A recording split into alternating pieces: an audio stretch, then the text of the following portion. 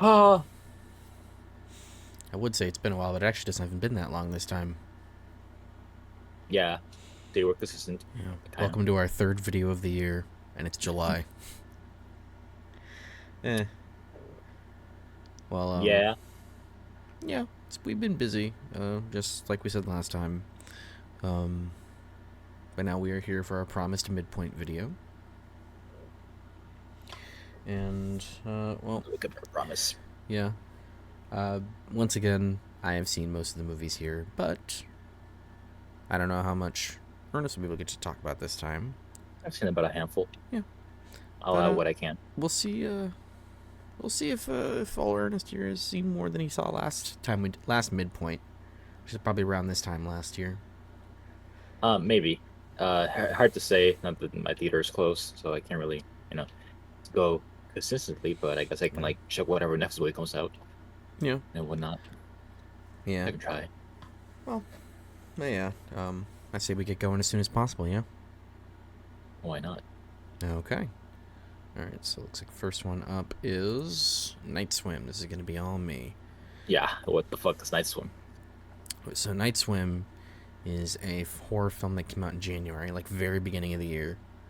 Um, and it is a feature-length adaptation of the director's short film, same idea, Night Swim, about a haunted pool. Oh, is this one with the with the pool? Yeah.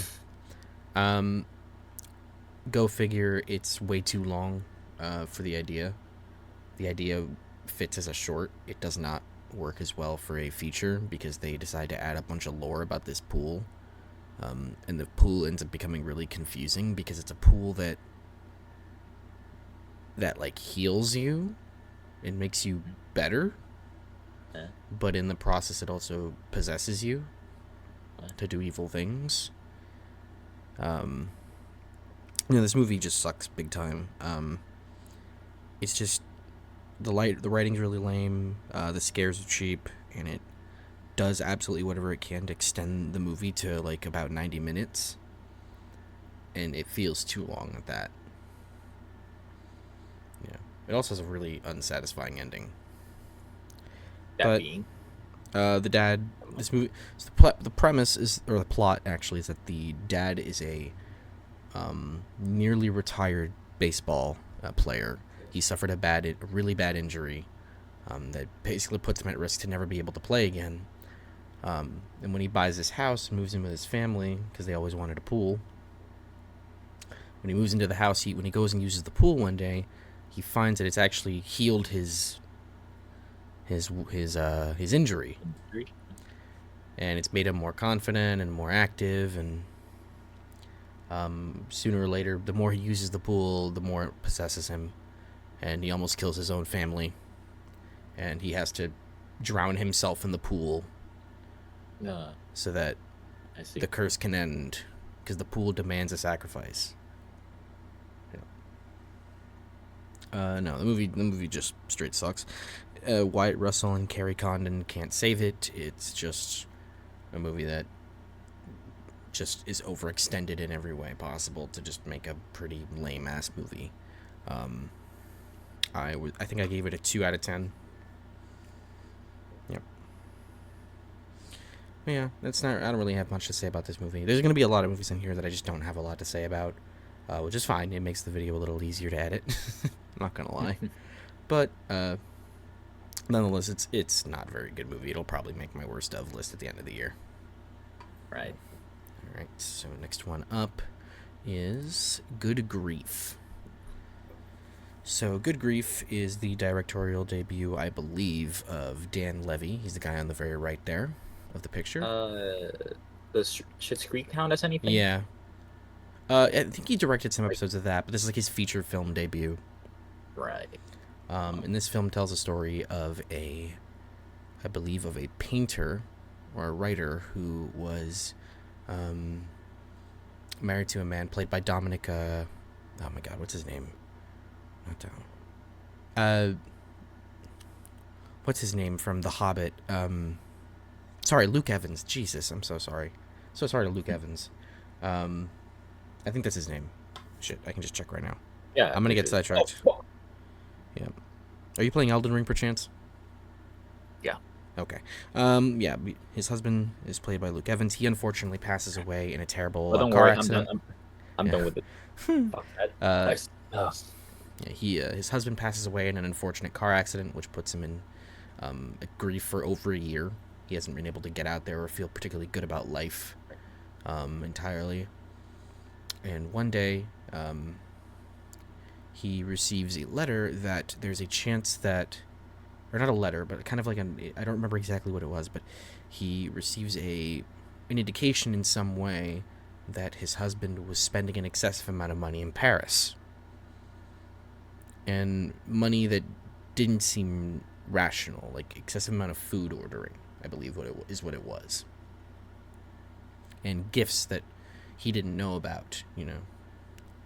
And so he kind of uses that as an excuse to go on a trip with his two friends who have been wanting a trip in some way to Paris. And so they go to Paris, and we learn more about their relationship, you know, the possible wrongdoings that the late husband might have made to his husband, and just basically just trying to deal with his grief, hence good grief. The movie's kind of a dark comedy in a way, but also kind of a drama. It doesn't. It kind of pretends that it's more than what it is. I think it wants to be some more profound exploration on grief, but it's not really. It kind of does it a pretty surface level way. Amateurishly? Not amateurish, not at all. Just very adequate. Nothing more than the surface. Hmm. And that's fine. I thought it was a good movie. I enjoyed it. It's got...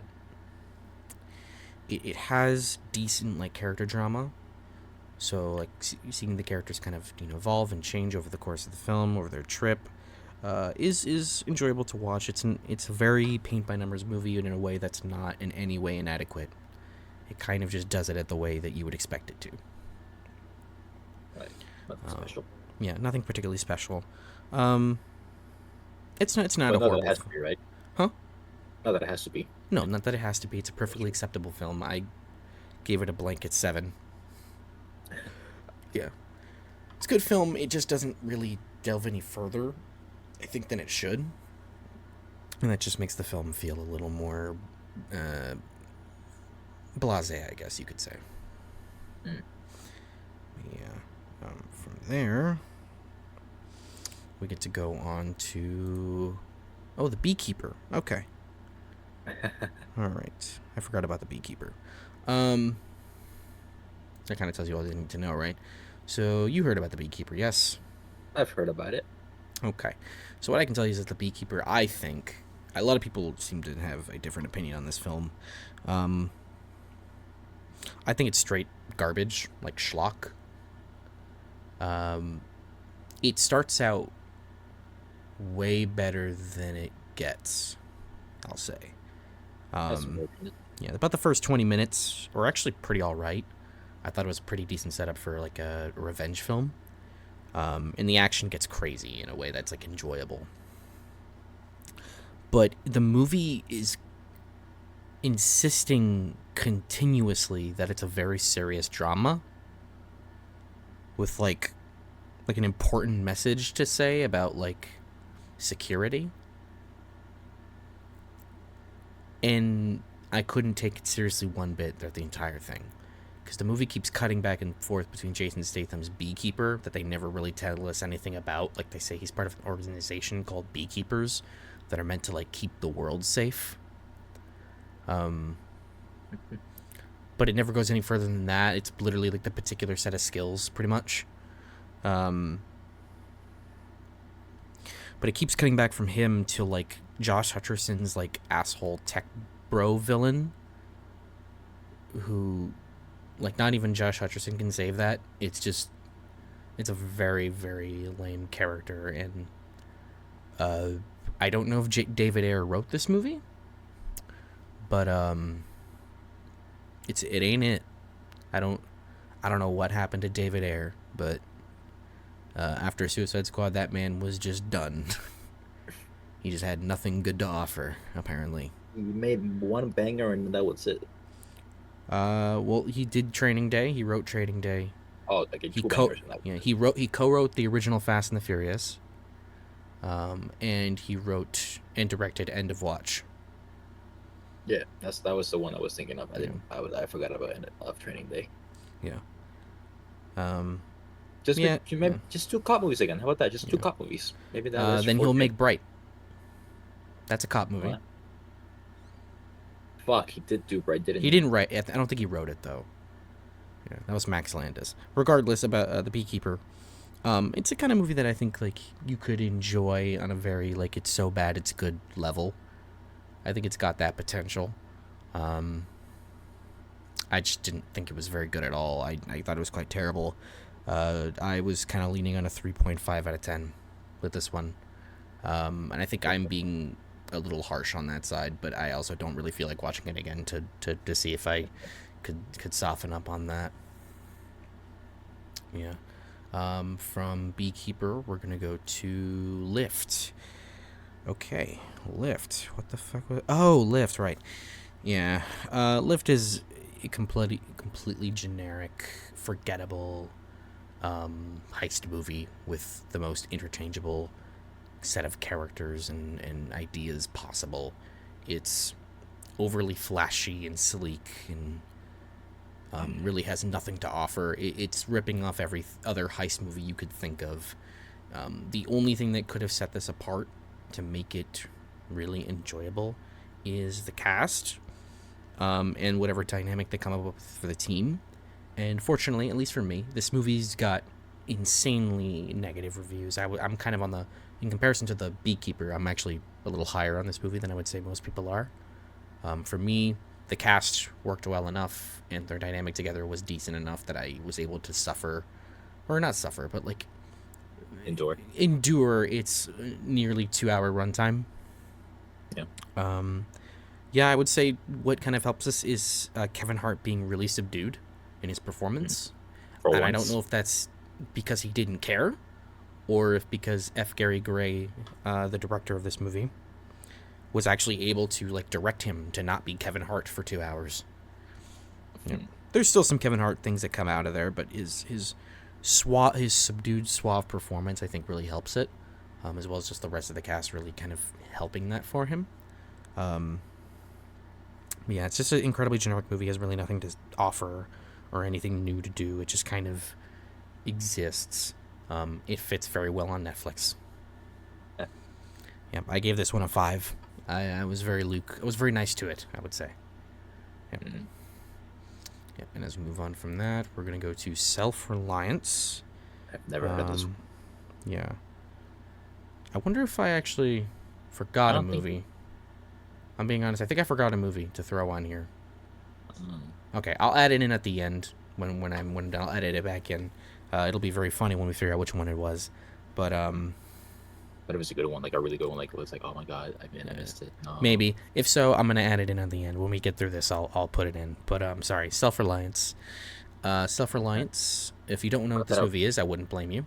It is a Hulu original that is Jake Johnson's, the man in the middle there. This is his directorial debut, writing and directing. And it tells a story of a man I don't remember the name of, but a man who's basically he's just recently been dumped. He's going through a very monotonous life. He wants kind of a spice up. And when Andy Samberg, I'm not even kidding, Andy Samberg, like the actor Andy Samberg, offers him the deal of a lifetime, he must accept this the rules of this game, which is people will be out to kill him, namely hitmen, for 14 days. Or sorry, no, 30 days, an entire month. If he can survive the entire month without being killed, he will receive, I don't remember what it was, I think it was like $1 million or $5 million.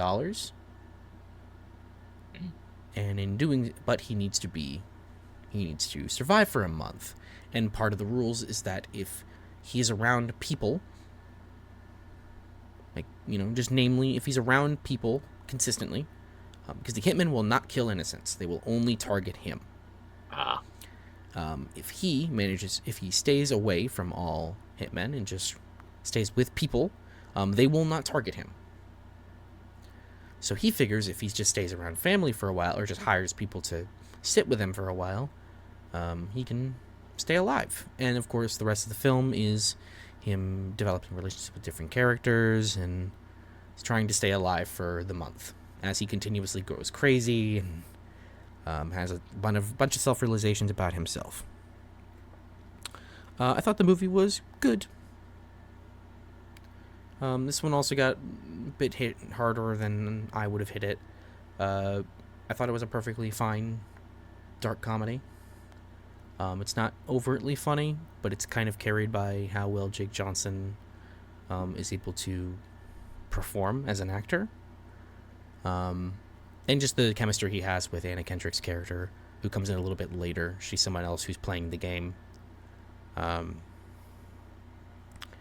But it's perfectly okay. There's not really too much to say about it. It's missing an edge, like a truly dark edge that I don't think it ever hits. It's very, not surface level, but it's very lighthearted, and it doesn't ever take the premise overtly seriously. It never goes much farther than it. Like, you wouldn't see this movie start turning out like Boy Kills World type stuff. You know what I mean? Like, it's not going there. Right. I think mostly because it's just incredibly cheap, probably. But it's a perfectly okay movie. It's inoffensive. I gave it a 7. I was feeling nice that day. I thought it was decent enough. And the same with this year, you're feeling nice. Yeah, I'm still feeling nice about it. I thought it was a good enough movie. What a nice guy. Yeah. All right. From there, we're gonna go on to The Kitchen. Now I'm gonna be super not nice to this movie. What is this? So this is a film. This is actually, funny enough, this is the directorial debut of Daniel Kaluuya. Oh, it's this one. Yeah. He's co-directing with another director that he's friends with, and I believe it. Oh, he's a co-founder of his production company. But this is his writing and directing debut with another director, and I don't really know what this movie's about. It takes place in this weird future that's never quite defined, where, like, I don't quite know how to explain it. It's like, I think it's supposed to be like financial standing differentiates where you can live, but there's a place called The Kitchen, which is in like the center of this London town, or it's definitely London, that just houses a bunch of, financially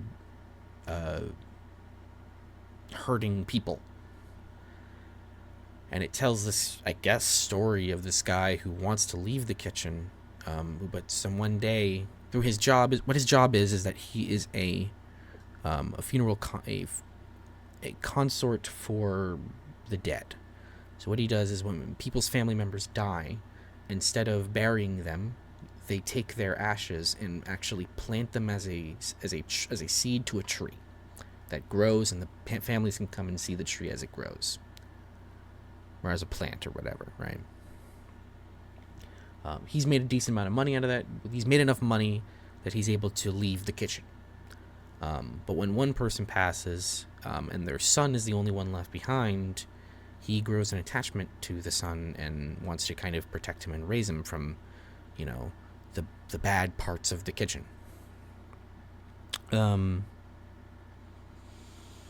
This movie doesn't really have any story.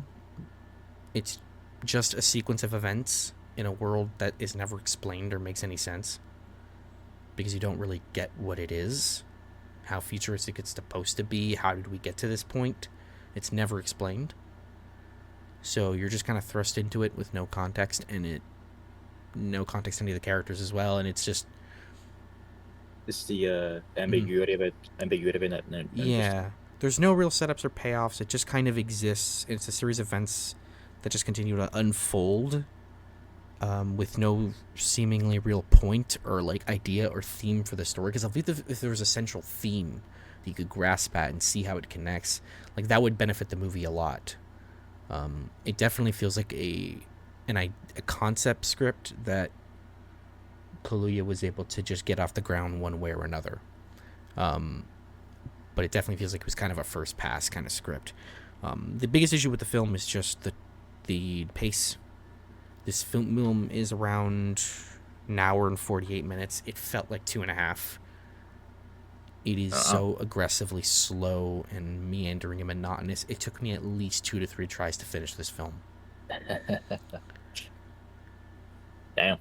Yeah, I could not sit through this movie in one go. It was genuinely tough. Uh, That bad? yeah, and for me, I don't know if this is the same for you, but when a film bores me, I tend to be much meaner to it than I Yeah, would be otherwise.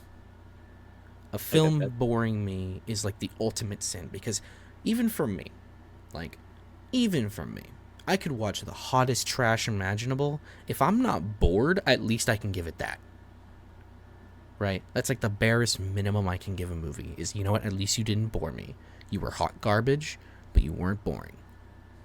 But you were fun, hot garbage. Yeah. This This film one. is not good and also incredibly boring, so I, I was way meaner to it than I would have been otherwise. And it doesn't help that it's just very not good at all. So I gave the movie a straight 3 out of 10. Damn. Yeah. And again, this is not another one where I feel like watching it again to try to be nicer. Like It is it's what not it is. that. Yeah, it's on Netflix. I'm not gonna say that's where it fits, but shit happens. All right, moving on from that, we have Miller's Girl. Okay, Oh, yeah. If you have for whatever reason not heard of Miller's Girl, it's a film about a I didn't quite get if it was high school or college teacher or professor who gets a new student. This teacher's played by Martin Freeman. Gets a new student played by Jenna Ortega at his English class who seems to have a much more mature and nuanced understanding of literature. And that attracts him in a way that he wants to take her on as a protege. But where it turns into very slippery, not slippery, it's just almost a fucking turn switch. Where it just becomes increasingly sexual in a way in the film acknowledges but never actually like wants to commit to it, because these two people never commit any sexual acts together. It's all in their heads. It's all perceived and like vibe based. And there's some icky as fuck scenes in this movie. I wrote down here that it feels like fan fiction put to screen. It feels like something you would read on like Wattpad or AO3. It's incredibly pretentious. It's overly dramatic. It's icky as shit.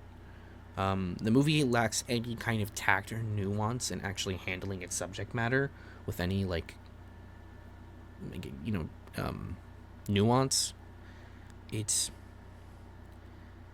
yeah. It also just feels like it's trying to be nasty because characters are just saying all sorts of nasty words and expletives and just sexual things, and it doesn't feel natural at all. It feels like they're just trying.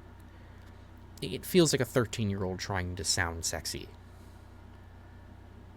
You know what I mean? yeah, I know what you mean. And So wait, it's would you say that is amateurishly written in a way that 13-year-old girl would write or something? yeah, Western girl? in that way of like Like they love Twilight and therefore, not even like they love Twilight. It's just like they were just all hot and bothered one night and decided to write something to get their rocks off. Like, and that's what the movie feels like. It feels like, and you can like remove the child part of it. Just anyone, because there's scenes in this movie where it's like, why do you need to go this far? This movie's straight garbage. It's ridiculous. It's so terribly bad. I gave it a 2. The only really redeeming factors is the acting, particularly from Martin Freeman and Jenna Ortega. But it's a movie that doesn't justify itself really at all. Why are they I think the there? two is warranted. Yeah. Um, it's getting incredibly bad reviews, and I think it's worth every penny of those bad reviews. Yeah, no. If I were to steal a term from our Gen Z brethren, I would say this movie gives me the ick. That what they It's say. yeah, it is just disgusting to watch. Truly. Right. Yeah, no, don't watch it. You missed nothing. Yep. All I did was waste an hour and 40 minutes of my life on it. Yep. All right, moving Unfortunately. on. We have Argyle. Okay. My goodness. I'm going to have the incredibly unpopular opinion. Argyle is very bad. That's unpopular? Because most would say Argyle is one of the worst movies they've ever seen. Oh. Now, I haven't seen all of Matthew Vaughn's films. I would also say this is probably the worst one I've seen from him, personally. I also Right. haven't seen Kingsman 2 in a while. Hmm. But something about the absolute absurdity of how bad this movie is was just kept me thoroughly entertained. I really enjoyed Argyle. It was funny bad, huh? It was so bad. Um, I don't think it's a hot garbage movie. I think it has like technical merits. I think some of it works in a way. Like people were making fun of the action in this movie, saying that it's all sorts of stupid. I think it's creative as shit. I really enjoyed it. I think it's really well shot and put together. Very CG nonsense, but I thought it was still very entertaining in that way.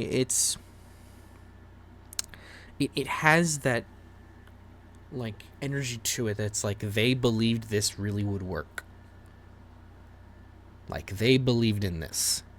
And I kind of just applaud Matthew Vaughn and his team for really going there. Just letting it go. For letting it slide. Um yeah. Hell of a It, review. yeah. I will say it's definitely too long. It was like 220. Yeah. 2 hours and 20 minutes. Definitely could have been shorter. I'll say. Um yeah, I just something about it I don't really know how to explain myself because it is very bad. Like don't get me wrong, this movie's very bad. But I didn't think it was as bad as a lot of people were kind of saying because I think last I saw this has a 2.3 on like Letterboxd and like I was like that's pretty low. um yeah, no, I was very nice to this movie, but I still feel would agree with most of the consensus that this movie's very bad. Um, yeah, I would give it like a 4.5. This is another I was feeling nice that day. Yep. But I enjoyed it. I actually do want to watch this with you at some point because I wanted to see your reaction to this movie's absolute fucking insanity. Oh, Um, thank you. yeah, especially the ending. Holy shit, the ending. Very considerate of you. Yeah, You showed me I the think ending, I think. I think I maybe showed you the ending. This is the movie. This is the kind of movie that I think you would find fun, but you would also be like, yeah, this movie's terrible. But you would enjoy it in that way, you know. Yeah. Moving on from Argyle, we have Lisa Frankenstein. Have you heard of Lisa Frankenstein? You told me about it like a little bit. Okay. So Lisa Frankenstein is a movie about this girl, Lisa, who unfortunately lost her mother. I don't remember the exact circumstances of how she lost her mother. Film takes place in the 80s, by the way. I should probably mention that. She doesn't really get out much. She's kind of considered weird and, like, out there. She lives with her father and her stepmother and stepsister. Her stepsister is trying really hard to, like, involve her new step, Lisa, in her life. But she has this very like overly energetic personality that just doesn't vibe with Lisa's very dark personality. Um, Emo kid. yeah, kind of emo kid. But the stepmother doesn't like Lisa at all. Like she thinks she should be in a mental asylum. That's quite literally one of the things she says in the movie. Um, and but Lisa wasn't able to connect to really anybody in her life, but she has this weird connection to this dead, um, like, I guess I want to say, like, I don't know, I guess to say, like, aristocrat? I don't really remember what he was supposed to be. Um, but one day, I don't remember exactly how it happened. I believe she was able. I genuinely don't remember how she brought him back to life, but she brings him back to life. Hence, Right. we have Lisa Frankenstein, and she develops, a relationship with this Frankenstein man, and he's played by Cole Sprouse. Um, and what we get is a pretty entertaining dark comedy that has this very. It's directed by Zelda Williams, Robin Williams' daughter, and it's written by Diablo Cody. Diablo Cody, writer of Juno. What's the other movie? Jennifer's Body. Um, yeah, there's this really great throwback quality to the film. It's very much written and put together like a film of the past. It's not put together like a modern film at all. Even though it's using all these modern actors, it has a blast from the past vibe. You know what I mean? I like those. Yeah. Um, it's very dark comedy. It's lots of out there jokes and concepts. I do think the film doesn't really pick up until like over halfway through, until it really gets into like the meat of the story, which doesn't really come in until over halfway through to the movie. Even I would even say like down into the third act. Like you really don't really get where this movie's going until then. And unfortunately for me, that makes this first two acts kind of a slog, as I wasn't particularly vibing with the movie's thing. Um, but it has a lot of great, it's very well shot by Zelda Williams. It's very poppy, and the colors definitely very much contrast the some of the things that happens in the film. Um, and I will see this movie, even though I'm not still sold on Catherine Newton as an actress, I think this movie makes a better case for her. Um, but I still think she needs to find that right role that she's kind of where she's not mugging at the camera so much. Because I've seen a few movies of hers, especially this year. There's a couple I've seen of her, and she has something. She's got something going for her, but I don't think she's quite found it yet. But this movie's not a bad vehicle for her. I think Cole Sprouse kind of carries the entire movie. He has to give a silent performance. It's very much physical and facial, and he does a great job with it. Like he really brings that character to life. He has to do the zombie Frankenstein stare. Yeah, but he's able to emote. He's allowed to express his feelings physically, and so that gives him a lot to do. I think really just the pacing and structure of the film is really where it's kind of pulled back for me. I think the script is good enough, but I think there's just something not working in the structuring of it that kind of holds it back. But I still enjoyed the film fine enough. I think it's an okay film. I gave it a 6.5 out of 10. I think it's an okay movie as it is. Definitely worth your time. Yeah. Yeah, cut out. Yeah. From there, we get to go on to Madam Web. Yeah. So talk about movies that are so bad they're enjoyable. That is Madam Web to a T. Madam Web is a movie that is profoundly perplexing. I don't understand how this movie got made. I don't know how it was greenlit. I don't know how the script got approved. I don't know how any of the decisions in this movie were made and were approved. It's one of those movies that you just kind of have to sit there in awe, of like, how does this even, like, just how, why? It is so awful at every turn. Like, from scene one, it's just god awful. There are nearly no redeeming qualities about this movie, other than it's mercifully short and it's painfully enjoyable. I like I I have no words. I have no words. Sydney Um, Sweeney is for like it. What? I haven't seen Dakota it yet. Johnson is a fucking alien in this movie. Like, there's one line reading she has that sounded remotely That's just her in real like life. I normal. mean, Like, there's just nothing about this movie that's just working at any point. The ADR is awful in this movie. This movie has multiple points where Dakota Johnson as Madam Web goes, I'm just going to leave the movie for like 10 minutes. There's a part of this movie where she leaves the three girls that she's protecting. She leaves them at Ben Parker's house and goes, all right, I'm going to leave the movie and go to Brazil for a week. And then she leaves and goes to Brazil for a week. And they just cut to her in Brazil learning about spiders and like magic spiders. just like her mother. Yeah. I forget the line. It was. Hold on. Hold on. This is I important, think it guys. was. I think it was when you accept responsibility, great power will come. That's the one. That's the quote that I have. Yeah. It's really funny. Responsibility.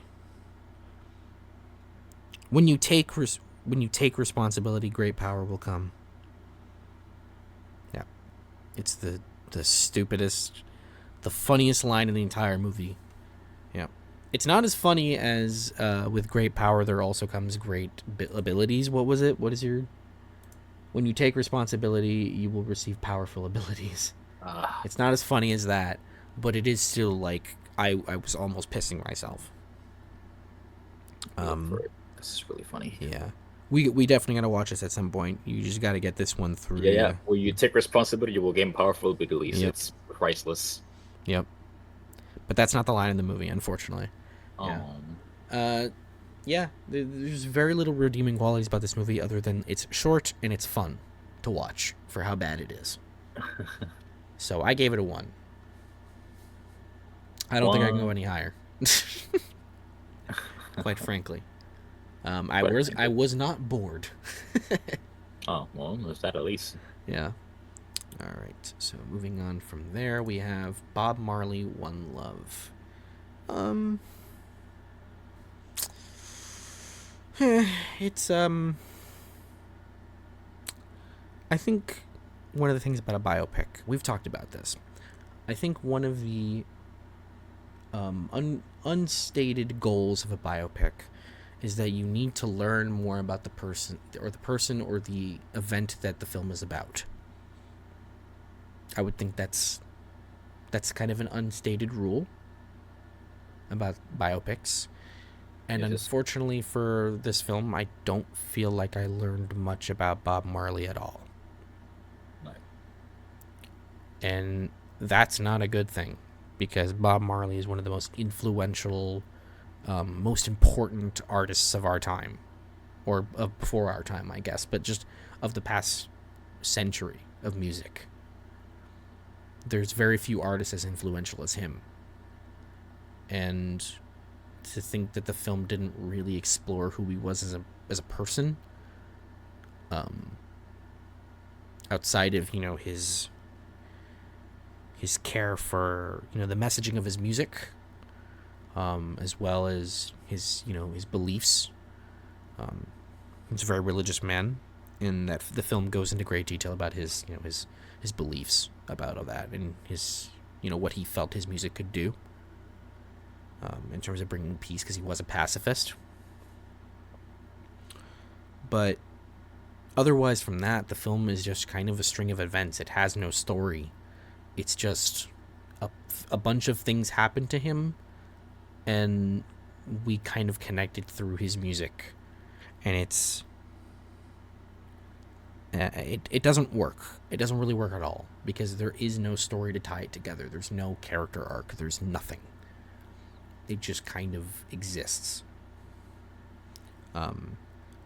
It's got good enough performances from its cast to kind of pick it up from itself. and it is well made enough. It's also clear that it's very low budget. I don't think they were given much money for this movie at all. You can tell at most when they're doing what are supposed to be concert scenes, but you're only ever seeing like the front of the crowd and the stage. They're never cutting back to see like the crowd itself, because they didn't have that many extras, Yeah. and that makes it unfortunate. But otherwise, I think it's on the verge of being okay, but it's just held back by too much. I gave it like a 5. Yeah. It's just unfortunate because this is a movie that really should have been a little more, I think, because of just the importance of the figure that it's being that it's talking about. I guess I should say. But yeah, I just felt that was a little unfortunate. All right. From there, we're gonna go to Land of Bad. Okay. I don't know if you've heard about this movie at all either. No. So, Land of Bad is a film about these Black Ops soldiers and the drone pilot, played by Russell Crowe, who is supposed to be navigating them. When these Black Ops soldiers are brought into a mission to rescue another man, one of their other soldiers who is, captured and behind enemy lines, they are attacked, leaving only one alive, and that is the one played by Liam Hemsworth here. And his drone pilot, played by Russell Crowe, is kind of with him in his earpiece, just kind of talking to him, getting him through this mission. And it becomes, a rescue op movie. And it's got very little going for it. It is as generic gets. The few things I could really say about it, the direction is good enough. The characters are fine, even though they're pretty blank slate, taken right off a page of another movie. It's very by the books overall.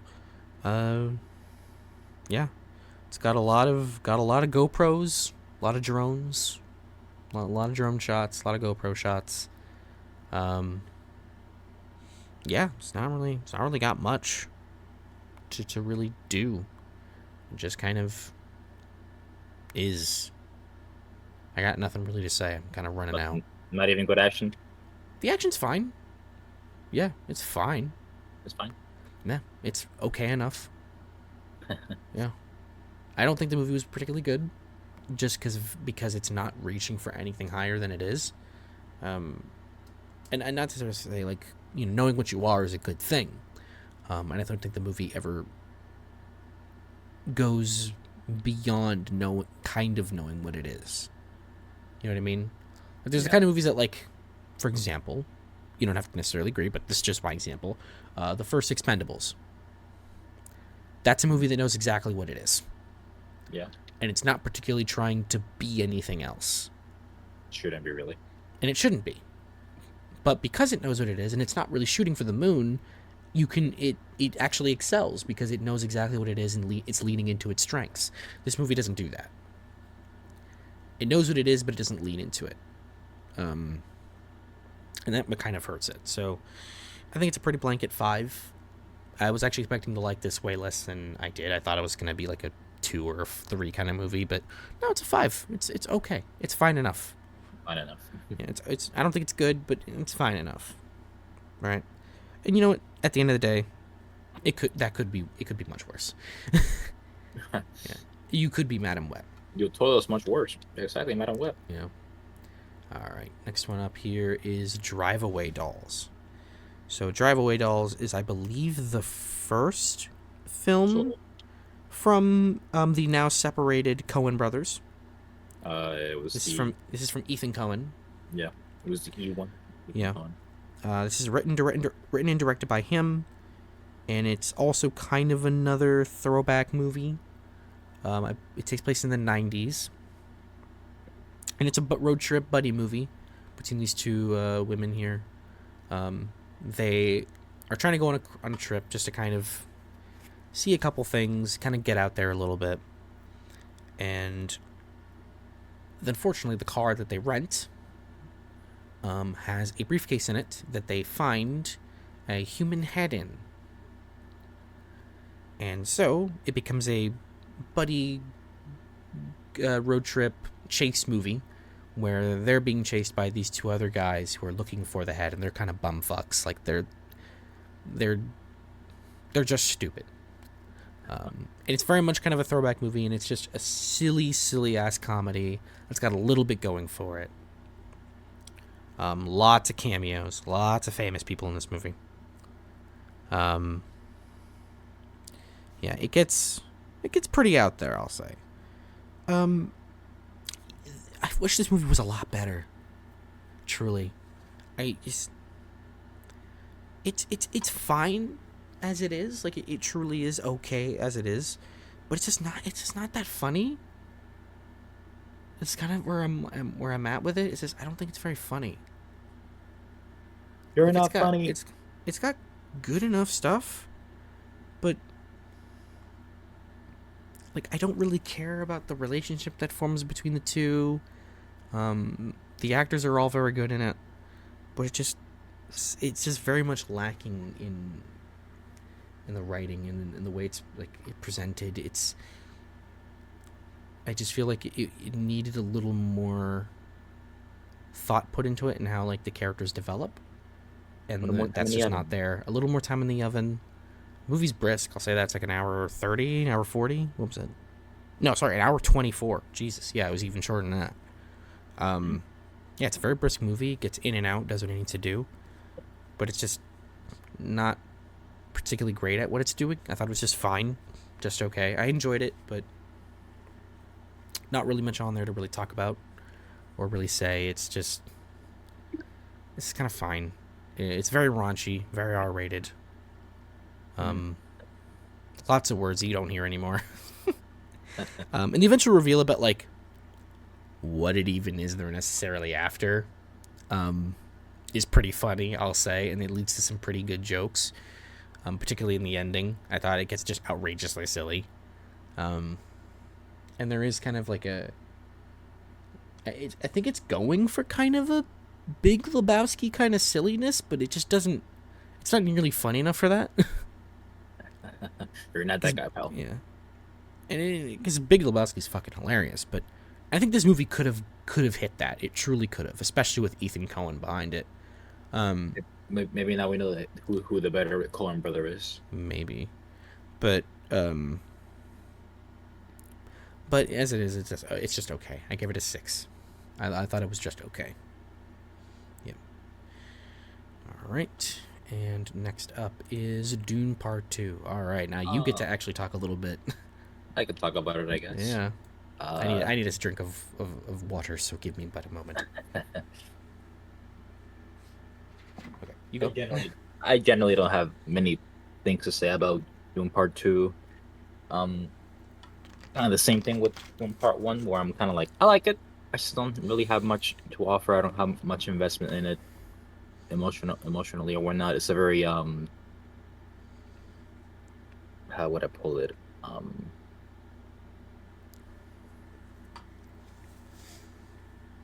Straight up just a movie. God, I had a word for it before. What is? Clinical. It's a very clinical movie. Hmm. It's just that it does stuff that I'm like, yeah, this is good filmmaking. This is a very poignant movie. What and is doing what it has to do. Personally, I'm just not feeling much towards it. There are things that I think are cool, like the world is very interesting and explored. It looks beautiful. I like the fighting choreography. Uh, Lisa Nagaib, all that stuff. Hmm. A very interesting world, but I'm just not particularly too invested in it to really like Yeah. show my heart to the movie. Yeah. And like the same thing goes to the first movie. Hmm. Um, I'm very much in the same boat as you, except I did not like the first movie at all. I thought it was a very hollow film. It's I don't want to say it's like Sound and Fury signifying nothing, but because it is signifying something, there isn't a core idea behind it. Um, I just didn't give a shit. Like, sorry to be blunt, but like, I truly do not give a fuck about the characters of Dune. Neither film. I truly could not care less about them, their plight, what it is they want. I don't care. I don't think the film, both of the films, really gave me much reason to care. I think they want us to care in like a grand sense of scale of like what it means, because it's a very biblical story. Like it's huge, it's big, it means something to the greater universe of the world, and I think that's why you're supposed to care. But I don't really care so much about that shit. I care at the character level. What does it mean for these characters? Yeah, I'm not entirely And sure what it should feel. yeah, and I don't really get. Not that I don't necessarily get what I'm supposed to feel. I just Oh, didn't feel it. I wasn't I didn't finish. connected to it at all. I didn't get to Yeah. finish. Oh, sorry. I apologize. I didn't. Yeah, it's fine. I didn't know. I didn't particularly understand how to feel or how to care when the Baron was revealed to be Paul Atreides' grandfather. I'm like, okay, and Yeah. It's like, why should I care? I don't really know much about the Baron, and he just dies when Yeah. that's revealed. Like, okay, Yeah. cool. Yeah. I also don't really care much about Paul or what his destiny is, or why I should really feel for him and Shawnee when things go sideways. Like, I just don't particularly care. The characters I care about in the Dune movies are Leto Atreides, who's dead, Duncan Idaho, who's dead, and Stilgar, who's still around. So thankfully, I'll still have Stilgar. Thankfully, for not for long. Yeah, we'll see. We'll see when Dune Messiah comes out in 2 years. That's kind. Yeah. Well, it's got a release date, Christmas of 2026. Oh, that's the delay right there. It'll either get delayed or it'll come out like on time. But yeah, no, the movie's it's gorgeous. One of the best looking movies I've ever seen. Top four. Yeah, I'm glad it was successful. Because I loved Denis Villeneuve. I think he's an incredible director. I think he has so much to offer. So I'm glad he's finding success in the Dune movies. I'm glad these big epic sci-fi films that are a little more thought-provoking are finding success. It shows that people will give a shit about movies that are a little smarter than the average, popcorn movie. You know what I mean? It does mean something. Yeah, I think I agree with you. I think the world is really, really interestingly explored. I find all of that stuff fascinating. Like with, the Bene Gesserit and the way, the Emperor of the Universe even feels about the Barons and, about the House of Atreides, why he would even do all that. I just don't think the film explores it so much. The Harkonnen world is really cool. Like, the idea of the Harkonnens being this kind of, like, I guess, battle-ready race. Not necessarily race, but, like, of people. Species. Whatever. Yeah. The world of Arrakis is really well explored. I think it's all cool. I kind of enjoyed all that stuff with the Fremen. Like, I liked the way they explored the Fremen and kind of showed us who they were, what they believed, how they operated. Again, I just don't really care about any of the people. And I don't feel like I was given any reason to care about these people. I think they wanted me to care about the ideas, not the people. Yeah, it's like, when I see Josh Brolin's character kill Dave Bautista's character, I'm supposed to feel satisfied over it, right? Yeah. But it happens so quick, and I don't really get a feeling of who Dave Bautista's character even is. I mean, I do. Yeah. He's very headstrong and impatient and Yeah. dumb by the looks of it, but like He wanted approval from his father or his uncle, his uncle, the Baron. Yeah. But I didn't get a sense of like, fuck yeah, he's dead. You go, Josh Brolin, Gurney. You go, Gurney. Yeah, Gurney. I'm like, oh, okay, well, yeah. I guess he's just dead. It was 2 minutes, barely 2 minutes. Yeah. It was immediately. Mm-hmm. Movie was long. Movie was, I guess we didn't have time for that. Yeah. I will say that I didn't feel the length. I'm gonna be honest. No, I didn't feel it either. I didn't feel it. At 2:40, yeah, I didn't feel it at all. No, I don't feel the courage So to watch well, it yeah, again. This is I'll very long. probably watch it again at some point. I think Maybe. I'm kind of hoping that if I watch it again, I will actually like it. um, but it's funny because both of us, I think, we're on the same page. We don't particularly enjoy the movies all that much, but we're also not going to sit here and say it. At least this one, I wouldn't sit here and say it's a bad movie. No, I wouldn't personally say so. I like some of the ideas it's trying to tell about, like kind of inverting the hero's journey a little bit, um, taking what you would think would be the stereotypical hero and Paul and turning him kind of into for lack of a better word, the antagonist of the story. But I think a part of that, again, this well, is he's no Aaron Yeager. I don't he's think. nowhere in sure, but the thing is that he's just. It feels like again, it's just we're setting up for another movie. It's like, oh, but the next one though, and it's like, well, no, fuck you. I came to watch the second part of a story, and I feel like I still didn't get it all. Like I feel like I'm still like sitting here for the next part, you know. Yeah.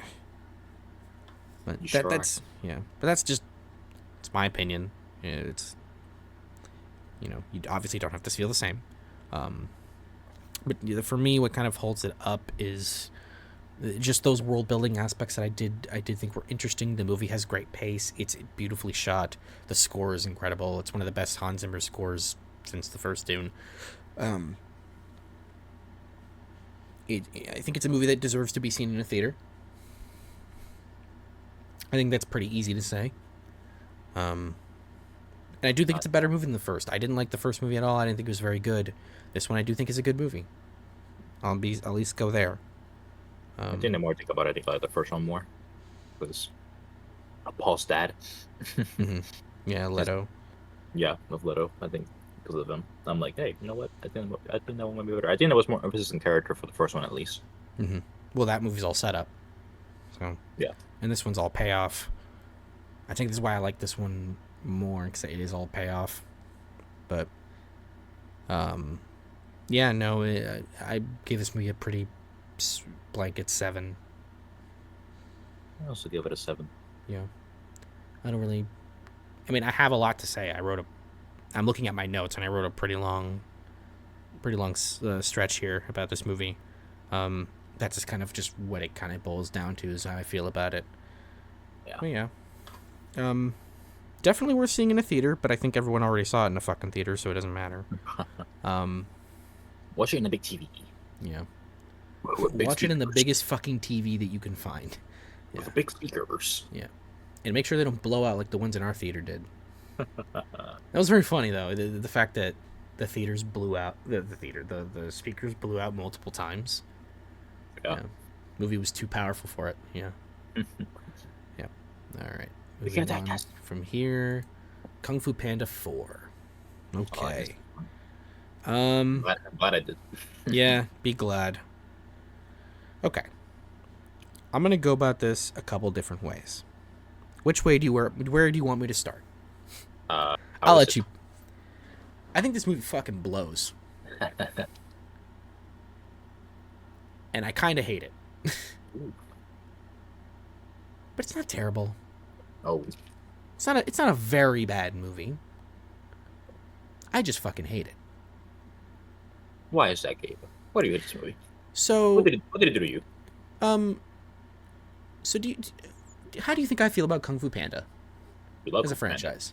I You love Kung Fu Panda. love Kung Fu Overall, Panda. I love the first two movies with my entire being. I love those movies. I adore them so much. I think they're really incredible meditations about, inner peace and there's a lot of different Chinese philosophies that are really well represented in those movies and really well explored and idealized in the character of Po. And what he grows and learns between both movies. The first movie, accepting that he can be whatever he wants to be, and in the second film, he learns that he is who he is. It's more he can be who he is as well as find that peace within himself that he knows who he is, and then he's not going to have any problems with it. You know.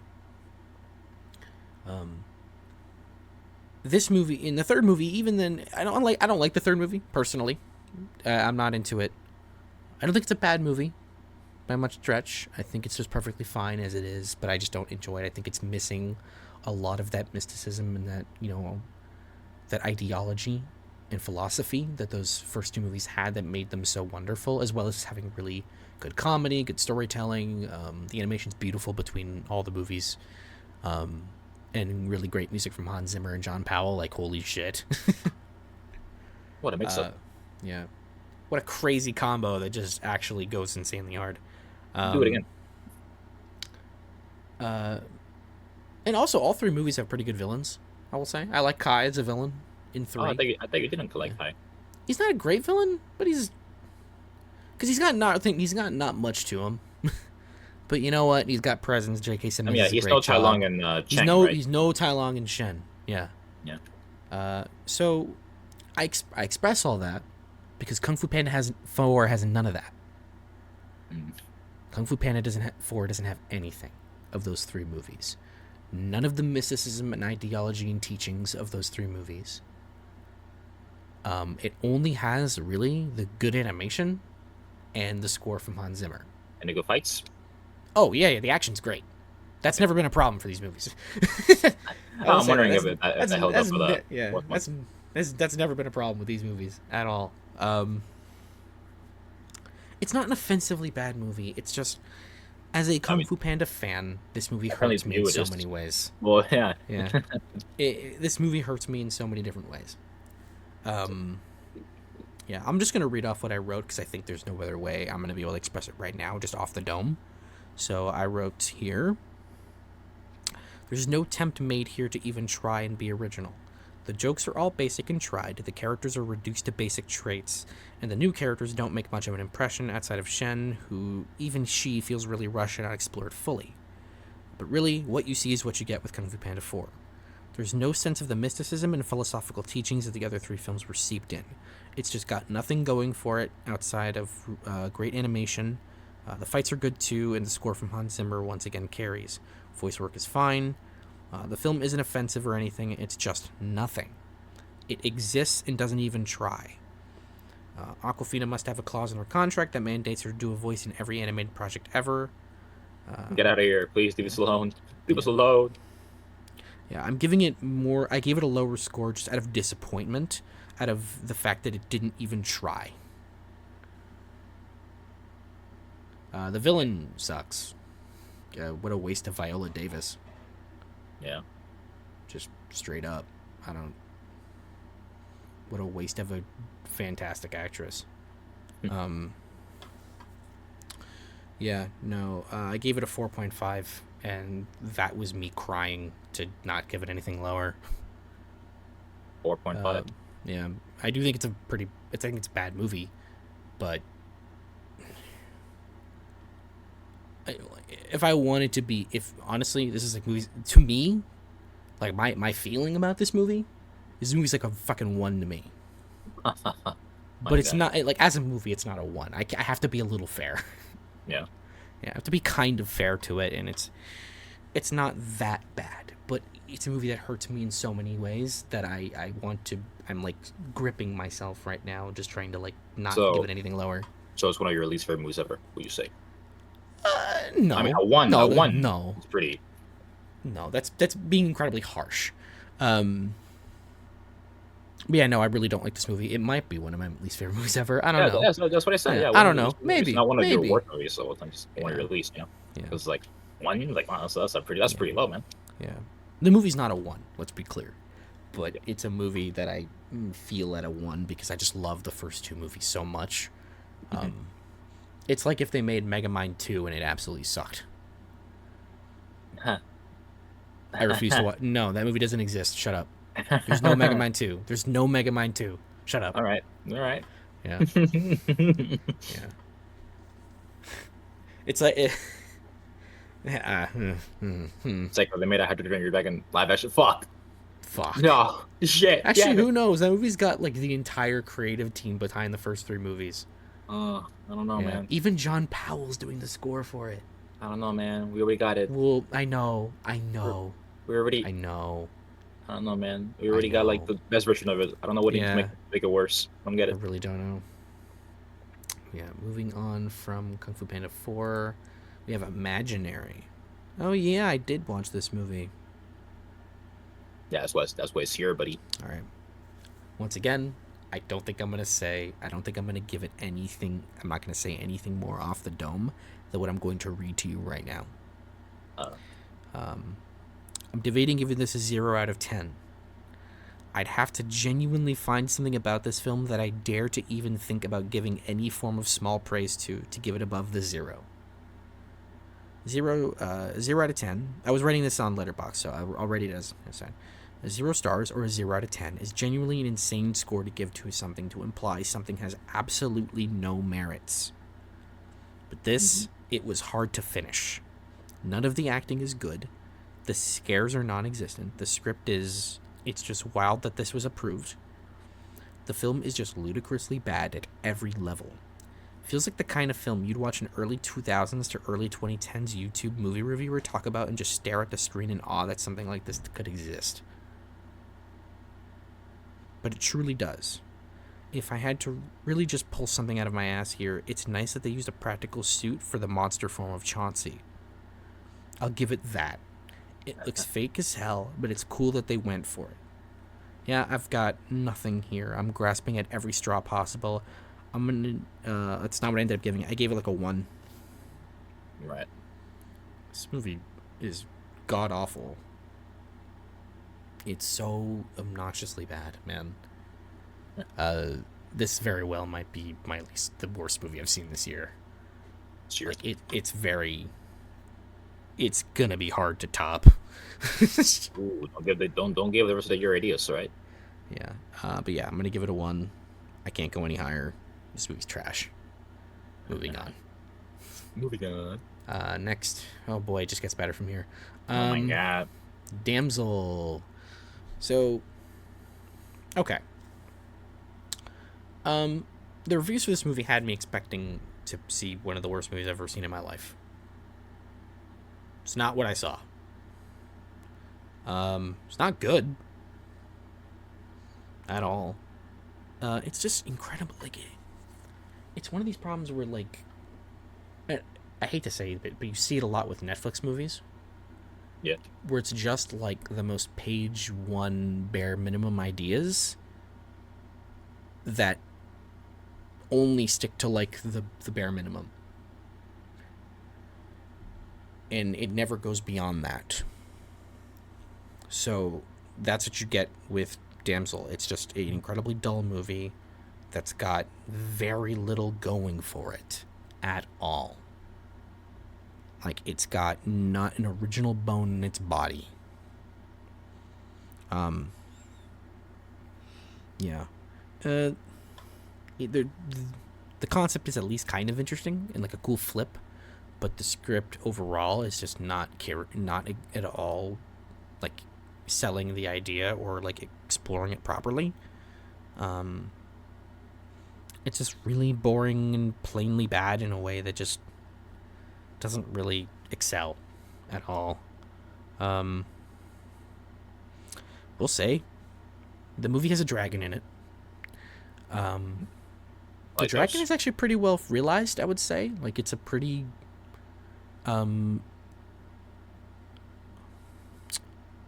it's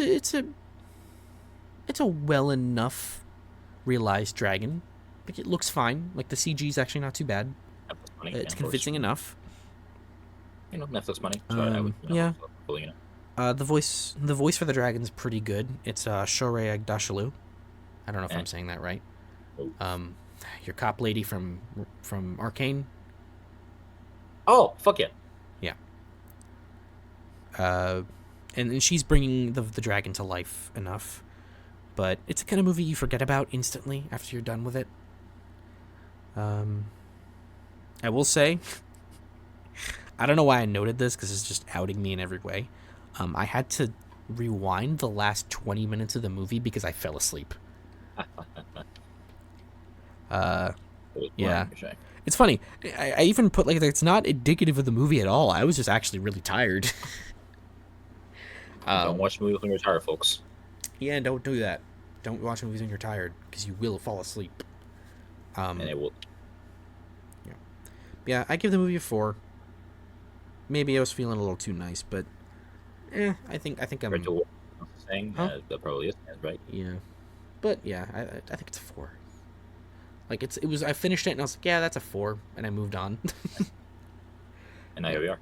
Yep. All right, moving on. Yes, a movie I can really talk about because I liked it a lot. Love Lies Bleeding. I really, really like this movie.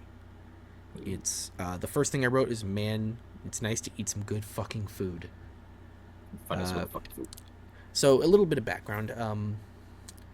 Ernest, Ernest, unfortunately got to deal with a lot of the back end of me watching a lot of movies this year and going, man, What? this year was struggling for me Yeah. for a while. For a while. Yeah, you were talking about it like, oh man, fucking bad Yeah, movies all the time. yeah. Because it felt like there just weren't too many good movies at the start of this year. Like a lot of it was just. It felt like a regular year for movies, where I mean, like a to lot me, of it's the kind first of couple months are just kind of non-existent. There's to really me, it's so nothing. kind of it's to me, it's so kind of like that. I'm still waiting for like that big movie. Yeah, I but haven't quite gotten it. yeah, but yeah, no, for me, Love Lies Bleeding was that first movie that I saw that I was like, oh hell yeah, okay, we're here now. This movie's kind of, I guess I'll say it's a little divisive because the movie itself is actually pretty straightforward. It's a very straightforward story What do you mean by of. device? Well, I'm getting to that. All right. Because the movie itself is very straightforward. But there are a couple moments where the film decides to do some very, how do I say, um,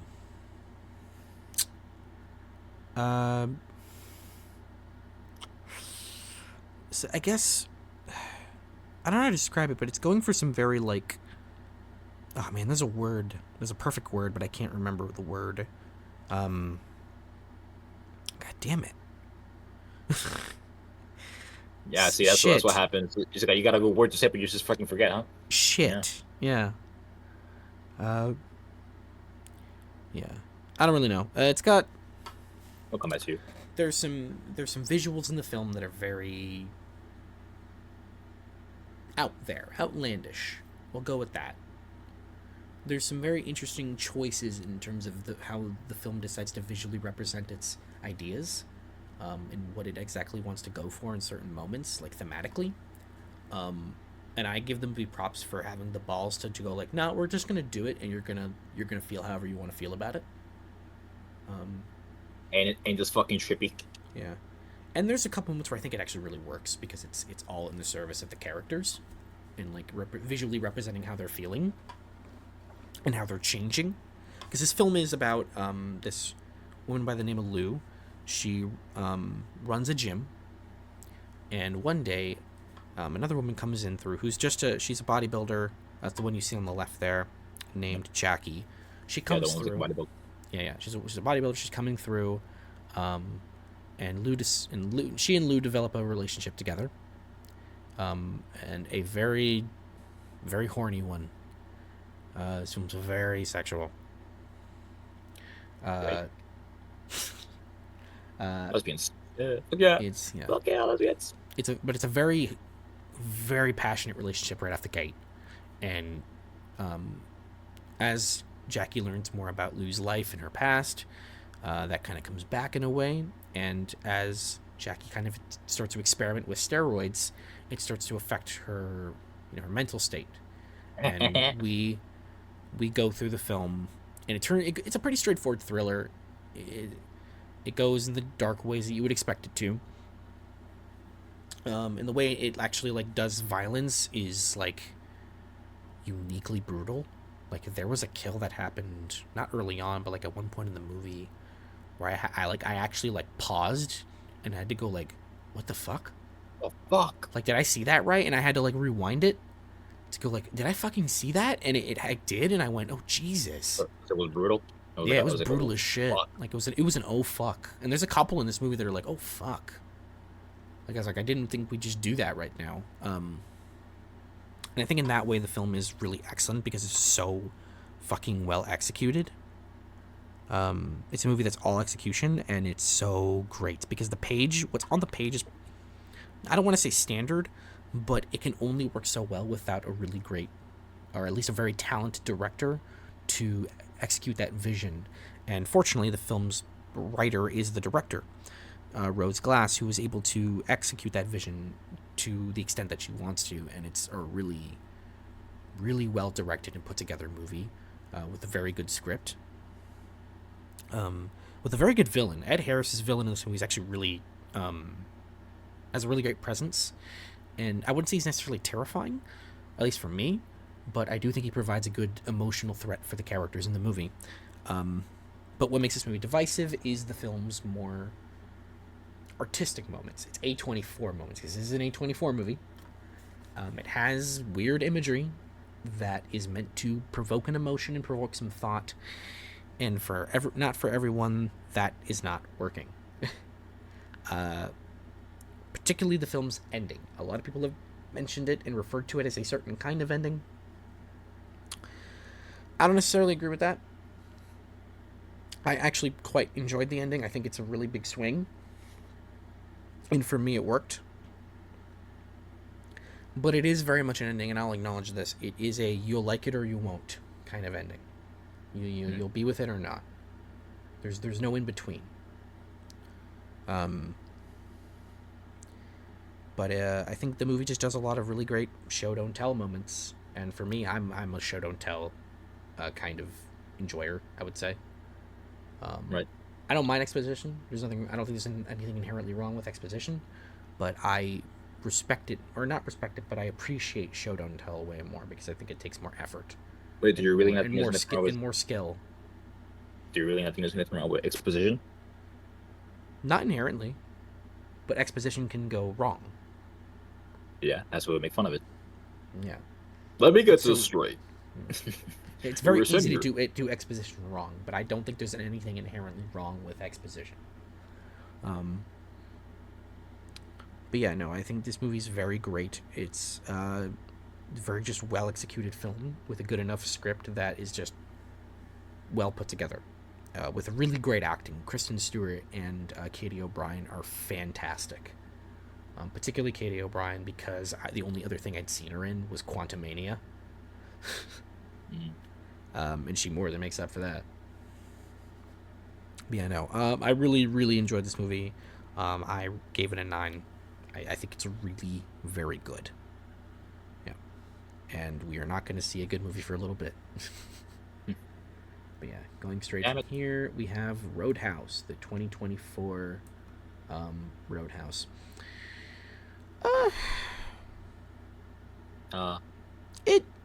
It should have been better.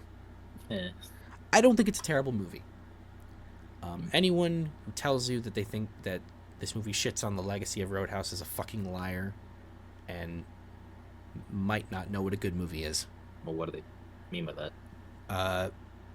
The original Roadhouse, I watched it. I'd never seen it. I watched it for the first time before the new one. The original Roadhouse is a very crappy,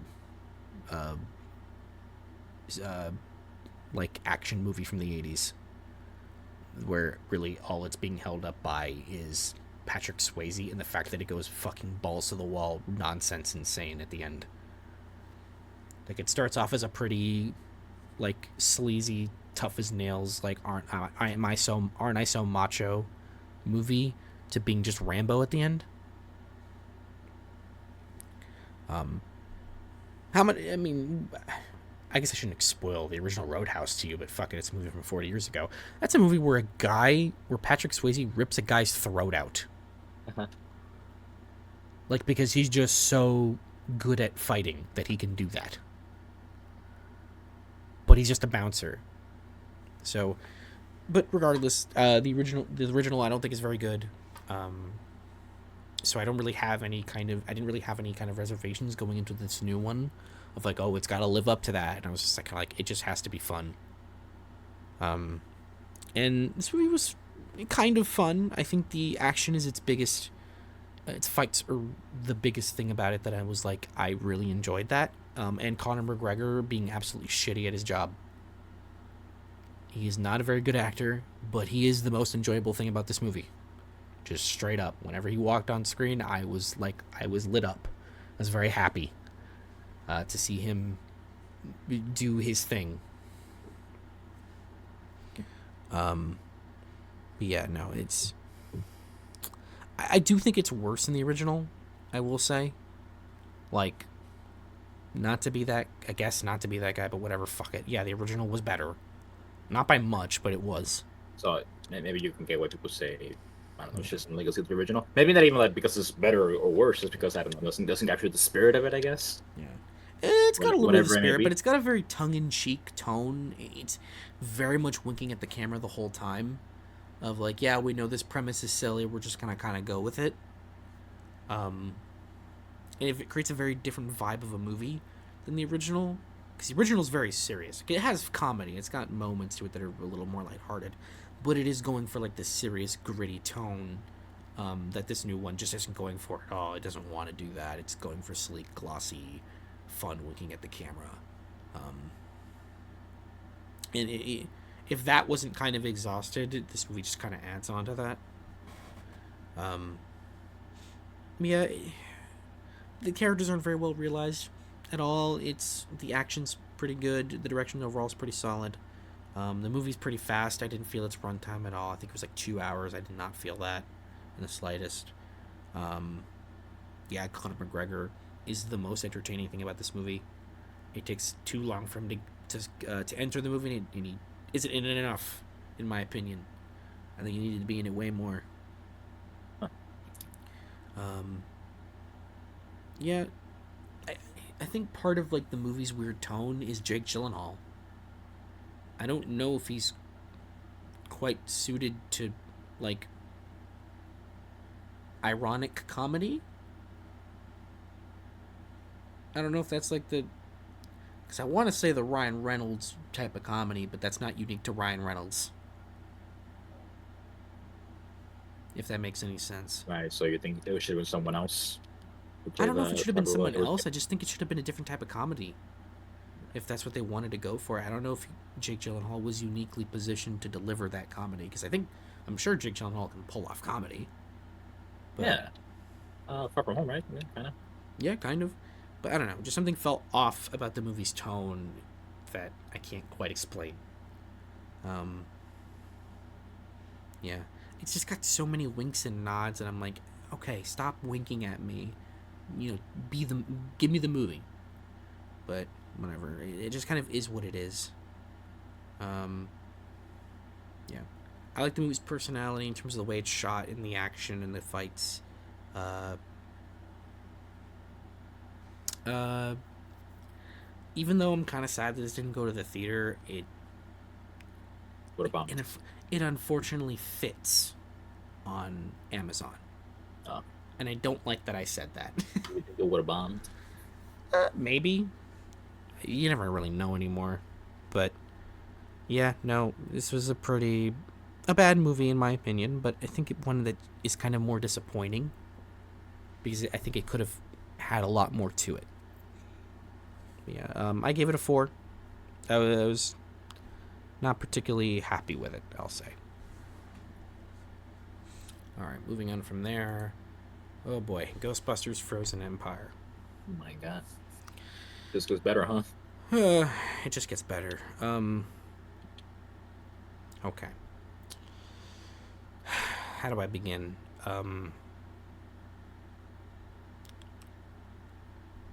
A big criticism of Ghostbusters Afterlife, this film's predecessor, was the excessive use of nostalgia.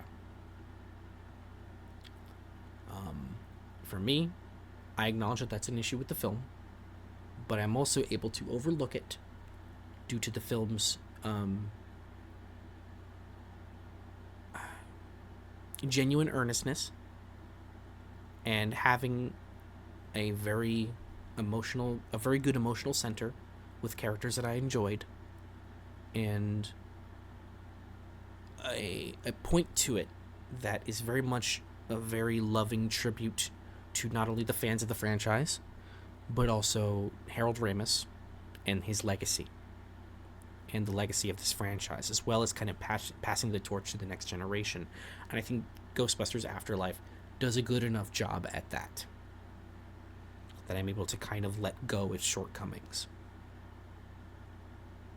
Ghostbusters Frozen Empire has that same problem of being overly nostalgic, but it doesn't supplant that with any of the genuineness of that last movie. Instead, this movie feels like it's just a dartboard with just throwing the darts at the board to see what actually hits. So what you end up getting is a movie that's just under 2 hours, that has way too many fucking characters in it, doesn't really know what to do with any of them, only has a couple ideas of what to do, but sidelines so many of them that you wonder why there's so many characters in this movie, because they're trying to take the old cast and merge it with the new cast. And there's just too much going on for this movie to even handle. And also, did I mention there's an hour and 55 minutes? And you have like 15 characters you need to like find something to do with. You said it was short, and there's a lot of characters, but yeah, like if it was that short, like man. Yeah. Like, I'm looking at the cast list for this movie. There are 1, 2, 3, 4, 5, 6, 7, 8, 9, 10, 11, 12, 13, 14, 15 characters that the film all features prominently. See, 15. 15. And you want to know how many of them are actually important to the story? Like 2 of them. That's my guess. 5 of them. Sorry, Oh. 6 of them are actually important to the story. You have Ray Stantz, Winston Zeddemore, Phoebe, and Kumail Nanjiani's character, Nadeem. Those are the only like truly important characters in this movie. And there's one other character that I don't want to spoil because the movie's marketing didn't talk about them at all, so I don't really want to talk about it here.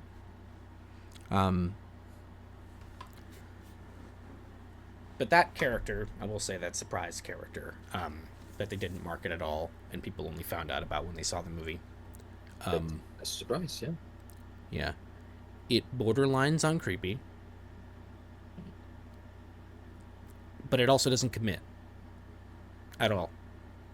Because I see what they were trying to do, but because there's that creepiness factor that doesn't go away at all, they can't commit.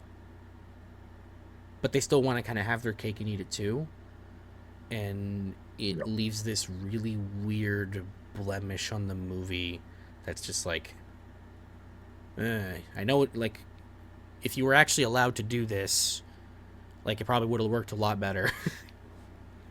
But yeah, no, this movie's just got way too much fucking going on. It doesn't really have original bone in its body. It's got some cool-ish ideas.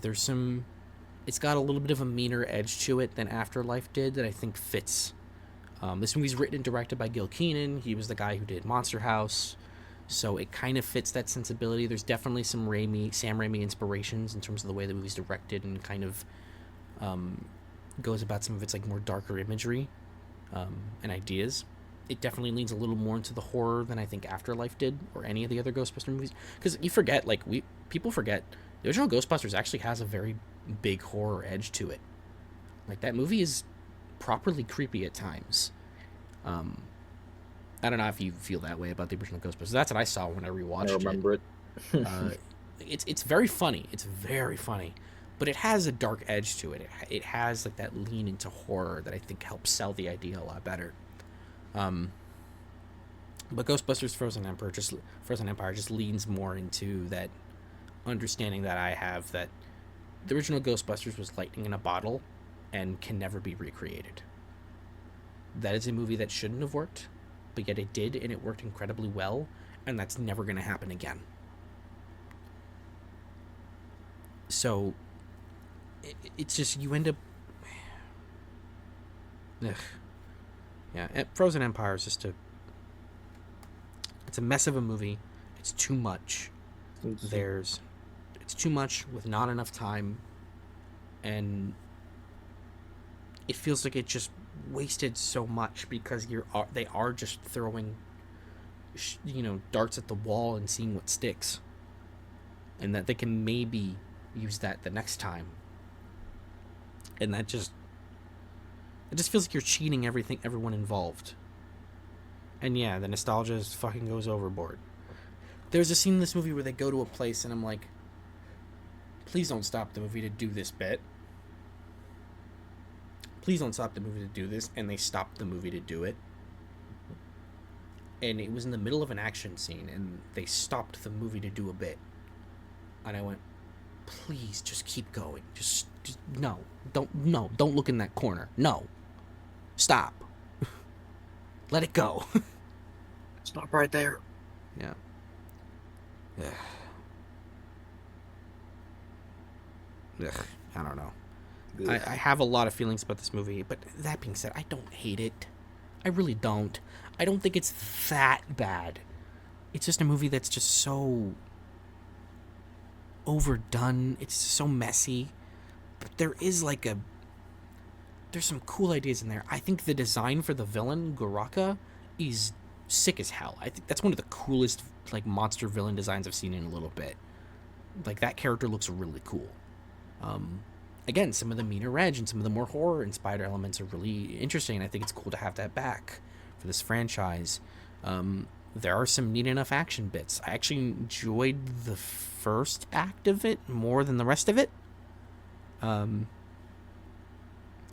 think when it was kind of focusing on just having those two different arcs for Phoebe and Winston and Ray, I think that's when the movie, because that's what the movie is. It's actually a mystery where Phoebe and Ray need to actually work together to solve this mystery about this villain.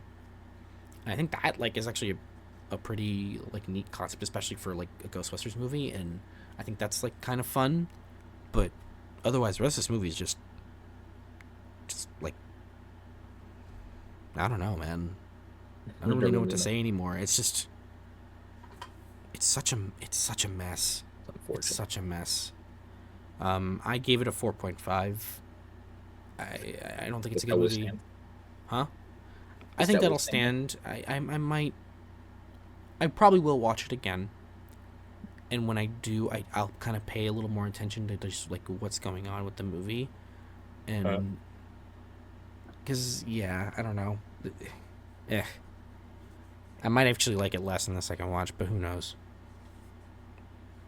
That's kind of just how I feel about it right now. I didn't really enjoy it much, unfortunately, but yeah, it is what it is. All right, moving on here. We've got Late Night with the Devil. All right, a movie I liked. Let's go. All right. Forgot about yeah. So I watched this just kind of on a whim. I didn't really intend to watch this. This wasn't on my list of movies to kind of watch. But I'm so glad I did. I think what makes this movie honestly, I don't say this often, but fuck it, I'm gonna say it. I'm gonna say this movie's kind of a bona fide classic for horror. Because this movie's presentation is so fucking unique. It presents itself as this found footage of a taping of a late night show that went terribly wrong. And it actually shoots it like it is this late night show from the 70s. It has all the stylings, and it feels like you're watching, most of it. So it's intercut between when they cut for break, they cut to found footage of behind the scenes stuff of in the in-between moments of the show and the taping. That's when the movie kind of loses a bit for me, because you can't really buy into it because they're using these high quality cameras. Whereas the actual when they're showing the late night show, it's all presented like it would have been found in a VHS, out of the 70s. But there's no VHS in the 70s, but you get the idea. Whereas when they cut to the behind the scenes stuff, it looks like it was shot on a fucking iPhone camera, and that kind of takes you out of it for a while. But it's all in service to expanding the characters, which is kind of why I'm able to forgive it a little bit. But that is a problem with the movie. You can't quite buy into those moments. But the immersion break. What would Yeah, you it's an say? immersion breaker. But the way the movie presents itself overall is it's so atmospheric, it's so genuinely creepy because they're not hiding behind too many tricks. Like they're actually so constrained that it's actually leading into more tension because it can't use too many gimmicks to get out of the way of itself. You know what I mean?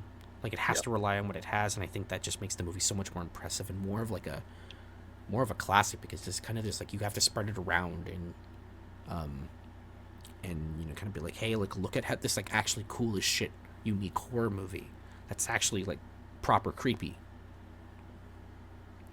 Um, it's an incredibly atmospheric, immersive movie that I think is a really great piece for David Desmalchin to prove like how fucking good of an actor he is. So I think we've all known he's a really good like character actor, but here he gets to be the lead, and he really He's he wasted really a lot. carries this movie. He's wasted a lot, even though he's still like a really talented actor. Yeah.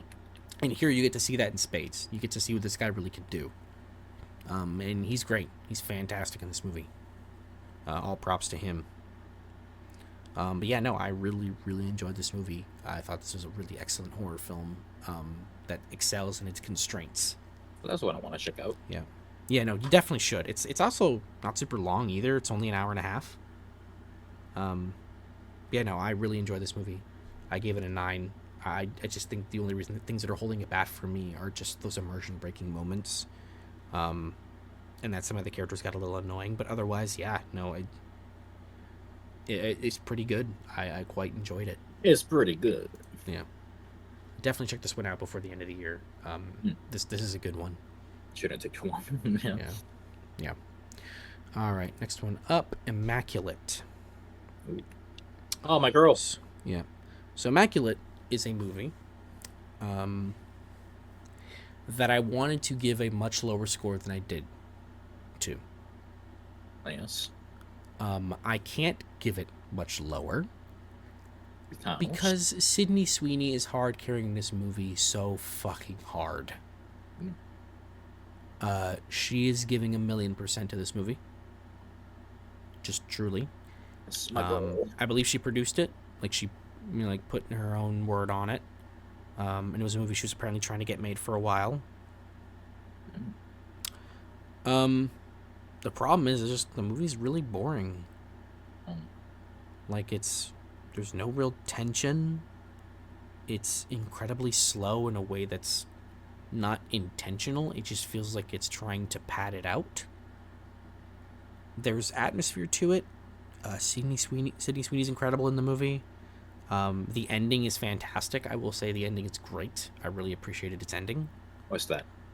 Um, because I think in any other film, it would have taken a very different route that any sane human being would go, that's fucking stupid, why are you doing this? But instead, the movie takes the human route and goes, nah, fuck you, we're gonna do this. And I go, yes, that's the right choice. Okay, good. Hmm. I'm trying to dance around spoilers here. Um, yeah, it's got fleeting moments of something, but most of it's just so fucking snore inducing that I can't give it anything. I can't give it too much praise. The directing's really hollow. It's actually way too. I don't want to say sleek, but it's just it's way too generic of a direction. Like there's no pizzazz to it. It's just what what kind of direction can I give it to make it scary? Except it's not scary. So, yeah, I gave it a 6. I can't really go much higher than that. I think it's a okay enough movie. Hard carried by Sydney Sweeney, like giving 1,000,000% to it. Yeah, Well, good for her. yeah, good for her. She's an up and comer. She'll be doing fine. I think if she keeps picking interesting roles and good movies, um, She doesn't have to worry about she'll be that. fine. She literally became a star because of Madam Web. Hmm. Well, Euphoria as well. She was Nah, huge on Euphoria. I don't even think that Euphoria was enough for that to be like, oh, hey, there's her. Well, she Like, was also in that movie Anywhere But You. No, I'm sorry, Anyone But You. That did very, very well in the theater and did also great on Netflix. yeah, but I don't That hear she anyone got a lot of talking. praise for. But Madame Web is just so popular because it's bad. And then there's her, who like I don't know, like kind of embraced the badness of it and just like went out there with it. Yeah. And with her and And Dakota Johnson. yeah, I was gonna say Dakota Johnson did the same thing, except she Exactly. was like, "No, this movie's shit," right? You're like, yeah. Yeah. Um, yeah. I mean, Moving I knew on. who she was Mhm. beforehand, but like most people, you know. Yeah. But yeah, moving on from Immaculate, we have Godzilla Kong: The New Empire. Oh, that's one I can talk about. All right. Yeah. So I'm gonna take another sip here. I'm parched. Go for Godzilla it. Godzilla vs Kong is a really fun movie. It's fucking stupid, silly nonsense that should not be taken seriously whatsoever. It is a movie that very much knows what it is. You know, Yeah. nothing. Yeah, literally nothing else to it. It's like they learned a lesson from like the last few movies where it's like, well, no one really cares about the human characters because we're really bad at writing them. So just fuck it, make a stupid movie, and then they did that, and it was really fun. Yeah. Yeah. This movie's fucking nonsense, man. Hmm. Like some of the shit that comes out of their mouths is it is techno babble. Like it's absurd. Like this movie has a lot of dumb shit. There's no sense of scale or weight to the creatures anymore. Not at all. Like they defy physics the way they are. Um, this movie's also got way too much going on. I'll say that much too. It's overstuffed to hell. Um, It's not King of the Monsters. but that's the thing. It's not King of the Monsters because King of the Monsters has this absurd tone where it's not committed to one thing or the other.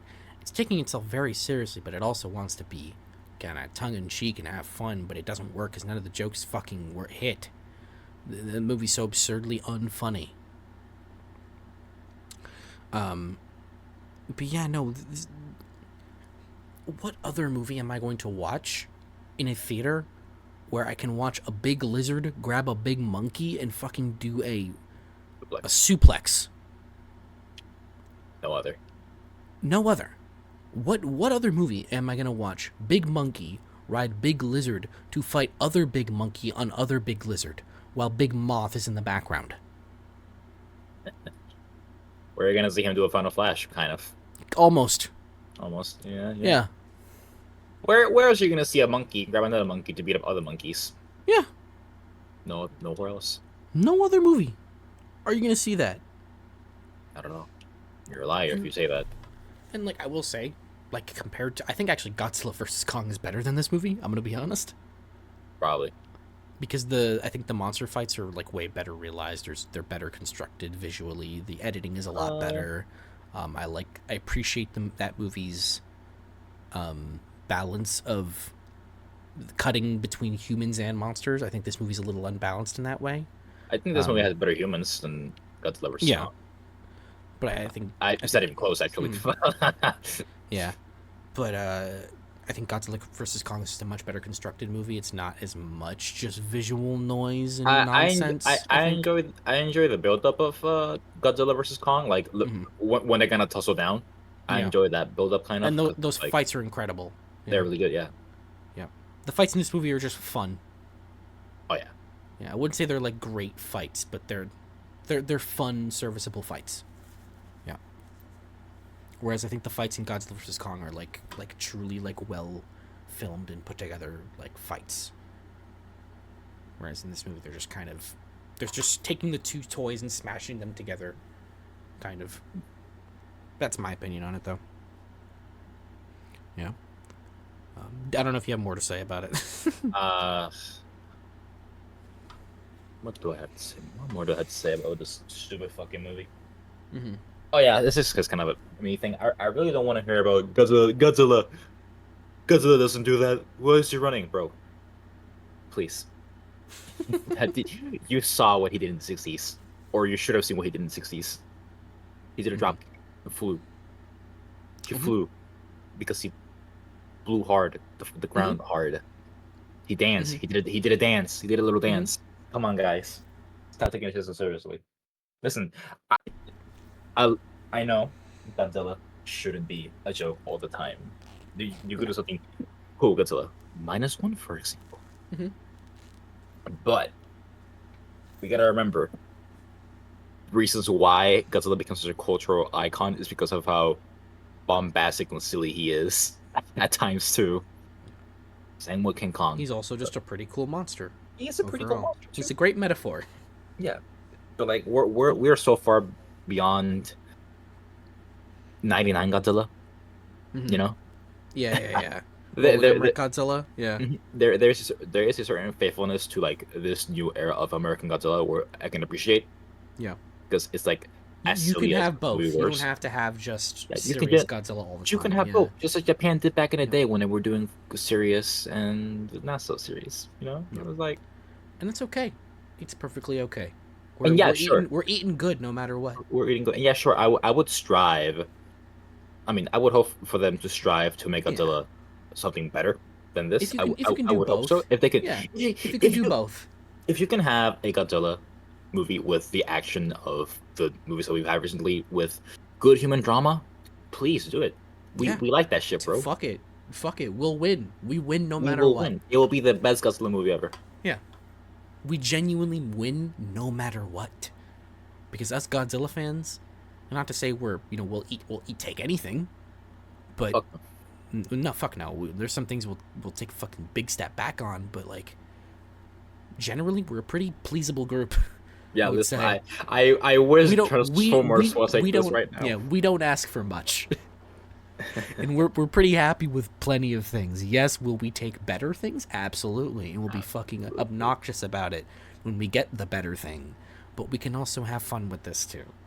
Like, it's not a big deal. Yeah. We might genuinely be the most unserious fucking group of fans on the face of the earth, and we're all the better for it. We're having a great time over here. Yeah, Yeah. unless you're like, Come join the party. You're the mega hardcore Godzilla fans. Yeah. Get out of here. Yeah. Oh, yeah, I don't really got much to say either. This movie's really fun. I had a great Mm. time. I Fun. had so much fun watching this movie. I Popcorn want to watch style. it again. Yeah. I want to watch it again real bad. Definitely. I gave it a 4.5. I don't know about you. I gave it a 4. Yeah. Maybe a 3. Fuck, it's really bad, but boy, it's really fun. Yeah, it's so much fucking fun. Mhm. I do think it's better than King of the Monsters, and I gave King of the Monsters like a 4. So, King of the Monsters is, you know, yeah, King of the Monsters is King of the Monsters. it has a great soundtrack. Yes, it does. Which, by the way, that sucks in this movie. That Oh yeah, soundtrack. yeah. God damn it. Yeah. Just Both brings- Godzilla vs Kong and this have really Why bad do you scores. refuse to use the original tracks? I Why? don't know. Why did I you? don't know. Why? I don't know. Everybody agreed that King of the Monsters had a great soundtrack. Yeah. Everybody agreed, but you just don't want to do that. You just want to have Junkie XL or whoever make a shitty. Yeah. Yeah. Ugh. My God. Yep. Take the energy out of the room with those songs. Yeah. Yeah. I can't really disagree with you there, but I really enjoyed this movie. I'll say that. Yeah. All right. Moving on from there. Monkey Man, another monkey we can talk about. That's a monkey. I Yeah. honestly I enjoy this monkey less than the big monkey. I also enjoyed this monkey less than the big monkey. Yeah, it's unfortunate. I wasn't vibing with this movie that much. Even I from wasn't like when either. yeah, even from when the action was like pretty stellar at times, I was like, I'm not really very invested in this. This movie is Yeah. slow as a snail. It Boring as shit. boring as shit. It goes Yeah. on. It doesn't have much to say, honestly. Yeah. Nothing let me go. Oh, that's very like that makes me think, and it wants you to think too. Yeah. Um, I think there's a cool core idea about it being like just like a, because it's supposed to be a representation of a myth of an Indian story, represented through a more violent lens. But I couldn't connect to that, and I don't know if that's like a cultural difference that I just can't like overcome. But well, we like we like -1. What I think culture. true, I think the understanding But- between culture and like storytelling can like Yeah, uh, mend well but that together. People like yeah, stories. that's also it's also different though because this is very much a cultural legend and myth, as opposed to like whereas minus one is delving on some very like Japanese um not ideas but like issues. Yeah. But it is also its central story is one of PTSD and guilt, and that's something everyone can get behind. This one is very much behind its idea, which is where that comparison in terms of Godzilla minus one it doesn't work with this one because it's so steeped in one idea that's very central to its culture. I mean, even though we It's can, not as universal, is what I'm saying. I mean, yeah, even then we can understand like what they're covering, the corruption of India. You know, there's Mm-hmm. corruption everywhere, Yeah, and we the can really poverty get, disparity. yeah, we can really get behind that. Yeah, But I don't know, for the kids of this movie, I wasn't vibing with it. yeah, Even the fundamental understanding that I could get from it, I was like, what? yeah, It goes on very long. I don't think it does anything very exceptional. Maybe I don't know. Maybe it's impressive what they can do with a very low budget on an iPhone camera. yeah. Yeah, this movie was shot mostly on iPhone cameras, and it was shot very guerrilla style, like just whatever they could get was whatever they could get. And I respect the movie a lot. I respect Dev Patel for this a lot, truly. I think what he was able to accomplish is really impressive, considering what he had to work with. And I think he's a competent director, and I think, and of course, he's a great actor. We all knew that already. Yes.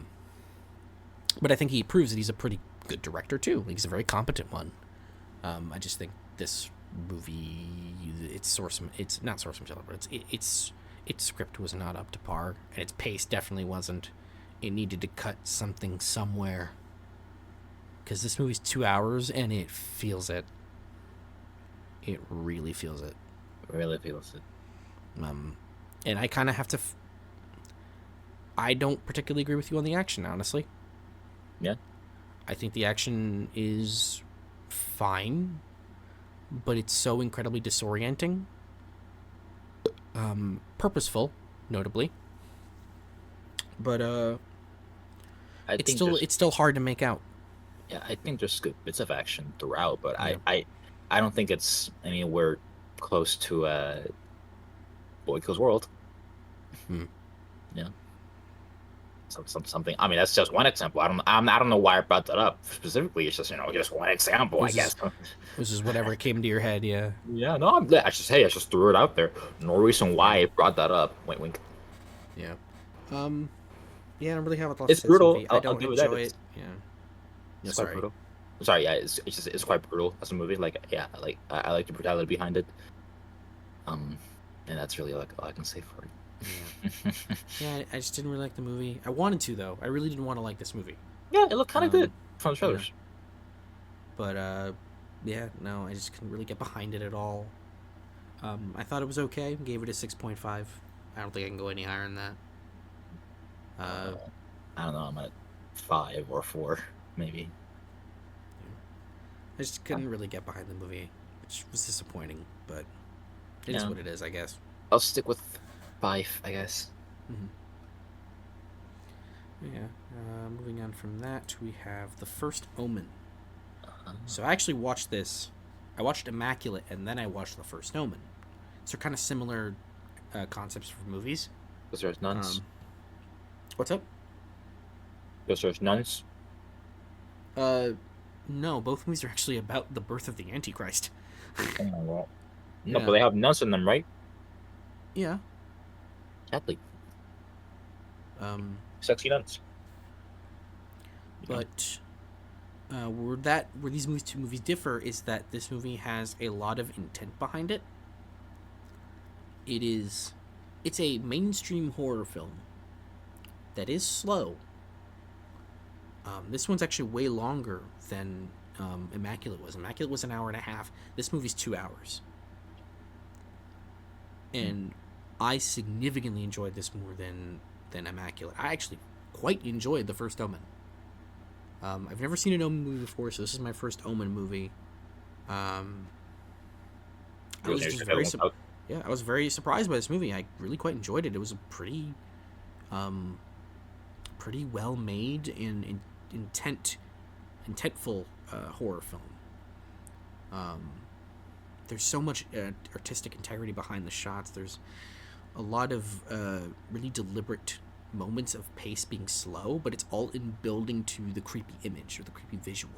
Immaculate, in comparison, is very straightforward, pretty mainstream generic horror film. This one actually has some ideas on how to disturb you with imagery. It doesn't rely on jump scares really at all. What it does is it does the very patented elevated horror approach where it's very slow and deliberate and then hits you with a very graphic and disturbing image of just like brutality or violence or what have you. And that this movie does that. If that's not exactly your thing when it comes to horror, then this is not going to be your kind of movie. But for me, that actually quite worked in this case because of how well the film was built up in terms of exploring its potential character, and how it goes about its reveals. I do think the movie's inevitable twist is pretty predictable. But once it gets into that point, it starts really going for it with like really holding on creepy shots and visuals. And the main actress in here, I've never seen her before, but somebody put her in like 10 other movies because this fucking actress has so much talent. She's pretty good, did you say? Yeah, she's very good in this movie. I don't know where they found her, but fucking put her in more shit. Never make have her do more. Yeah. She is fantastic. What they're able to get out of her is incredible.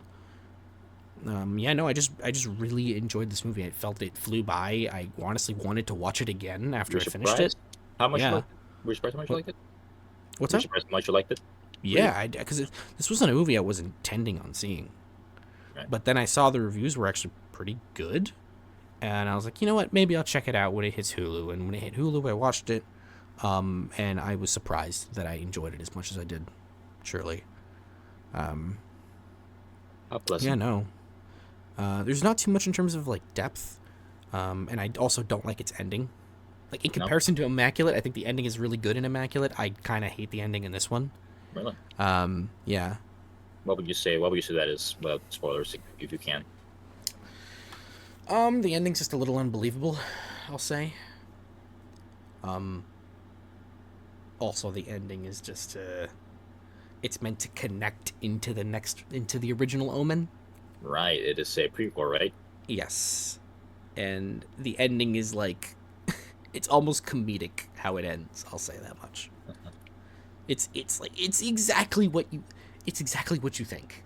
If you knew the name of the inevitable Omen character from the original movie, it very much ends like just exactly how you would think. Have you seen the first Omen? The original Omen? No, I've not seen it, but I know the name of the character from the original Omen.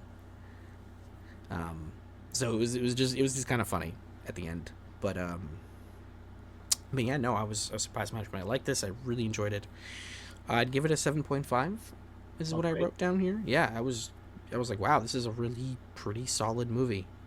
Yeah. And no surprise, this director who made this movie comes from horror roots. Ah.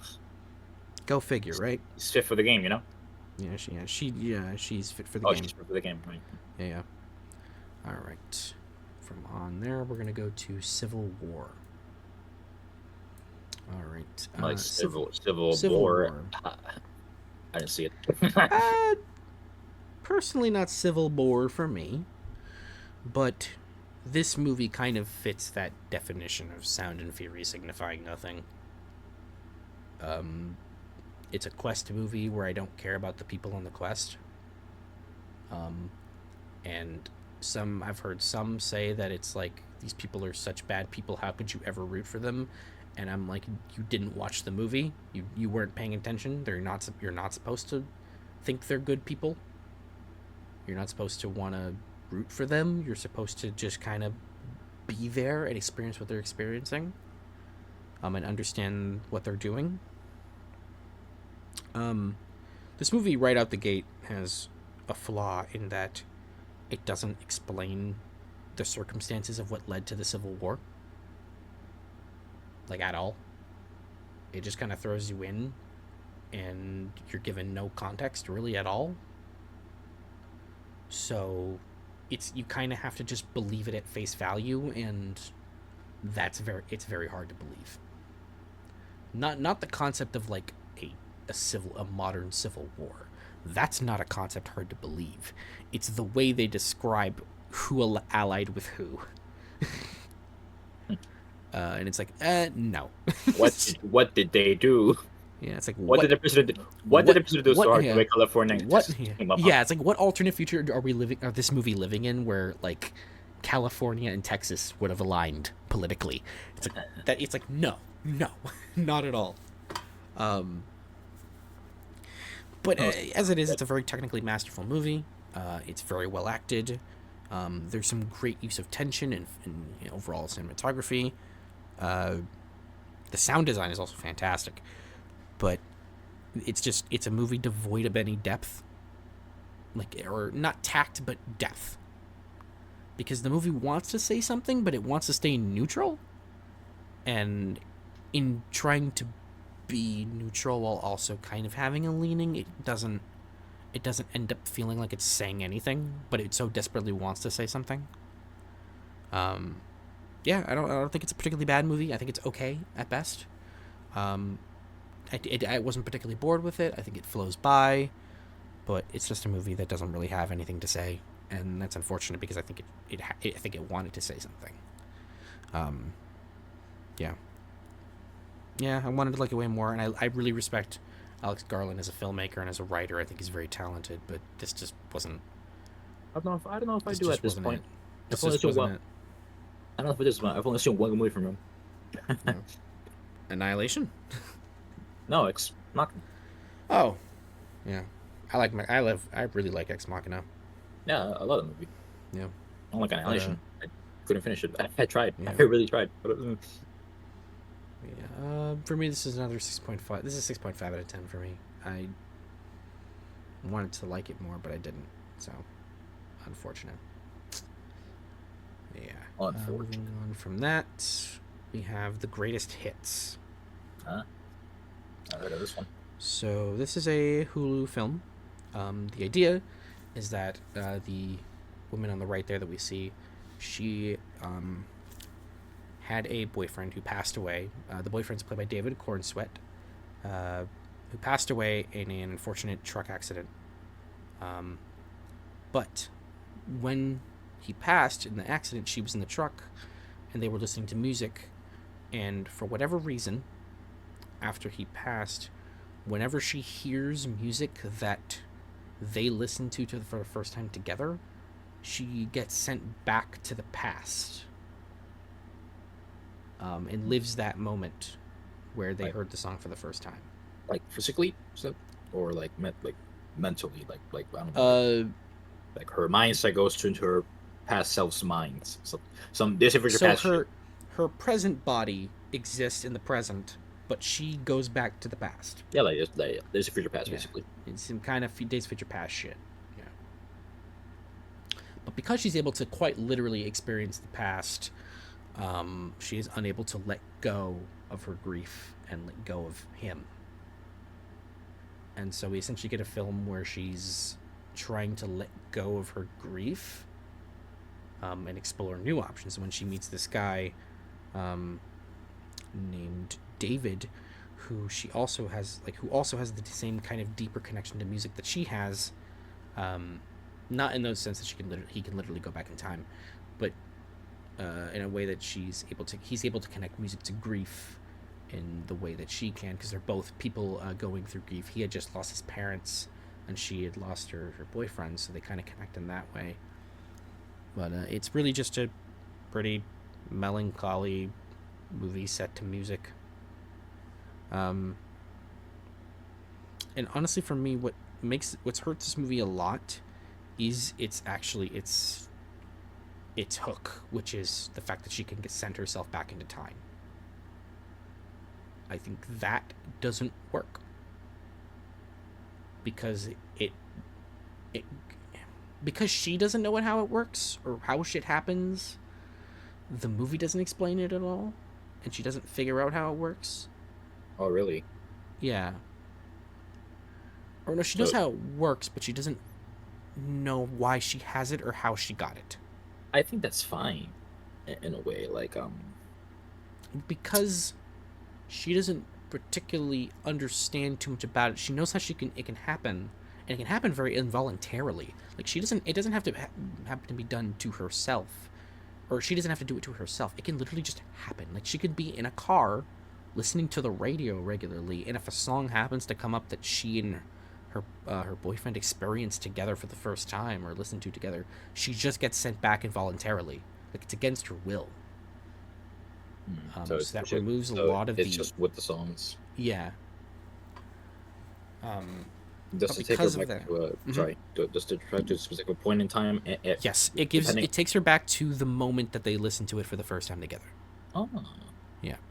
So it's very much a movie that's playing on how music can take us back into moments of times in our life, and we can very vividly relive that, and how that can help us through grief. But because it's very much connected to that sci-fi idea that doesn't quite work for me. I think the movie doesn't work as a whole because of that, and it's a bit saddening because it gets so lost in that for so long that it kind of ignores the actually like strong theming of grief and the way it explores like how we heal from that, and just the relationship she builds with this character David, that I think actually kind of works enough that it could have carried the movie essentially, but it gets so lost in its sci-fi-esque hook that it for me at least it's too tied to it, and it kind of gets lost in its core themes.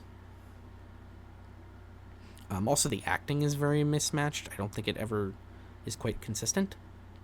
hmm. That's for me at least. The directing is fine. The script is messy overall. Um, it's almost there, but it's just missing some bits there. Almost had something. Yeah, I gave it a 5.5. Oh, Yeah, I wanted to like it more, but didn't. All right. unfortunate. Yeah, unfortunate. All right, next one up here is the Ministry of Ungentlemanly Warfare. Oh. You take it. I also have to take another sip. I'm dry out here. Uh, yo, boss. You know, I was gonna say pause taken.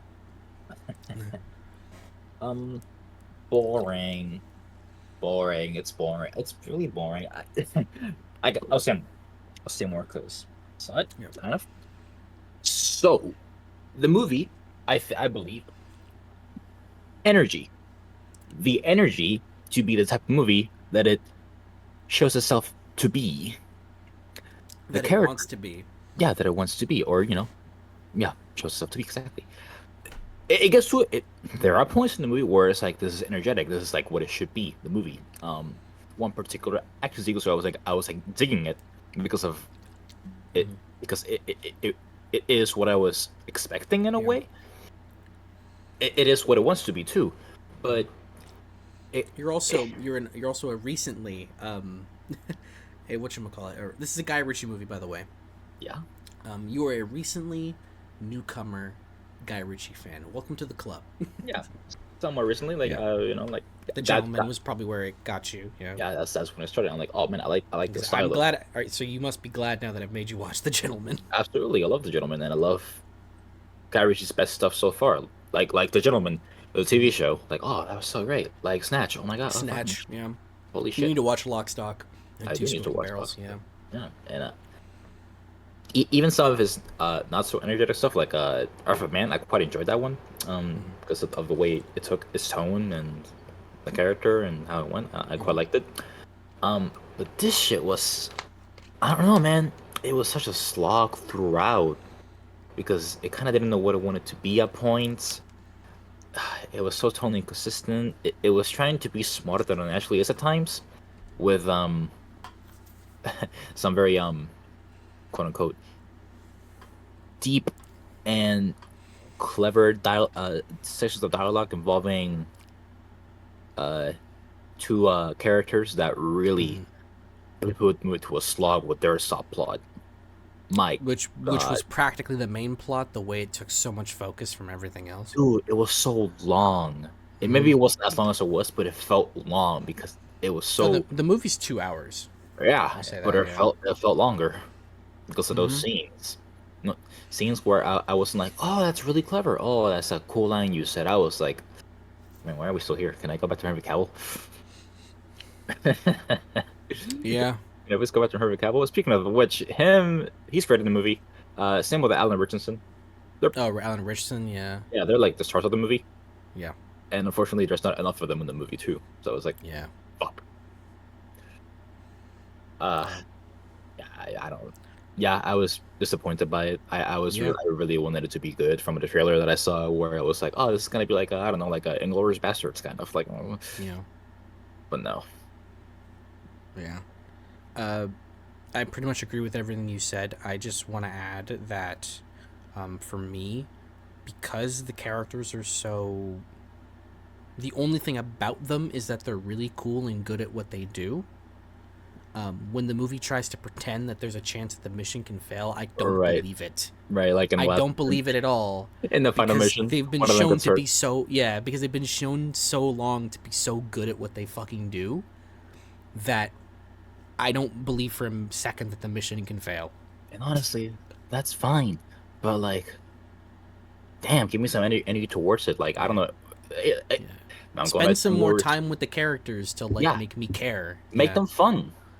and when the little bits they spent with them, they were kind of fun. They were like Yeah, again the one action the actors sequence. all have good chemistry with each other. Yeah, and like I Yeah. said, the one action sequence where they were like just staring through the fucking Nazi camp. It Mm-hmm. was like, oh, this is really fun. Mm-hmm. And the fucking Yeah. Yeah. Henry Cavill laughing it up, like, oh, Mm-hmm. that shit was so fun. No, And yeah, like, it's a shame too, isn't it, that this is the movie where like it's like, oh wait, Henry Cavill's actually really good in this. yes, Isn't it a shame? it's a shame he can't gotta go fucking move for his life. My Yeah. God, he's only been in one good movie. Um. But yeah, it's. I don't think it's like I don't think it was just an overt waste of time, right? It's not. It's just a movie that exists. It exists. Yeah, I think it's also telling that you, of all people, had to put something on in the background yeah. because you were probably gonna fall asleep. Mm-hmm. I've I've known this man for what is it, 2024? I've known this man for almost 10 years. I've seen many movies with this man. This you could put the most boring fucking movie on the face of the earth, and there's a good chance he will be 100% laser focused on it. He will not need anything else. But two times in our time together, I have seen you actively need something to distract you for a movie. That was Snake Eyes and this movie. I had no shit for Snake Eyes. I was in the theater. Yeah. I almost I fell watched asleep. you almost fall asleep at God. multiple points, yeah, in Snake Eyes. But this movie, this man needed balloons in the background. He needed something, Yeah, it's and something. it was kind of funny. To get the blood pumping. Yeah, which is insane because you could literally watch anything Anything. and not need like a distraction or something else to just kind of keep you going. I saw New Mutants. Yeah, Ugh. you did. You watch New Mutants with no distractions. You just watch New Mutants. There was nothing on Did. that I know of. By the way, this is better than the Mutants, but like, I don't know. Oh no, no shit. I Yeah, don't know what it was. I don't know Yeah. what it was for this movie. It just, I guess I was expecting more. Definitely Yeah. was, especially from the people involved. Now reaching. yeah. And the trailer made it look way more energetic than it was. Yes. Yeah. It was such a shame. Yeah, So disappointing. yeah. I give it a 5.5. Yeah, that's where I was with it. Because I think when it does well, it actually does pretty well. Yeah, So I have to give it that. as little of it as there At is. the very least, yeah. But yeah, I guess I also give it a 5. It's not terrible. It's not the No, worst it's not. I've It's seen. not a terrible movie. Yeah, it's not the worst Guy Ritchie movie I've seen in the past couple of years. I'll say that much. I think it's the worst that I've seen. Yeah. Operation Fortune was pretty bad. I haven't seen that one, but The movie's really bad. I bet it was. And what you said of the Covenant didn't sound very enticing. So Yeah, the Covenant. The Covenant was serious. Like I said, it got good in this. It got like really good in the second half, and then it kind of dipped afterwards. yeah. But yeah, Ministry of Ungentle Warfare. What a fucking disappointment. Yeah, man. You shouldn't have Yeah. been. You should have been better. Yeah. All right. Next up, we've got Rebel Moon. Oh no. Yippee! Rebel Moon Part 2: The Scar Giver. Oh. Yeah. Oh. Uh, what did we say about the first movie? Because that pretty much applies here. Yeah, it applies. Yeah. I think it's probably a little worse the second movie, but like, damn, shit. What a what a fucking God. Yeah. Just quit, Zach. Just quit. Just done. Goodbye. Leave. Yeah. I don't see you anymore. Yeah. It's so fucking boring and dull. Fucking And redundant. and It has redundant and say repetitive and and nothing new to do at all. Just and all the characters are bad. they're just ugh. There's no one good, and there are no characters. No, There's it's no just good action. Nothing makes sense. it's Then, just so fucking bad. dude, they made the Nazis the most sympathetic characters in the movie. Remember when they were like faking to be injured? They were like, "Don't worry, soldier, we'll get you back in here." Like, oh wow, that's really nice of you. And I remember when fucking what's her name, Cora, just killed Yeah. that one guy, and then started killing a bunch of miners for no reason whatsoever. Like she actually jumped out to fucking kill him. She didn't have to do that. She just went out there to kill him. What the fuck? What's wrong with you? Oh boy. Oh god, this movie's terrible. Really bad. I But needed alcohol to get me through this movie. I I, needed alcohol. I drank beer without alcohol, but you know what? The effect's still there. You know what? We really needed. We needed to watch South Park, the movie after this. This is true. We needed to watch a good movie after to fucking balance it out. And I was like, "Have you seen the South Park movie?" And he went, "No." And I was like, "We're watching the fucking South Park movie." We did, and it was great, Yeah, and fantastic. you had a fantastic time. It was one of the funniest movies I've ever seen. It was Just very straight funny. up. Yeah, you were. Yeah, that was laugh a minute. The movie right there. Yeah, Whereas I was Rebel like Moon is movie. not. It's depression a minute. You know. Yeah, I was kind of I kind of laughed at it at times, Yeah. but when I wasn't, it was like, Yeah. Yeah. why did you slow mo into a slow mo sequence? You slow mo fuck. Yep. What's wrong with you? Gotta love this piece of no, can't love this piece of shit movie. You know what? I'll love the extended cut when it comes out. Shut the fuck. I'm not watching that. I refuse. Oh my No, god. I'm Hey, good. I'm good, said thanks. Zach said there's sex in it, so it's gotta be bad. I couldn't care less. God, I give this movie a 2, which is I what I also gave the first movie. I also give it like a 2. Yeah. Maybe a 1 for all I know. I don't know. Hey, feel what you feel, man. This might be my worst movie of the year, Uh, from what I've seen.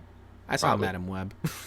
I haven't seen it, but Yeah. I'm sure I'll enjoy Madame Web within this. I Oh gotta yeah, feel you like- will. Yeah. Yeah. I gotta feel Yeah. like- Moving on from this piece of shit, we're gonna go to Abigail. Okay. A slight piece of shit, according to you. Apparently I'm on the minority of this movie. Oh, people like this movie. Apparently a lot of people really like this movie and find it like even like not that this has too much bearing on anything, but like I watched Red Letter Media do like a little little roundup of stuff they missed, and they brought up Abigail, and the guy who was talking about it, I forget which one. It wasn't Mike, but Was it Jay? yeah, it was Jay. He actually really liked this movie. He found it a pretty fun, kind of B movie, campy horror movie. Well, isn't that Yeah. what it's aiming to be? Yeah, it's trying to be kind of a B movie camp kind of thing, and it's got its own fun to it. For me, I enjoyed it. I still had a good time. I liked the movie. I will say that I liked the movie. This is definitely the weakest of the movies I've seen from this pair of directors. They go by Radio Silence. It's oh boy, Matt Bettinelli, Olpen, and Tyler Gillette. They did Ready or Not and Scream 5 and 6. They are not doing Scream 7. Is that worrisome? For me, a little bit, because I think they have really their type of horror movie, their type of thriller that they like to do suits Scream really well, in my opinion. I'm also, I don't know if I'm in the minority of that. There's some Scream fans that really hate Scream 5 and 6. Right. But I quite like Scream 5 and 6. But regardless, yeah, I was conflicted when I finished Abigail. I don't think it's a good movie. I think its script is its biggest issue. With a lot of people really like the acting in this movie. I thought the acting was like really fucking weird for most of it, and not entirely convincing. I thought when the actors were allowed to like really go cheesy with it, it works a lot better. Um, and the movie can be really enjoyable in that way. The actress who plays Abigail is really good. Like, she does a really great job. I also think that this movie would have worked better if you literally didn't see a single fucking thing about it.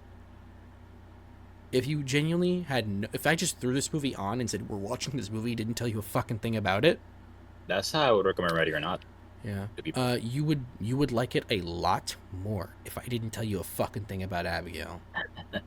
Maybe. If we Is just it walked into the theater, bought tickets for you, didn't tell you what you were watching, and just sat your ass down. is that the unfortunate thing for you that you kind of knew what was happening, what was going on? Yeah, because this movie, it's big hook. It's a big reveal. It doesn't come until like the second act of the movie. But Oh, where she's what Dracula's. yeah, where she's a vampire. Yeah, that was in the trailer, right? Yeah, Oh, but that's a big reveal in the movie. They hold that away for a long time. weird. But because I already knew what that movie, what it was, when they eventually got to it, it was like over halfway through the movie practically. And I was like, oh, okay, now the movie's getting pretty good. um, but yeah, no, for me, the script just kind of felt like a first draft. Uh, the middle section of the movie, the second act, is the most fun and bearable part of the movie. The first act drags. The final act is outrageously silly. Um, it just kind of goes off the rails in a way that I didn't particularly enjoy. Uh, but it's just a movie that I think could have benefited from a different kind of tone. I think because it feels exactly like Ready or Not. It's even a similar kind of movie. It's a trapped house movie. They're stuck Right. in one location and they cannot go anywhere else, which is how Ready or Not was. She was trapped in one location, couldn't go anywhere else. Um, and it has a similar kind of like tongue-in-cheek, kind of campy tone that Ready or Not has, and it just feels they just feel like the same fucking movie. And I like these directors a lot, and I think they have a lot of talent, but they just need to make a different kind of fucking movie. Like, they need to do something different. Um, but I don't know. I'm in the minority on it. A lot of people seem to really enjoy this movie, and they enjoy the kind of over the top campiness that it is. And I do enjoy it for that. I think it's a fun movie, but overall, I think it's just pretty weak overall. I don't know why I just said overall twice in the same sentence, but it's a very weak movie for me. But I still enjoyed it. I gave it like a 5. Yeah. 'Cause I do think it has some pretty decent parts, and again, that second act is really fun. It carries the movie on its shoulders entirely. Um, Kept it from being shit. yeah, but I don't know. Again, I think I'm on the minority on this one, but I still quite enjoyed this movie. Well, let's just Even, say, even without it, yeah, they had to do it again. yeah. But yeah, moving on from Abigail, we have Challengers. This is one that I saw. Yeah. So yeah, this is the movie. I asked you on a whim. I was like, "Do you want to watch Challengers, perchance?" Because I'd already seen it. I saw it in the theater. Yeah. Sure, man. I thought I Mhm. would have a better chance with a gun to my mouth, but I guess I'll watch it. Yeah. I used to wait it there. Uh, Yep. but yeah, I was surprised over how fucking good Challengers was. Yeah. This is another one where you're glad I made you watch it, huh? Or Yeah, not, I didn't make you watch this one. I asked you yeah, if you but wanted yeah. to watch it. It's like, you know what, Yeah. bro? I haven't seen anything good. And I also raved about it to you. We did. When I got out the theater, I was like, man. Man, that was some good shit. Yeah. And you know what? It was that. This might be my favorite movie of the year so far. Oh, it's my favorite movie of the year right now. Because, Yeah. it's fucking hell. It's been rough. All right. But yeah, what a movie. This is my first experience with a director, whatever his name is. Yeah, same. Luca Guadagnino. Yeah. Yeah, and makes me want to see his other library of movies that he's made because there's something there. I found this movie to be quite intense. It doesn't hold anything back when people are talking, especially when they really want to get to the jugular. Mm-hmm. Um, very well directed. Um, the characters in the movie are I'm quite hooked on them because of the things they say, Mm-hmm. the things they do, They're so messy. and yeah, and their chemistry together. Mm-hmm. It's it's quite a like you said, it's messy. They're all scrambled. Mm-hmm. It's They're interesting all to see how fucked up. They're all fucked up, shitty people in their own yeah. ways. It's very interesting to see how it all turns out throughout Mm-hmm. the movie and throughout the Yeah. time and like the telling of their history together from Yeah. where they were before to where they are now and what Oh it all yeah. means to them in the present. Yeah. And And having. Oh, sorry. You go. You go. and yeah, by the way, I think they're all kind of shitty people in like Mm-hmm. in some type of way, but just like I can't help but like them. Yeah. Yep. Because like I said of how they are They're such and well what realized this characters. they're very well realized Yeah. exactly. And the tennis action is like well I say tennis action, but like the tennis The sequences are tennis matches. Yeah. like really good. Yeah. They're really Like well. They're creatively filmed. yeah, really are. Yeah. Oh, the score's fantastic as well. The Trent Reznor and Atticus Ross score. It was very I know it was kind of taking you out a little bit a couple times, but I was in, man. I loved it. it, I it was loved the really, score. it was funny in a way too because it was Yeah. like funny. It was like oh, very homoerotic. Like look at this Yeah, because modeling. this yeah, if you haven't heard the score at all, it's house music pretty much. It's literally just house music, and it's awesome. Yeah, It's like this fucking shit you would see in Baywatch. yeah, The old Baywatch, yeah, you know, yeah. yeah, the old, Mhm. yeah. Not the shitty new one that I haven't seen, but I know, I'm sure it's bad. The Rock's in it. Yeah. The Rock one, yeah. Yep. But yeah, what a surprisingly like good movie that I saw, and Mm-hmm. I understood his characters very well. I everything like from the start of it, I was like, oh, I see what you did there. Oh, you know what, you did this because of this. I like watching movies and analyzing stuff like that. That made me go, oh, that's great. You're a great Mm-hmm. movie. You Yep. did this thing that makes sense to me in a very deep and meaningful way. Mm-hmm. Makes sense. I love it. And also, coming from someone who's seen it twice now, it really benefits from a second watch. I bet it Yeah, does.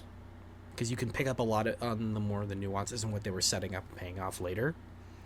Especially with the Pat and Art. Sorry, the Art, not the Pat. Actually, fuck it. Both Patrick and Art, like both those characters and how they're set up and paid off in the end, and how they're realized together. Um, it becomes less of Tashi's movie as it goes when you watch it again. Because when you're watching it the first time, you're very much focused on the relationship of them together and how Tashi is kind of not necessarily. I mean, yes, manipulating them, but just how she's very Absolutely. controlling in that relationship between the three, and how it's all connected by her, and how they're all playing her game because she's a very overly competitive person. She wants to dominate. There is no just winning. It's you need to be the best. Like she explains it right from the start of the movie. It's not just a game. It's a relationship, and so she sees it that way, and that's what the movie's very much set up and themed around. So when you're watching it the second time, you're very much picking up on not only how she's playing that game and how she's manipulating them, but also how it reflects in both Pat and Art, and how really at the end of the day they just wanted to be friends again.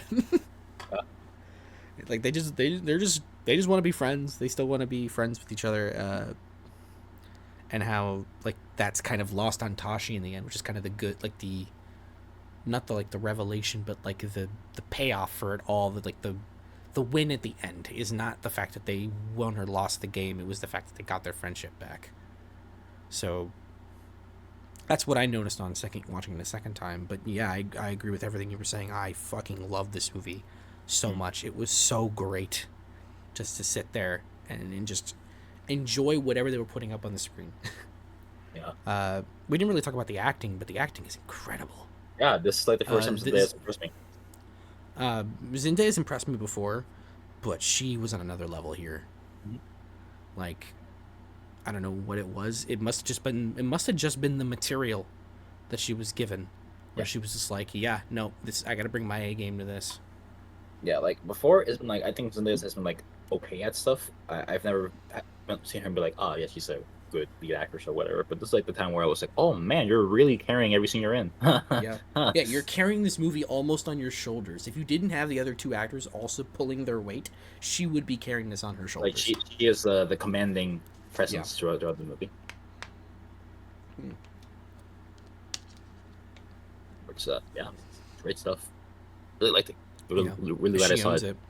Yeah. I gave it a 9.5. I don't really have much issue with it, but sometimes the audio mixing is a little weird, and I think probably intently so. But it does make some scenes, like if I didn't have subtitles when we were watching it the second time, because when I watched it the first time, there are scenes where I actively could not tell what they were saying Yeah, because the sound mixing was weird in terms of balancing the score and the dialogue. But when we watched that again, when you and I watched it and I put on subtitles, it was a lot easier for me. But I still kind of have that little bit of an issue. yeah, Yeah, it was. Yeah, this is a pretty airtight movie. Yeah, 9.5 for me. Good shit. very good. Yeah, I don't know where you're leaning on it. Oh, I'm at a like a 8.5. I think there are scenes that kind of drag out, specifically, especially the slow-mo scenes where it's like with the music Mm. playing, it kind of goes on for like 5 minutes more than it should. And I'm like, okay, move on, please. I don't know. I thought that I really like that stuff, but As funny as that's me. as funny as it may have been. Yeah, I'm like, get on with it. yeah. But it's a good fucking movie, man. Yeah. Very All good. right. From My challenge. score might go higher if I see it again. Who knows? Yeah. Shit, you could watch it again and really like it more. Yeah. Yeah, Cause it's I somewhere honestly out I honestly kind of liked it more when I watched it again. there. Yeah. But yeah. Going on from challengers, we have Boy Kills World. Ooh, this is another we can talk about. Thankfully, nicely enough. Uh hey, I quite like Boy Kills World. It was a fun. Is that it? Should you show that poster with her in it? It's kind of a you know What do you mean? her like. Well, I guess it's just a face, whatever. Oh, the blood? No, her being in that poster isn't it kind of a Oh, spoiler. no, she's on the cast list. That was the first picture they put out for the movie. Oh, okay. Well done. I didn't Yeah. know that. Yeah. All This right. is the Well, only thing we had about the movie for a while was this picture. So, because this it's movie's very been on my radar for a little while. got it. Yeah. Well, yeah, the Boy Kills World is a fun in the bun movie. I quite liked it. It's very much the opposite of what Monkey Man is. This movie is very energetic, very fun, very quick, very much to the point. And it knows what it is, and sometimes it can get pretty like pretty off track to say something that I quite appreciate Overly it silly. at points. Maybe overly silly, yeah, but like it can get serious. They can, and Yeah. it's to a point where I like do enjoy it, but not too much because it does go very much off rails to the point where I'm like, okay, chill out, movie, Yeah. you know. But It's. Mhm.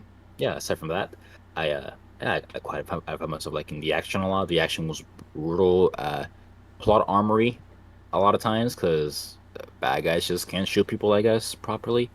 But the hand to hand stuff was, ooh, it was brutal, quick. It was so hard hitting, Mhm. and I'm like, damn, bro, ooh, this is good action. Yeah. Um. Um, Mhm. oh, one more thing, I guess I'll talk Yeah. about. Go ahead. Sorry. And kind of the pull of the movie for people was the imaginary voice in his head, which wasn't annoying. They made it not annoying because they knew where to put it and how to Mhm. implement it properly without it being like, okay, you're getting silly. Like, no, there are points in the movie where that you won't hear the voice for like at least a good 5 minutes because they're like, it's serious. You can't. Mhm. Yeah, you gotta calm down. And when they do use the voice in serious moments, it's not the voice going boobly boop ba ba. It's the voice saying something insightful or like relevant to the situation where it's not goofy. Mhm. So yeah, I appreciated their restraint for not being fucking stupid and silly. Mhm. Your turn, Gabe. Oh yeah. Yeah. No. Um. I'm in a somewhat of a similar boat. I did enjoy the movie. For me, it's actually the plot and story that took me out of it. I was not really digging much of the actual plot and story and like the full goal of the film. I was kind of just there for some of the more silly, goofy aspects, and the voice inside the head and the action, and I was impressed by all of that, and I had a good time just based on that. But whenever this movie kind of turned back into its story, and I would say its villains, really, that's when it just very much took me out, and I didn't really give much of a shit. And by the time we got to the third act, I was just kind of like, okay, movie, sure, whatever, like whatever you want. I don't understand how this makes any sense, but whatever. I like the reveal that they gave out. I like the reveal, like, you know, how it was, Mm-hmm. but I still don't like how they justify it. Yeah, I don't think it makes much sense. How the fuck did he get lost from the crowd of Yeah. security guards to end up in the forest with the same How guy did who was gonna shoot was gonna. how did no one recognize him later on when they reveal like all that? As an adult, Yeah. I can get that. I can get why you don't look the same as an adult as you do as a kid. Yeah. I can get that. What it was the drawing that made them go, Yeah. holy shit, Yeah. Yeah. that's that boy, that's that guy. Oh my god. Yeah. Yeah. I mean, the action's really pretty good. It's brutal. Lots of high energy movement, which is fine. I don't particularly mind that. I just think uh no, actually no. I don't think I have a thought there. The action's pretty good. Yeah. Again, I would, yeah. I gave this a same rating as I gave Monkey Man, 6.5. But I did actually like this, unlike Monkey Man, which I didn't particularly like. yeah, I'm at a 6.5 also. Yeah. It's okay. It's an okay movie. Didn't feel like I wasted my time with it. Okay, which I Um, quite like. yeah. I enjoyed it Yeah. though. All right. All What's right. next here? Oh fuck. All right. So next up should be The Fall Guy. Oh, Another one you saw. another one. I'm at that 3 in a row. Oh my god. Yeah, because I watched this one with you. Well, I saw it in the theater by myself, and then I was like, "You want to watch The Fall Guy?" Because it came to digital very quickly. Yeah, that was a record. That's gotta be a Yeah, record. that is the actual record. Yeah. Oh, what about the fucking movie that just can't got put on? Oh, Bike Riders. That's a record, right? That's gotta be a record. That's got. I'll check the math on that one while you talk about Fall Guy real quick. uh, well, yeah, Fall Guy. It's a very silly action movie about a stunt guy, as it was promoted to be. Just about the same amount of time Oh as well, as the Fall Guy. Yeah. oh well. Okay, that's gonna be a record in milliseconds. Mm-hmm. Yeah, I'll keep saying that whenever a movie just flops. Just digitally, I'll keep saying that. That's gotta be a Yep. record. Um, about Fall Guy, yeah, I enjoyed Fall Guy. I enjoyed it. I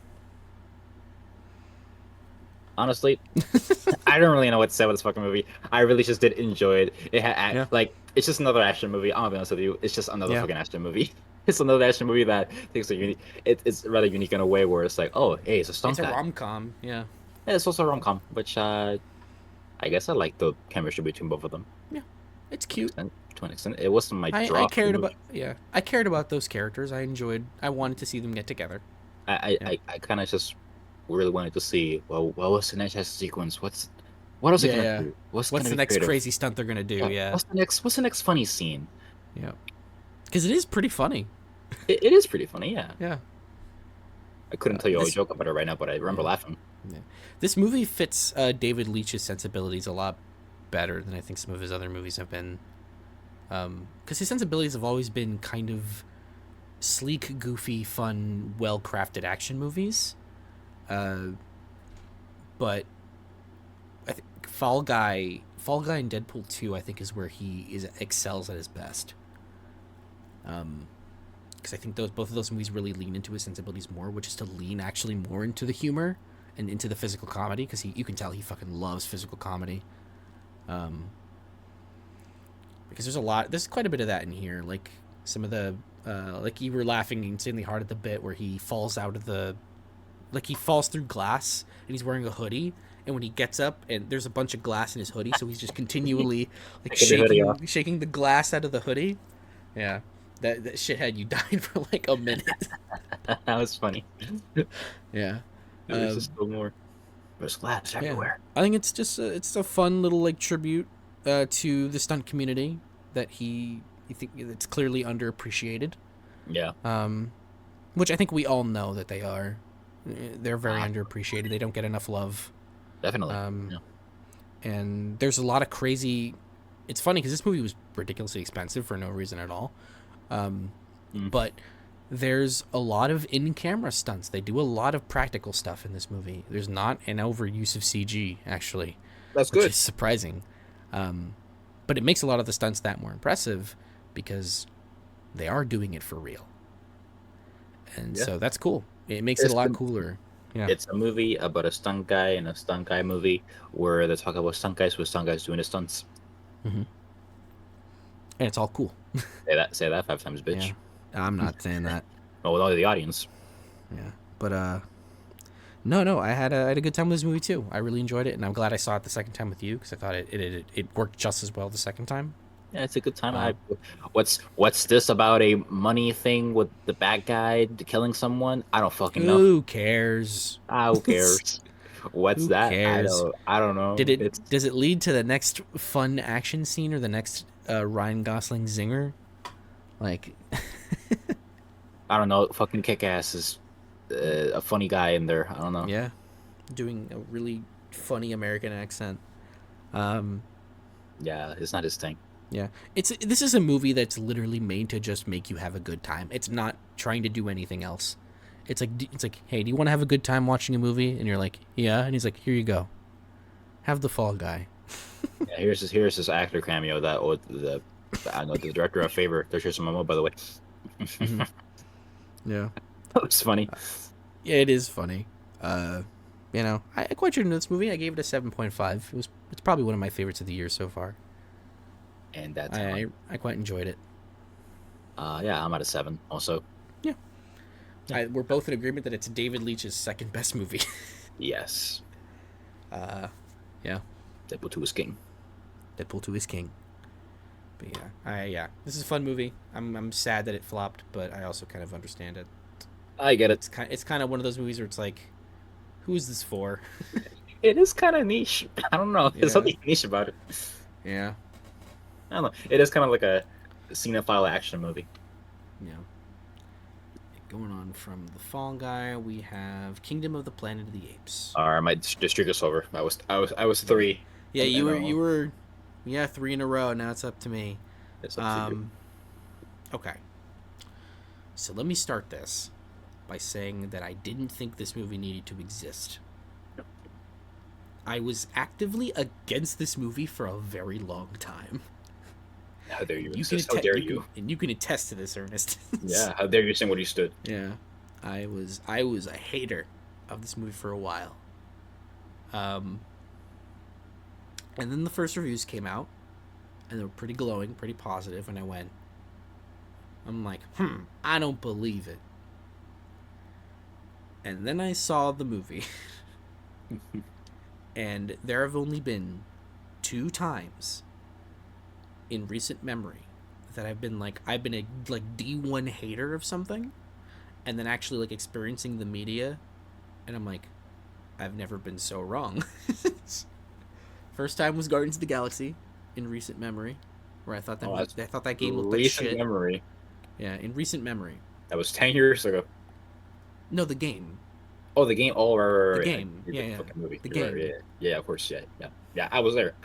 Yeah, you were there, man.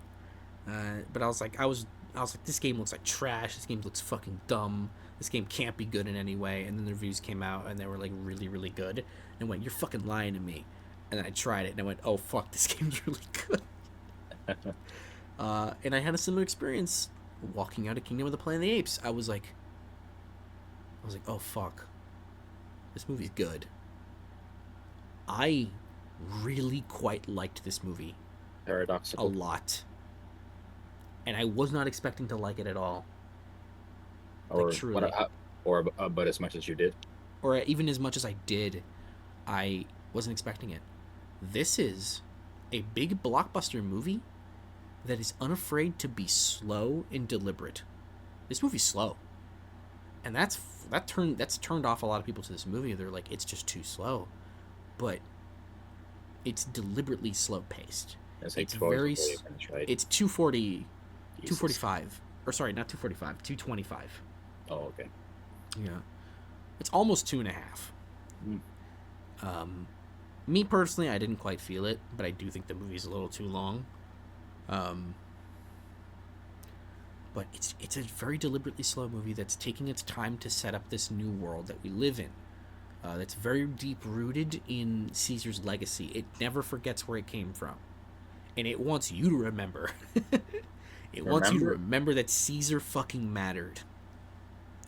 Like I I've never seen a movie try so hard to like be like, no, no, no, we know that this shit matters. Okay, we're not throwing it away. This is very important. Because it's very easily they could have just like acted like Caesar didn't exist and just kind of forgotten what he's supposed to mean to that world, right? Um, what do you mean by that? Like, do you mean that in context of the world or like context of like the movie? Like, the movie itself, right? yeah. Um, because this movie takes place about 300 years after Caesar's death in War for the Planet of the Apes. Jesus. Yeah. I believe the reason they picked 300 is because it was far enough that they could kind of do their own thing, but it was still like far enough that like his teachings would still be something that would matter, or not like matter, but it would still be something that like was passed down like reasonably. And so this movie explores like what did that mean for the world, and would how many apes would even still know Caesar, just know what he stood for. Because this movie explores that like after so much time, apes actually not devolved, but split into factions. They grew skill sets. Like the main character Noah, he's part of called the Eagle Clan. The Eagle Clan of apes, they train eagles to acquire various like to deliver messages, or just acquired various things in the world. While in Noah and his tribe, they're actually doing okay. It's interesting to note that like the expansion of like speaking, they speak full sentences now, but it's still kind of a little staggered. You know what I mean? Like it's still like a little Yeah. slower pace, but they're still speaking full sentences. Is it like Yoda kind of? No, no, it's like how Caesar was in war. Like that's how they're all speaking now. Um. Yeah, it's in full sentences, but it's somewhat a little slowed and slurred. But they are speaking in full sentences. Um, so really, this movie doesn't get, I would say, like not really get going in terms of what the plot is until about 45 minutes in. Right. So what the plot of the film is that Noah's tribe is attacked and captured by a rival clan who we don't quite know yet. But as Noah vows to reclaim his clan and bring them home, he goes off on a journey to find this other clan and bring them home. In doing so, he meets the orangutan Raka, who is very deep rooted in Caesar's teachings, believes in them wholeheartedly, and praises them essentially like the word of God.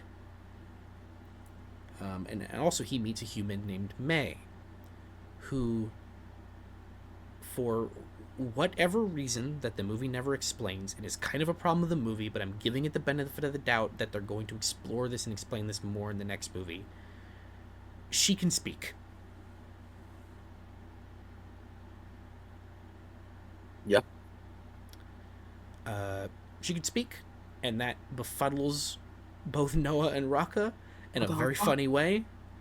Because she's in the movie for about an hour or so before they like drop that she can speak, and it's this big moment where it's like, wait, what the fuck?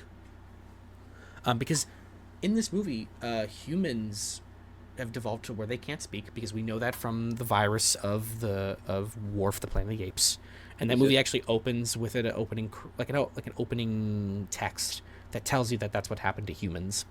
So that's why I'm like, it's then how is she able to speak? Um, Some fuck immune. yeah, some shit that we don't know yet. My guess is that, not to like sidetrack too much, but my guess is that because we knew that there were strains of humans that were genetically immune just over time, to the virus, that she could be a descendant of that strain of humans. But regardless, um, Well, wasn't it that those humans also became sick because of the virus yeah, evolving? that's why I'm like, So I guess the assumption this time could be that she is also a descendant. Well, she is now a benefactor of her yeah, evolving and evolution, genetic evolution. evolution, yeah. Yeah. And now I am immune But they don't to the explain virus. that in the movie, so it's kind of just like a That's weird my thing. that's my Yeah, theory yeah, so yeah. far. No, I'm kind of in the same line with you, like the thinking. Um, but it very much takes its time exploring this new world and exploring these new factions of apes and kind of being a character piece, a hero's journey for Noah. And honestly, I fucking really like Noah as a protagonist. Hmm. He's not Caesar. He's never gonna be Caesar. You can't beat him. You can't. He's not gonna be him. He can't be him. It's hard to be Caesar. It's hard to be Caesar. Caesar But is something of his I own. really liked what they did by having Noah be a character who genuinely doesn't know who the fuck Caesar is, but in meeting Rocca, learns his teachings and understands that, and gains a new understanding of the world through Caesar's teachings. He sees this world that he lives in a very specific way that's catered to how he grew up. But once he learns what Rocca's teachings are, what Caesar's teachings are, he starts to take on that and understand that that's actually a good thing. And so when he sees things like humans being held in captivity, apes hunting humans, reevaluating the words of his people, the laws that he's understood for his whole life, he actively has a moment where he's like, "This shit is wrong. Like Caesar's way is better, but also is Caesar's way the right way? Because things have changed." What I like a lot about the May character is that she's shady as fuck. She does shit in this movie where it's actively like it puts you aback. Where you're like, whoa, you actually like did that, and in a way that I think in many other movies would be considered like she's just a shitty person. But I think that actually makes her character way more interesting because she's very much about her goal. Because as soon as they tell you what her goal is, it becomes immediately understandable why she does the things that she does and why she's so shady. And that actually makes the conflict that they're trying to build in the movie sit actually way harder, or sit way more, for at least for me. And then I think that can be really interesting to explore in the next movie, because I think they 100% they want to make this a trilogy or something. Um, but as if you can't tell, I fucking really like the world that they explored here, and I really enjoyed the characters that they set up, with particularly with Noah and May. Um, the problems come in where that while they do explore this world a lot, I think even with it being 2.5 hours, there is kind of a lack of depth to the ideas, because they bring up a lot of cool ideas about how things change over time, what stays and what doesn't, how people would twist ideas, like with the Proxima Caesar character, who's the villain of the movie. And this movie never fully goes into depth with all of its ideas. And Proxima Caesar is the prime example of that, because he's not introduced into the movie until over halfway through. Damn. He's got a great introduction, but he disappears into the movie entirely. They set him, they bring him out, they set him up, they give you his motivation. It's pretty. I mean, it's an understandable motivation. I understand where he's coming from. And he's a pretty cool character. Like right out the gate, I'm like, oh, this is a cool villain. Like I really want to see more of him. And then he just leaves the movie for the rest of it, pretty much. And then by the end of it, he's just a standard generic, like, villain, I would say. That sucks. But what's interesting is that he's a villain who the protagonist agrees with. Right. Yeah, which I think makes, again, like, it leaves room for it actually to be explored way more in the next one, and I think that's a pretty cool idea.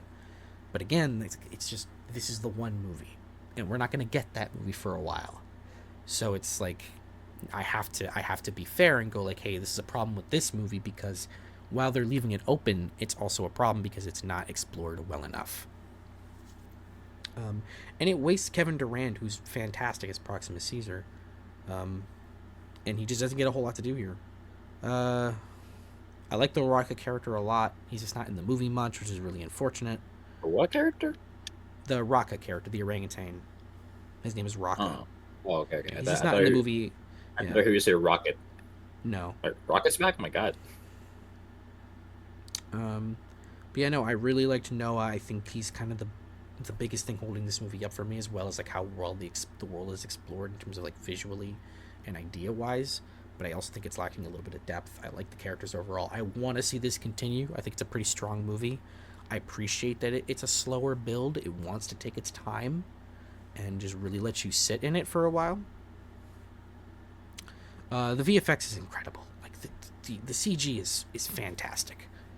I know we were like when the trailers were coming out, it was looking a little weird, but in the final movie, it looks incredible. It's like it's tip top. Good. Yeah, it's also hilarious to find out this movie costs less than a lot of the shit we're getting nowadays, and it looks 10 times better. Um, Yeah. Ain't yeah. that a bitch? What impressed me the most is the direction. So, um, this comes from Wes Ball. He's the director of the Maze Runner movies. I only saw the first two. I didn't see the third one.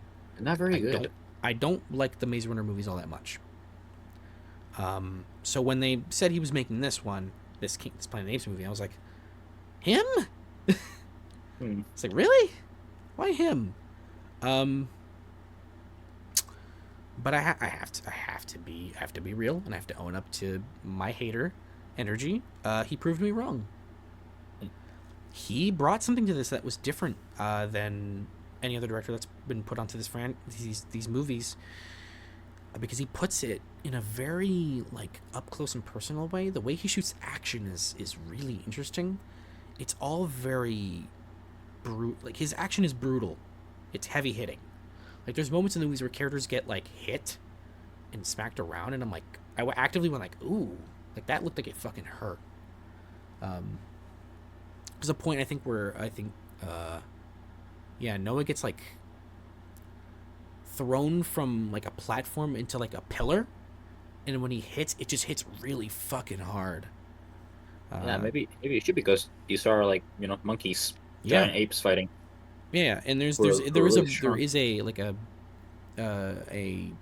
animalistic approach to the action where it's very much like that, but it's also way more brutal, which I think I appreciated a lot. I think the music is fine. John Paisano's score is fine. I appreciated his usage of like original Planet of the Apes music, like from the original film, as well as come kind of like remixes of stuff that Giacchino worked on in Dawn on Planet of the Apes. I don't think this is even. I don't. Okay. I think it's about as good as Rise, Right, which is fine. which is pretty good, like very good. But I also would put it below Rise. Like if I'm ranking those four movies, it goes below Rise. Oh, like music or like Oh no, no, like as movies, as movies. oh movies. Sorry, Right. as Yeah. movies. Yeah. Um. Yeah, it's a bit too long. It's definitely got the like, please God, give us a sequel energy. But Mhm. is your ranking uh Dawn War Rice? Yeah, yeah. It's Dawn, War, Rise, Kingdom is the ranking. Yeah. Um. Yeah, no, I very much enjoyed this movie. I want well, the second that fucking digital drops for this movie, Night. I'm watching it again. I'm watching it again. What are the VFX? I do want to watch the cut that they have of this movie without the VFX. Really I think funny. Yeah. that's really interesting, and I want to watch it. Um, I will not watch it the second time like that. You I know want to watch it the second time that's my like favorite as the way movie, to watch it. yeah, and then I'll watch it without the VFX, so I'm not distracted. Um, yeah, no, I really enjoyed this movie. I know I've been talking about it for a while. I think I'm really passionate about this one. I very much enjoyed it. You're This an movie's Apes an 8 fan. out of yeah. I'm a fan. I'm a fan. Uh, I would give it an 8. I thought it was pretty strong, honestly. So you like this monkey movie, huh? I like this monkey movie. I like this monkey more than every other monkey movie I've seen this year. Yeah. But yeah, That's good. yeah, I quite enjoyed it. All Right. right, moving on here. I can't wait to watch it.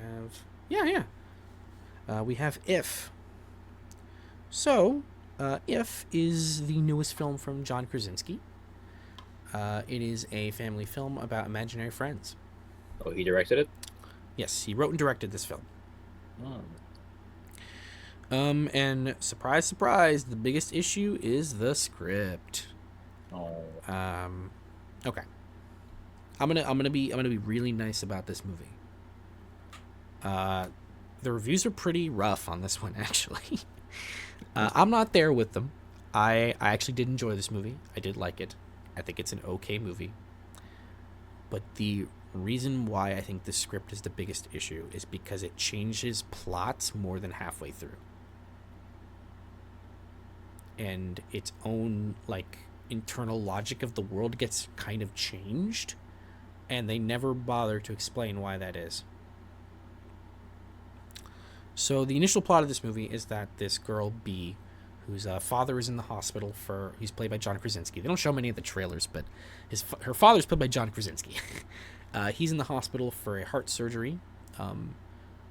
She's kind of scared that it's gonna go wrong, and because she lost her mother to cancer at a young age, and she's scared that she's gonna lose her father.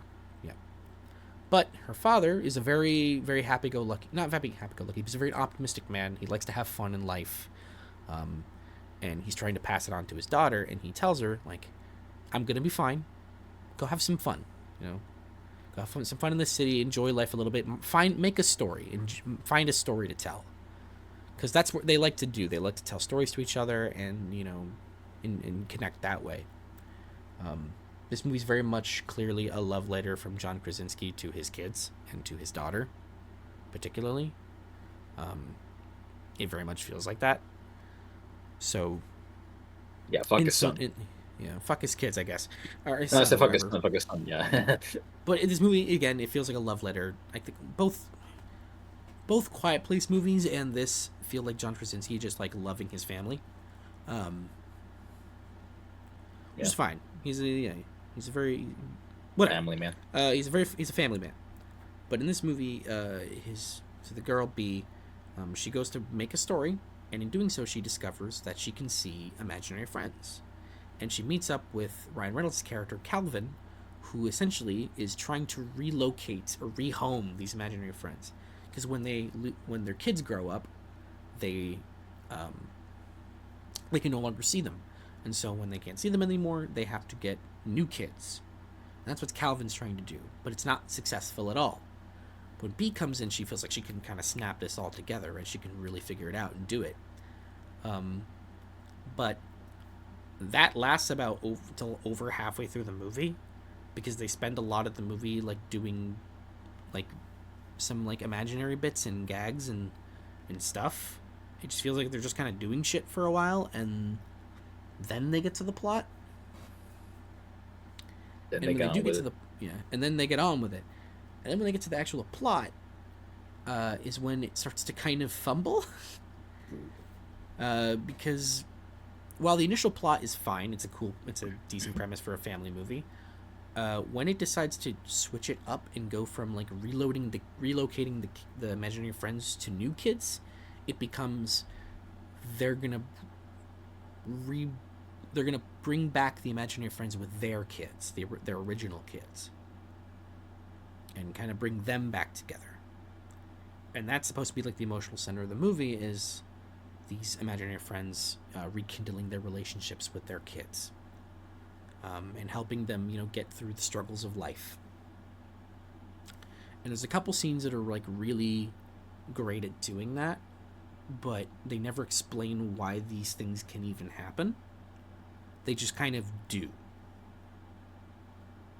And because it changes plots like that, they don't, but because it does it so late, like it does it until this movie's like an hour 45, an hour 50 minutes. They don't do that until like an hour and a half, like an hour and 10 minutes in, hour 10, hour 20 minutes in. So there's very little time between when they do this to the rest of the movie being about that. There's just not enough time given to adjust to the plot change.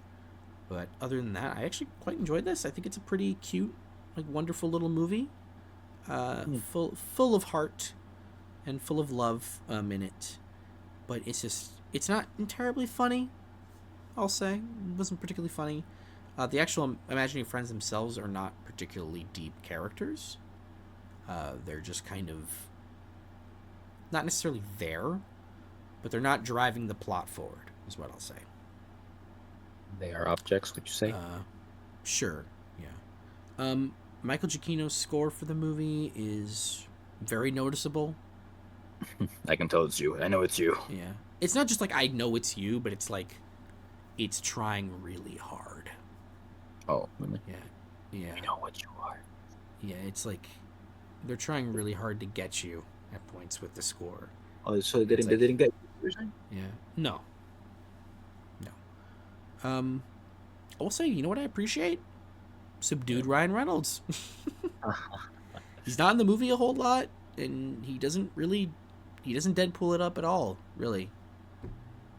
He's actually pretty calm in this one. He's at his own when he's not Yeah. Deadpooling it up. Watch Safe House, everybody. Yeah. That's the best Ryan Reynolds you'll get, probably. There's a couple moments where the Deadpool comes out. Because the moment where he looks at one of the imaginary friends and goes, "I swear to God," and it's like, oh, okay, Deadpool's coming out. Then John Krasinski has to goes, "Hey, this is a family movie." Hey, save it for Deadpool 3, right? Yeah. Come on. Yep. Yeah. But I like the kind of the metaphor that the imaginary friends represent in terms of like Bee finding her story or kind of dealing with her, her anxiety and her fear about losing her father, and kind of helping her find that it's okay, But it just feels like the movie wasn't fully developed. Fully realized. Fully realized. I think if it was a bit longer. I've seen people say this movie is like incredibly boring and slow, and I didn't find that at all. I wasn't feeling that necessarily. I think it moved by pretty quickly. But I also think it could have really benefited from being a bit longer, just to kind of leave more time to adjust to the new concept, or not to the new concept, but like to the plot change, or kind of explaining it a little bit more. The ideas of it. Yeah. But otherwise, I think it's an okay movie. I'd give it a 6.5 out of 10. It's fine. So, I don't really see the hate for this one.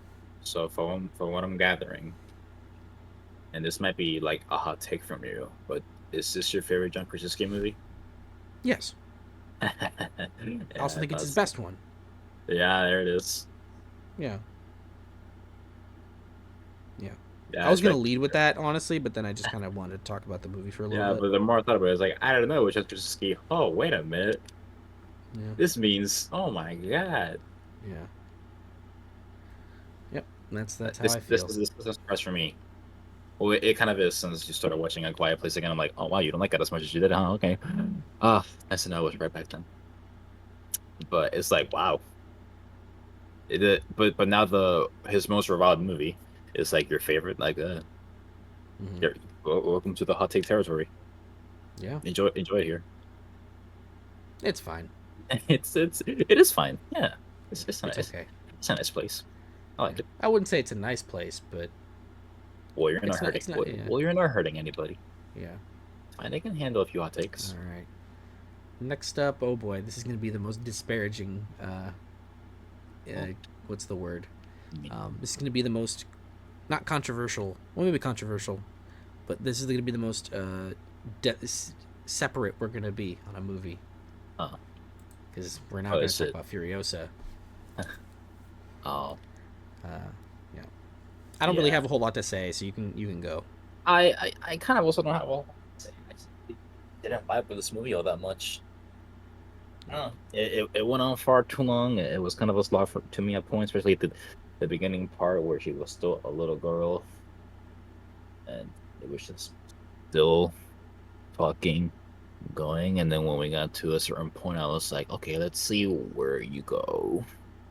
I enjoyed the action parts, all two of them. Yeah, yeah, all two of them. two to three of them. Yeah. I enjoyed them. They were like the best parts of the movie, and they were like very high tense, going movies. It's a very simple movie, actually. It's simple. It's a revenge movie. Yeah. Yeah, they wanted to make it an epic. Although I'll be honest, it doesn't turn into a revenge movie until half when it's almost over. Well, Like, yeah, it's always been a revenge movie. It just fully becomes one by the end. Yeah. yeah, they kind of just forgot about Chris Hemsworth over there for like a little bit. He's like not in the movie all that much. Um, I don't know how much I buy the fact that she got away from Immortan Joe with well, first of all, you heard me listening, not listening my shit. I was like just like sighing because she got away because she cut her hair, and the stupid uh, fat big guy. It's just let her go because I don't know. Oh, He Rictus. yeah, Rictus. He's dumb, so that's why she got away. And then for years, for the movie, I was like, really? So she stayed in disguise for years, pretending to be one of the boys in there, but none of them had any idea who that person was. Even though don't they handpick those people specifically to make those jobs of because of their expertise and learning curve? And she's just someone just I popped don't up know if there. that's necessarily the case. Well, then why wouldn't you do it like that? Because I'm kind of there like, so she's just snuck there for some reason.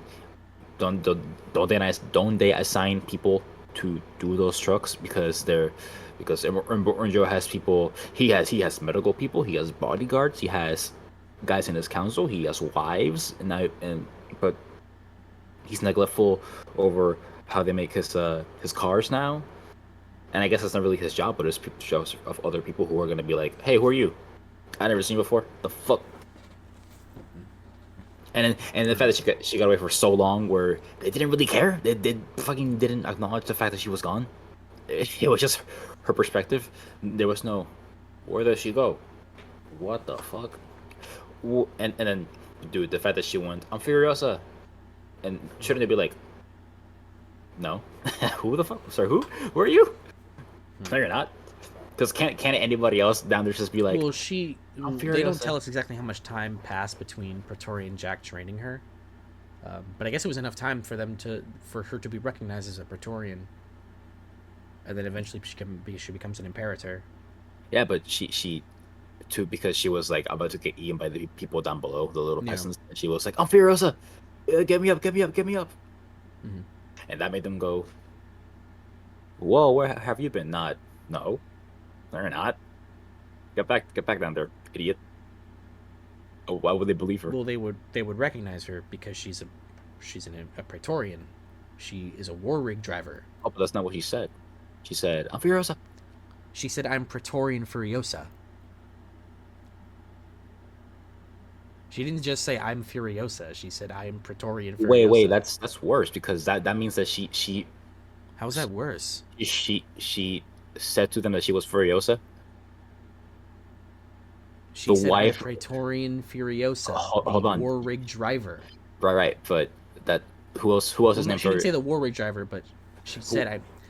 What is your problem? That she said her name, or that she didn't classify who she was to Named them for to that who made else her is to name her as something important, someone important? who else is named Furiosa in their perspective, and more than Joe's girl wife who got away. I don't think they told her name. I think all they said was like little D. I don't think they said her name was Furiosa. Huh. Because I'm remembering the movie, like they don't introduce her as Furiosa to Immortan Joe when she's a kid. They introduce her as Little D. Right, And then Immortan Joe doesn't ask her name. right, yeah, she's So just a wife. he just goes, "You're a child. When you get older, you're going to be a wife." Yeah. And then she becomes an Imperator. Or not a. She becomes an Imperator by the time period, but she's Praetorian in this one with Jack. Yeah. Right. All right. I'm just gonna Yeah. like this. Yeah. I don't know how she got away with her hand. Hmm? I don't know how she got away with the hand. Oh, yeah, that scene. Yeah. That's the stupidest thing in the entire movie. Yeah, she I don't know just how she gets away with that. cut it off, and then whether circle No one no, saw it. no one saw whether they were circling No around one saw it. the Yeah. truck. Yeah, that was a bit of unsatisfying Yep. with her losing arm too. I was like, oh really? That's how you do it? And she didn't bleed out. All right. No. Um, And then she just made a robot arm, I guess. I yeah. guess she just did it. You can just do that. Yeah. Uh, I like Um, I like the Chris Hemsworth. He was funny. yeah, he's very good in the movie. Good performance from him. Yeah. I did see people trying to say that because of this movie, it proves that he's the best Chris. Like that Chris Evans could never pull out a performance like this, or has never been good in anything else. I don't want to say And then I it's saw like people trying to say that he was no. bad as Captain America, Shut up. and I was like, wait a minute. It's like, what is this revisionist history on Chris Evans I'm seeing? It's like, go watch Snowpiercer, please. He's incredible in Snowpiercer. I'll I'll concede that Chris Hemsworth is the best Chris. Oh, sure. Why not? But I'll say that. I sure, don't, but whatever. I don't personally agree, but that's a debate on itself. Who's the That's best not what Chris we're then? talking about. I actually like Chris Pine the best, actually. Uh, Yeah, but I think all three of those Chris's have turned in very good performances before. I don't think Fuck Chris Pratt, I that. guess. Yeah, fuck Chris Pratt. What? He's been Chris Pratt and everything as of recent. Oh, it can't be Chris Pratt. Um, at least fucking Chris Hemsworth has been trying to play characters. All right. Yeah. Yeah. But anyway, that was a weird tangent. I'm sorry. Uh, yeah, no, he's great in this movie. He he's so entertaining that he is no longer threatening as a villain Mhm. because he's just so actually entertaining to watch that I'm never scared of him. Um, I think Anya Taylor-Joy is great as Furiosa. She does a lot with just facial expression and body movement that because she doesn't say a whole lot in the movie. Um, but I think she just does a lot with her physical performance that really sells like whatever she's feeling in the moment, which is something that I think George Miller's just been great at with direction, with his actors in the past. Because if you watch the Mad Max movies, there isn't a whole lot of dialogue in them. I mean, there is dialogue. There's a good amount of dialogue, but a lot of it he likes to do is a lot of visual storytelling, and so he'll oftentimes have just characters just be silent, to kind of express like the what emotion of whatever he wants the audience to feel. It's especially seen a lot in like the original Mad Max and Fury Road. But I don't know. I quite like Furiosa. I wasn't too down on it. I think the action's very good, but it's missing a lot of that like tension and danger that existed in Fury Road because a lot of the action is aided by the help of CG. The CG is kind of And ugly.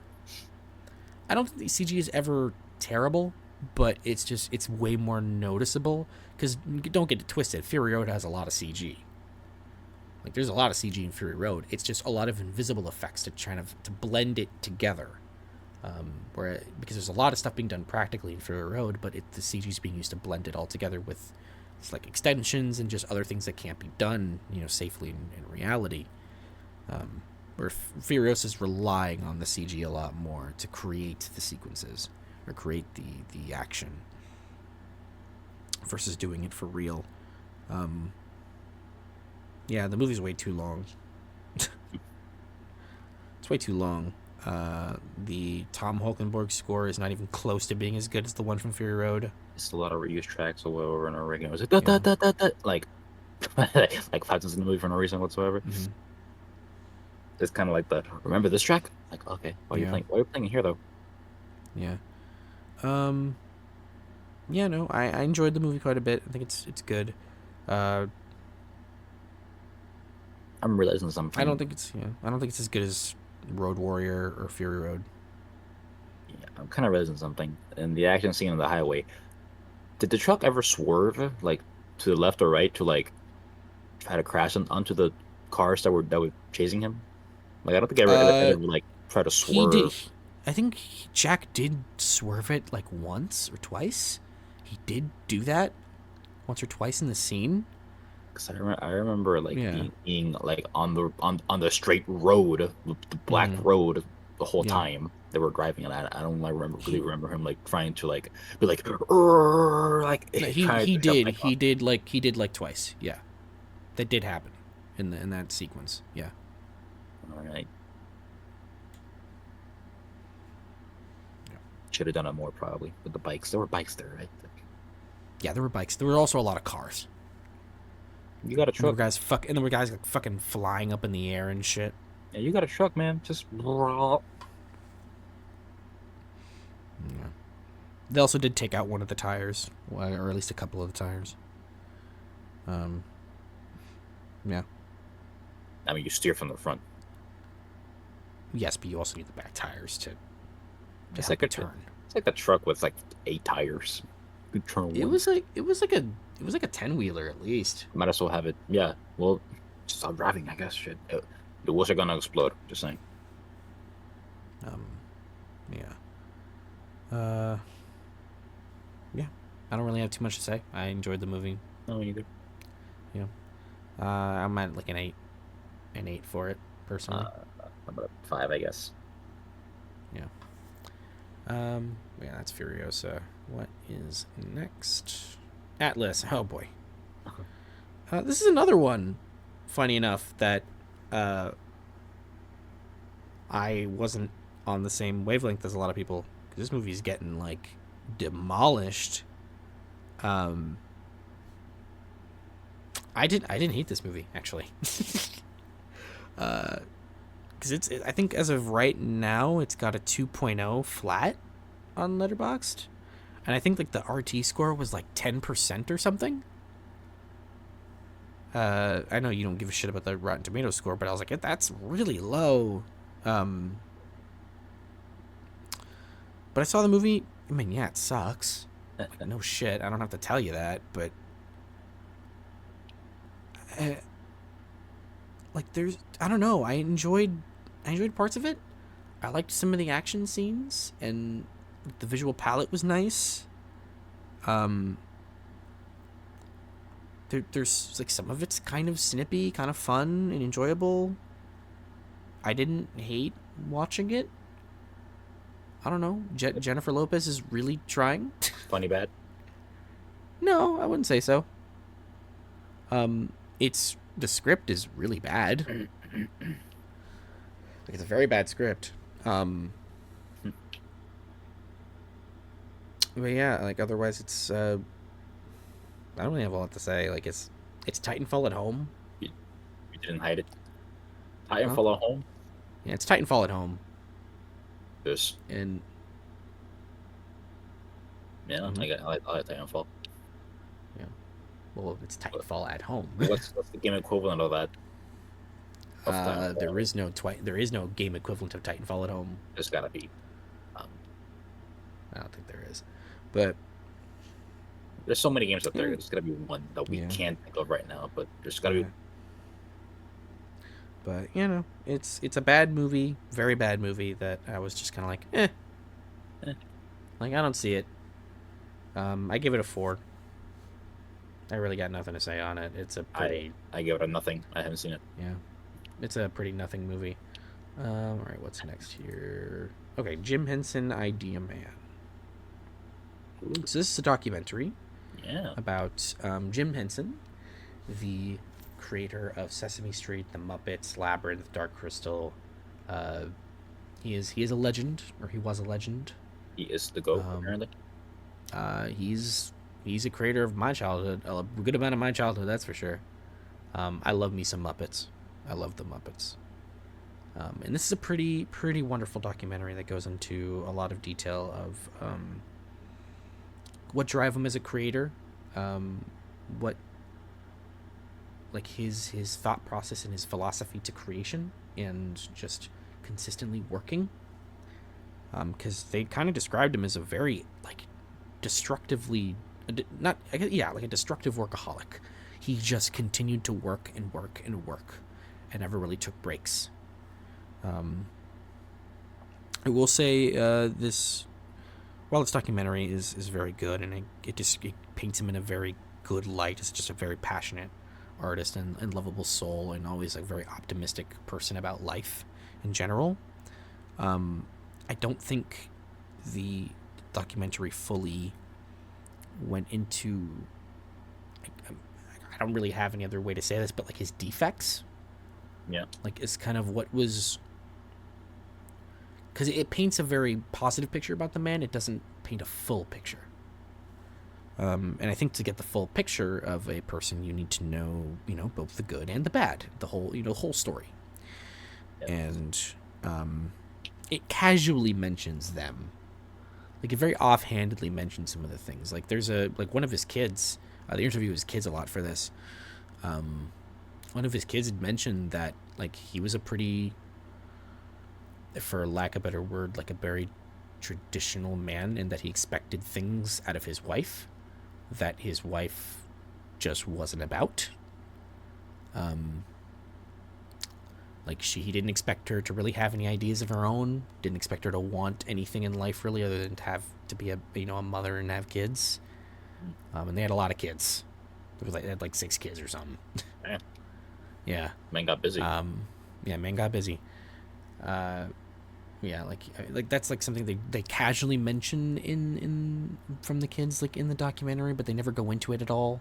It's just very offhandedly mentioned. They mention that he didn't really, like, he gave his wife control. She had like a job in the company, and she had in his company, and she had like some form of control, but she wasn't wanted at the company. Like she didn't have any power there, even though she was a co-founder, you know. Mm. Um, but those are just very offhandedly mentioned. They're not actually gone into much detail at all.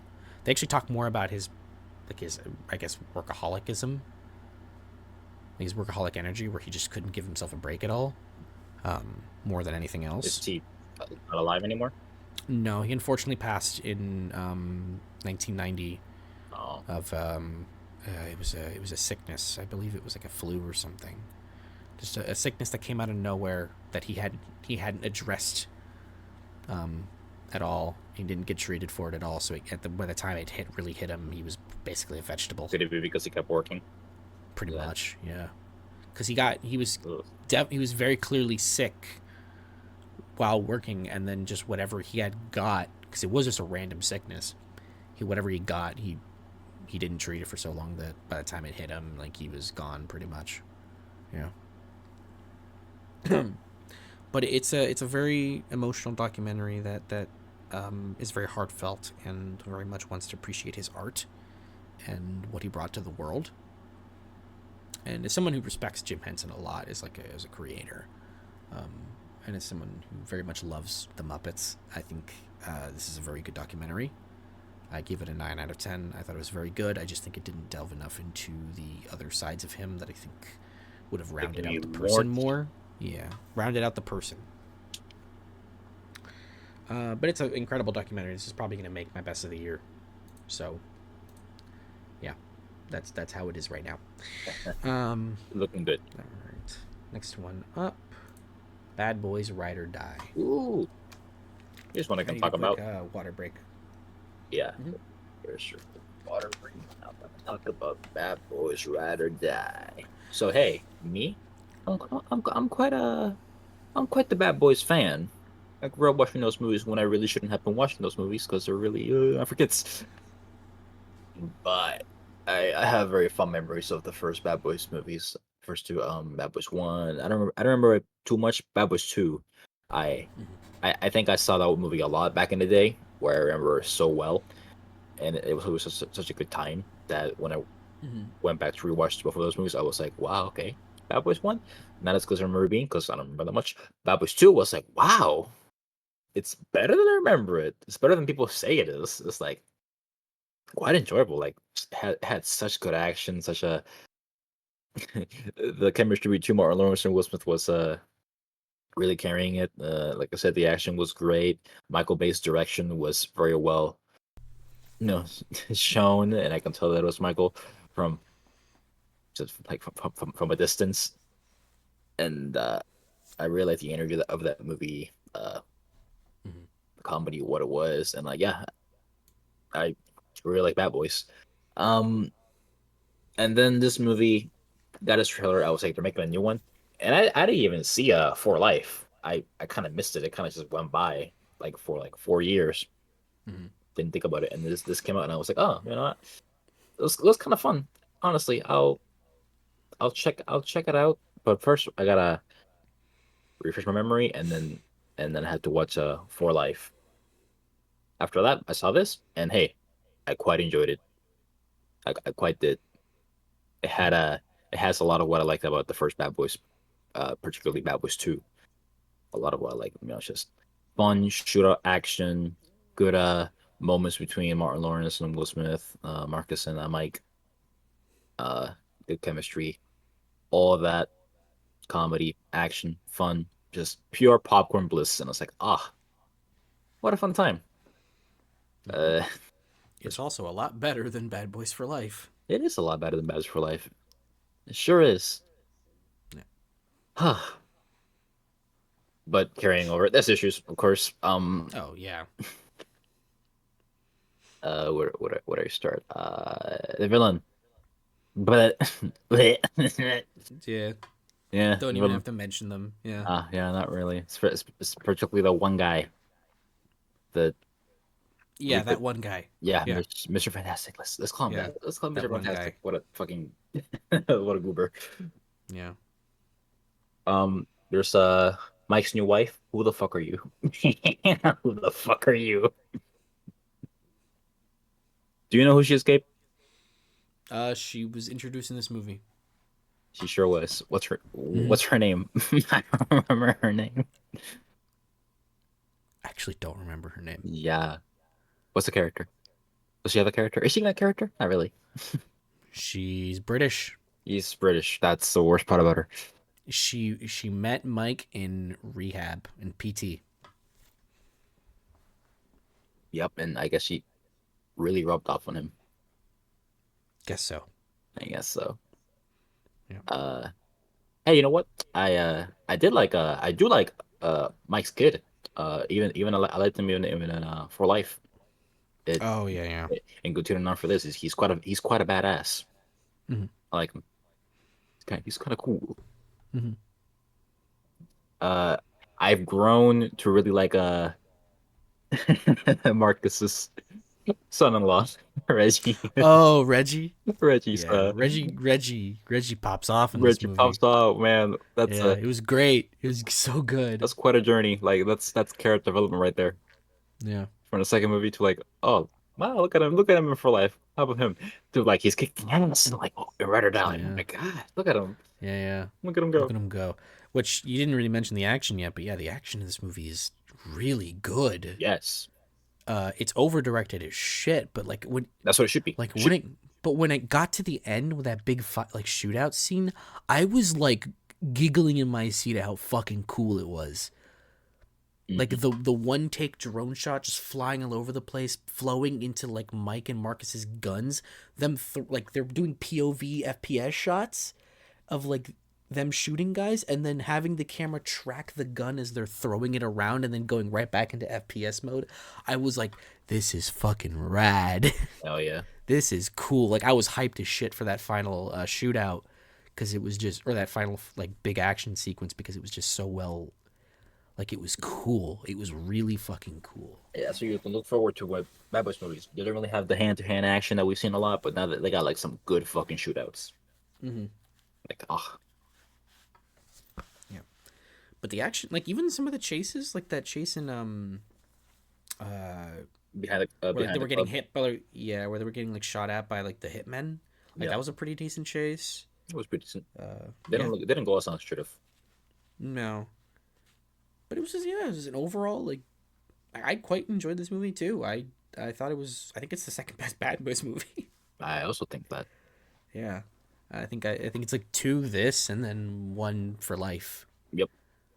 Like yeah, I quite enjoyed this movie. I think my issues with it, I was like, it's aggressively silly at times. There's a lot of unresolved threads in the plot. Um, lots of music drops. I heard Uh, stuff. I heard stuff from the first movie, which made me go, "Oh, look at that." yeah. Which I It's don't know starting to feel like they care more about Mike than about they do Mike. Marcus. Uh, Because it feels like At least with the last movie, it feels like Marcus is actually a little sidelined, and then in this one, he's not as sidelined, but it feels like they wanted to give Marcus a big character thing, but then they kind of just forgot about it for most of the movie, like his anxiety. It was Marcus or Mike. Mike, Yeah, Mike, Mike was having the anxiety, the panic attacks. yeah, I do like what they did with Mike in this movie. They yeah, kind of like switched the roles between both of them. mm-hmm. Mike usually being the more active gun-headed one, Aggressive, yeah, aggressive, and Marcus being more level yeah, bad because he's got something to lose. But I do like the fact that Mike, after getting shot at and almost dying mm-hmm. in the third movie, it was like, Yeah, yeah, he got into perspective of of his life. He's not yeah, invincible, and knowing that getting married means he has something to lose. yeah, Someone has He has someone to lose him too, and I like that. I wish that it was a character that I fucking knew. yeah. What happened to Sid? I What also happened wish to that Sid? they, I also wish that they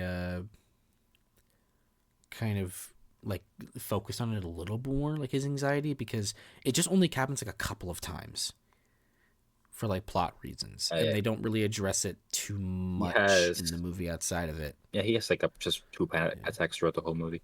yeah.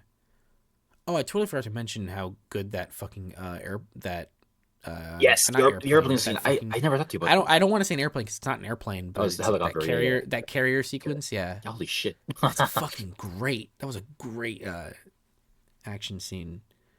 The plot's fucking silly, Yeah, but if you're coming to the Bad Boys movies for plot, you're unfortunately in the wrong movie.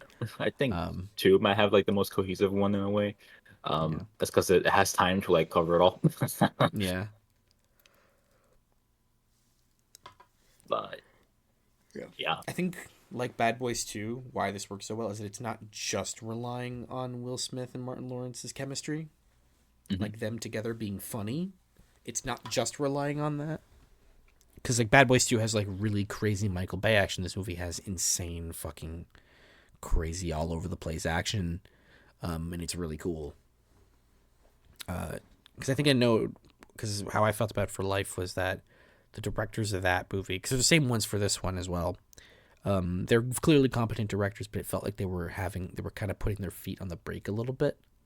Like they were a little kind of not as confident with the action, and they kind of started to let loose a little bit at the end of the movie, but it was like too little, too late. With this one, they just fucking went crazy. yeah.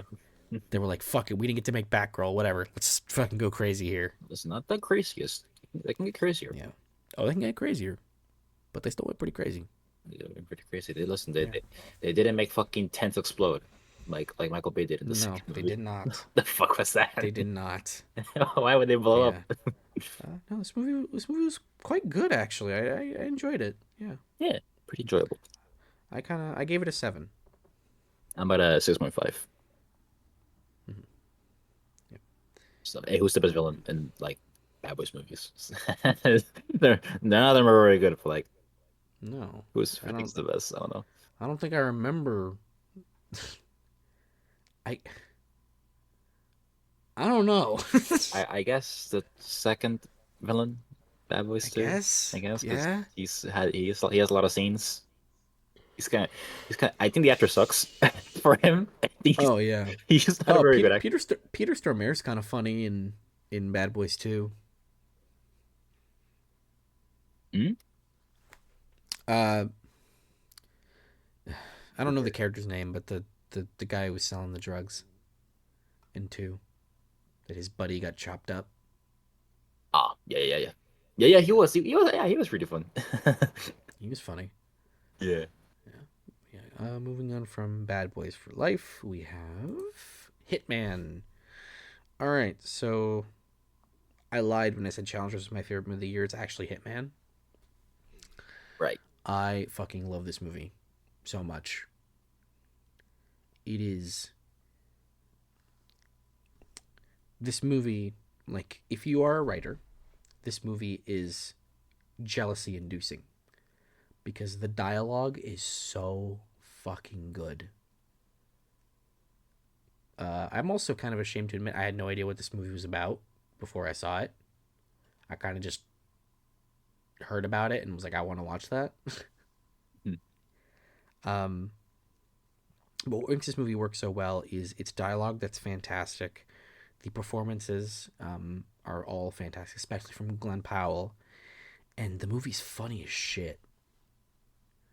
It's funny as hell, and it's one of those movies that you just kind of you just throw on out of like kind of like a curiosity, and you end up watching a movie that you like. It blows you away because it's so damn good at everything it's doing. Like I genuinely don't have any problems with this movie.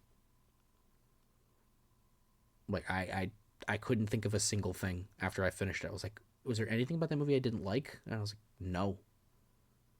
Like I don't think there's anything in this movie that's particularly bad. I know some people don't really like its ending, but I like. I think the ending works because they acknowledge its insanity.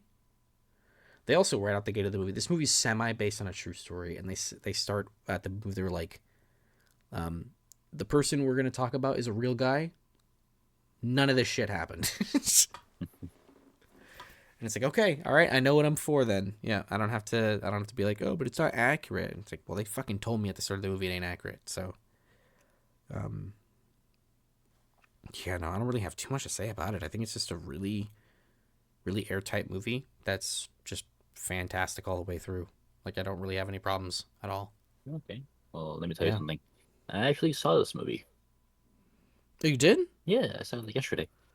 Oh shit! You didn't tell me that. Yeah, no, I forgot to tell you that, but yeah, I did see it.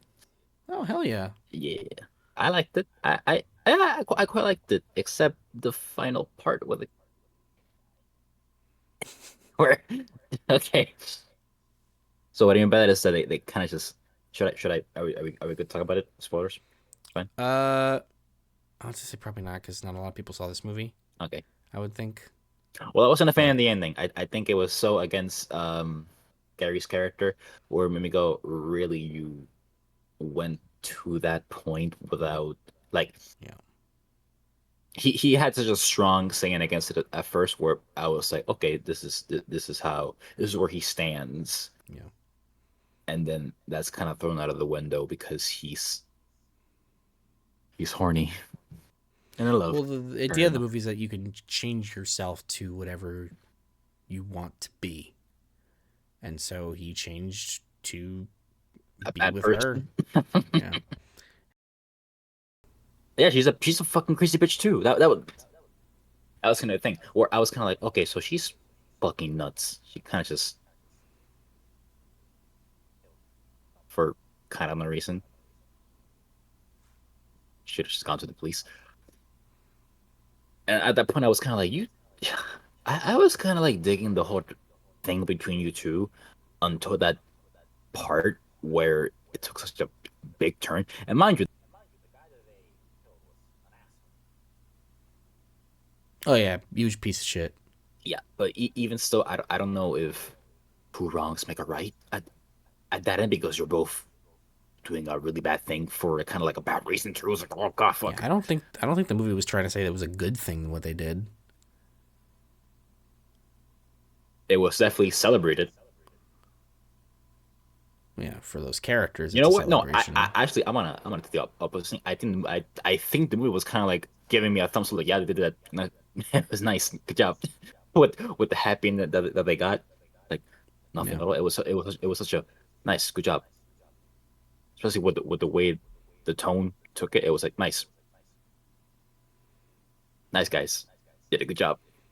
Well, the film's also kind of a fantasy in a way. Like it's not it's acknowledging that it's very much a piece of fiction. Oh, It's not. I wasn't. That's why I said Yeah. characters, not the real people. I know this is gonna happen. That's I'm taking it as a piece of fantasy fiction where I'm kind of like, oh, I kind of don't like you two now, honestly. Not much not as much as I did at first. Okay. But you're very much right about the dialogue being like really smart, snappy, and clever. Uh, although now that I found jokes in the movie really bad, I didn't really laugh once. Again, not that I found the jokes to be bad. I just never like haul without laughing. Hmm. Like I'm assuming you did, right? No, I get. I didn't have any big laughs. I did have chuckles through most of it, but it's just Yeah. like, that's good. Yeah, I Yeah. just I never really had that constant wave of ha ha ha ha. I think I was just attentive to the movie rather than carefree with it because I was paying attention. But yeah, nothing made me go Mm-hmm. ha ha ha ha. That's funny. Maybe are you saying you want to fuck Ron? Maybe that made me go okay. Mm-hmm. Yeah, I enjoyed it. I enjoyed Hitman. It was fun.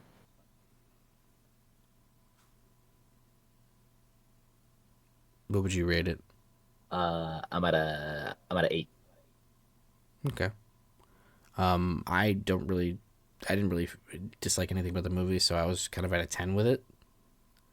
I was very high in this. It was kind of just like I was excited to watch it because I was like, finally I can finally fucking watch this movie. Because I'd want to seen it for a while. Uh, yeah, it was. I just really fucking enjoyed it thoroughly. I don't really have a lot to say. Yeah, Club House great too. Yes, Glenn Powell is great in this movie. It's got range. Look at him. Yeah, yeah. It's also kind of like I would think it's like a dream role for an actor that you can kind of go crazy like that a little bit. Do whatever you want. Literally do Yeah, whatever you want. Do whatever you want. yeah, yeah. No, I fucking love this movie. It'll probably, I don't know. This year's looking a little weird, so I don't know. We'll see. Um, yeah, no, really like the movie. Just next up is I Used to Be Funny. This is a movie I kind of just watched on a whim, I guess. I didn't really know anything about the movie. I just kind of turned it on. Um, so it's kind of supposed to be like a dark comedy, somewhat more of a drama, about a stand-up comedian who has essentially lost her drive to kind of exist in the world and do comedy again, because she used to be a nanny for this girl who, they don't explain it immediately, but after a situation happens where the girl she was nannying has essentially lost all trust in her and actively despises her, that kind of ruins the main girl's life, essentially. It's like her public image, I guess I should say. What the movie ends up being is it's a very non-linear story where it's told mostly in flashbacks, and you kind of just you see like the after effects of what it's done to her and her trying to get back into life, but also learning what happened to her. And unfortunately, this movie mostly, it's okay, I would say, as a whole, but it mostly just doesn't fully work because the way it's trying to actually talk about its subject matter, which is like the issues of mental health and abuse, it goes about it in the most like Lifetime original B movie kind of way. It doesn't really take too much nuance or tact about it, which really sucks because this is actually like pretty poignant subject matter to deal with in terms of like grief and abuse and harassment, and it's not really explored in a way that feels like real, I guess I should say.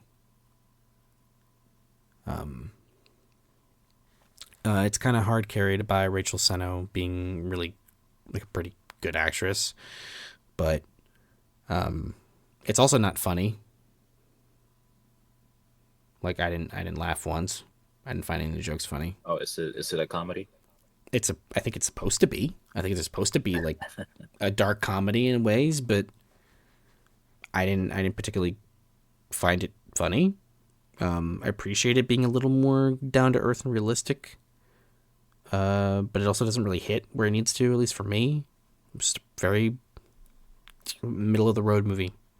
I gave it a 6. Yeah. Oh, This movie I just kind of watched. I found a movie I watched with literally no expectations and not knowing at all what the movie was about. I felt disappointed when I finished it. Yep. All right, next up, Inside Out 2. Talk about a movie that actually didn't disappoint me. It actually surprised me. I went into this movie with the most hater of energies. I was like, you fucking don't need this movie. I very much was in the opinion that we don't need an Inside Out 2. Um, I walked out of this movie being pleasantly surprised. It is not bad. I actually think it's quite good. It's probably the best Pixar sequel since Toy Story 3. That's a lot. That's a long time. Yeah, because it sure as hell is better than Cars 2, 3, Incredibles 2, Finding Dory. I haven't seen Toy Story 4 in a while, but it's probably better than Toy Story 4. I bet. Um, yeah, no, Inside Out 2 is it's not a great movie. I think it struggles in its first half because its first half is very much just kind of laying in the ideas and the themes, and it's very much focusing on like gag humor for a while, and for me the gags just didn't work. But once you get into that second half, when it really starts to like hit its ideas and explore them, it gets a little too real for me. It got a little too real at points, with some of the visualized emotions and the depiction of anxiety. That got very real for me, and it did hit where it needed to. At least for me, I didn't get emotional or anything, but it very much had that. I also felt the same way about Puss in Boots when it depicted anxiety. It put me in a moment where I was like, "Oh, this is getting a little too real for me." But yeah, no, I would. It's a pretty good movie overall. I think it it doesn't quite work as well as Inside Out 1, obviously, but I do think it has the same strengths as Inside Out 1, where I think the emotions that it's describing and the message it's telling is very important and I think very well realized, but it's just kind of formulaic, and its first half is a bit of a struggle to get through, at least for me. I think especially if I were to watch it again, but I don't know if I'll watch it again anytime soon. Yeah, I'm at a 7.5 for it. I think it's a good movie, but certainly not Pixar's best, and Do not close to being as good as the first one. do they explain how or why these emotions weren't there in the first movie? Puberty. But what about the adults who didn't have those emotions there? They're so at least with anxiety. Anxiety is kind of described as an emotion that you kind of just don't push away, but you just kind of deal with and need it when it's bring it out when it's needed. Eh? Yeah, no, it's there's a giant button that comes up on the console at one point, and it's like that's the puberty button. Yeah, and what happens is that the demolition crew comes in and just destroys the entire like console and like the center where they do the work, Right. and then they're like, all right, we're out. Well, yeah, yeah, but I mean like, because No, Ernest, they do not just magically explain how the anxiety were never there in the first movie or other anxiety. emotions. Oh yeah, yeah. I just that doesn't make any like yeah. You would kids get anxiety, you know? So it's like where were these emotions back then? Someone said they needed to make a sequel and so they wanted to have more, even though that stuff is already there. Uh, but yeah, of course they don't. All right, from Inside Out 2, we go to Ultraman Rising.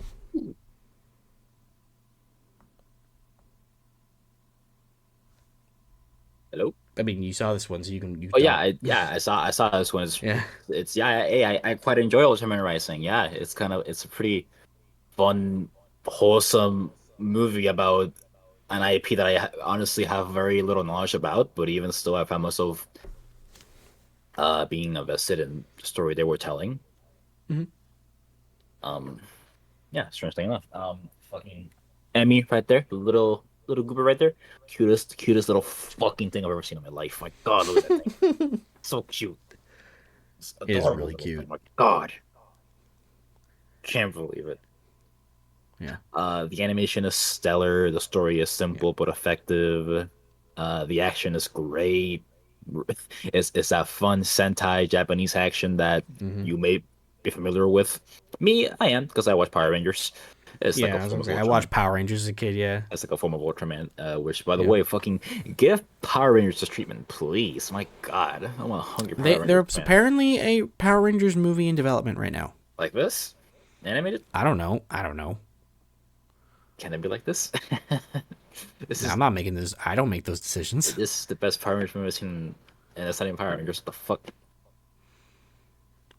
This for times. Yeah, it's fun. It's not a. I wouldn't call it great, but good. There's some issues there. Me go, could have done better. That ending, that it felt unearned to me. Especially with what they did with a character, and it was like, oh, you're doing that. Okay, movie, I respect you. Oh, you're backtracking. You're just kind of ignoring that you just did that. Okay, got it, fine, don't worry about it. But yeah, that doesn't take away much enjoyment from the movie. That the fact that I quite liked Ultraman Rising. Surprisingly enough, some good stuff. Mhm. What about you? Uh, no, I really like this movie. I this was another one that I just kind of threw on, like no expectation, and I came out the end of it going, "Wow, that I'm so glad I saw that. That was a very good movie." The animation's incredible, obviously, like you said. I think what's interesting to note is that it's not going for the Spider Verse look, but it has some of that inspiration in it. I will say Yeah, it's not going for that look yeah. specifically. It's I mean, not doing that. it's very Yeah, different from Spider-Verse, yeah. but it's It's good. got its own look to it, but it's definitely somewhat inspired in terms of like Designs. designs and kind of having a little bit of like. I noticed there was a little bit of like weird like itching on the like the frames and the images, like they were kind of looking like they were like dotted in, which I thought was kind of cool. Probably kind of a more of like a manga look. Yeah, especially with the zoom-ins characters Yeah, through their faces, where it's they're angry, like yeah. Lots of speed lines. yeah, Yeah, no, the story's really simple, but I think it really works. I will say for me, this movie was kind of a bit of a slog for its first act to first half, Hmm. mostly because didn't like Kenji at all uh, for about half of the movie. Yeah, I thought he was a fucking asshole for a good portion of it. And I get like why, but he was such a prick in every other part of his life where I was like, I'm like, this doesn't give you the right to be a dickweed to everyone in your life. So, but otherwise, like, yeah, once the main plot comes in with Emmy and like, that's all like brought through, I was like, wow, okay, this movie really picked up, and I really enjoyed it from there on. Yeah, I can't say I have the same issues with as you, but I do agree that so, like with some of the like the villain character, it kind of gets a little weak in the end. mhm.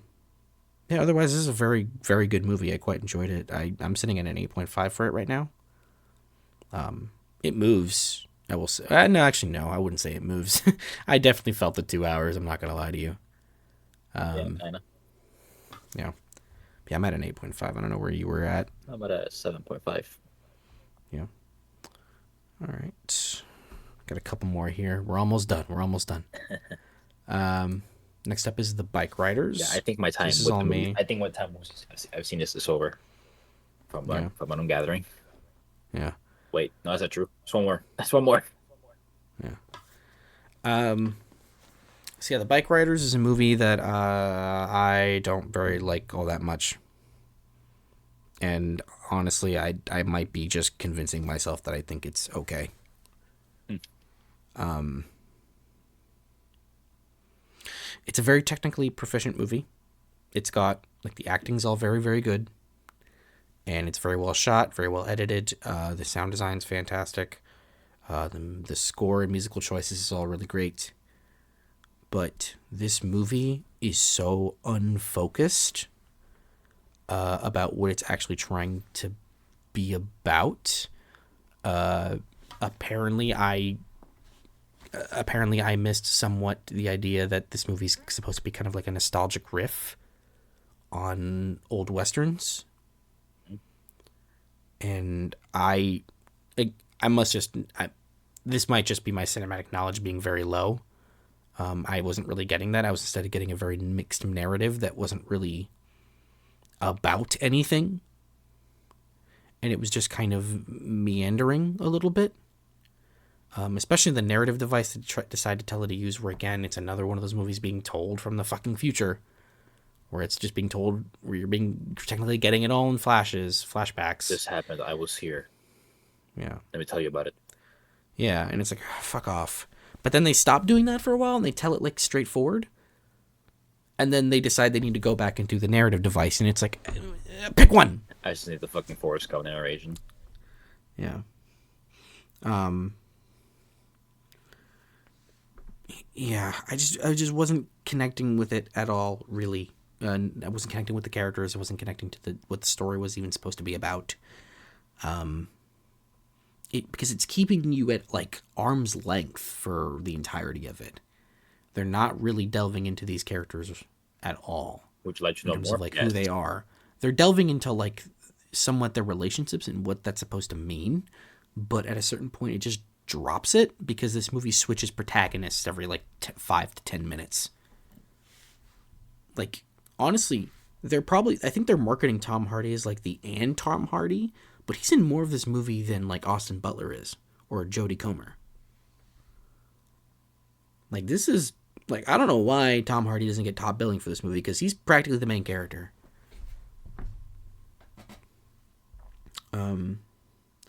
And I do kind of understand that it's supposed to be like, it all starts as like an imitation of something that they thought was cool, and then it becomes a real thing and they weren't prepared for it.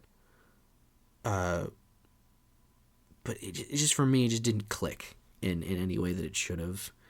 I might watch it again to see if I kind of get it a little more and kind of connect to it more, but as it is, I was not really into this movie at all. I could convince myself that this movie fucking sucks.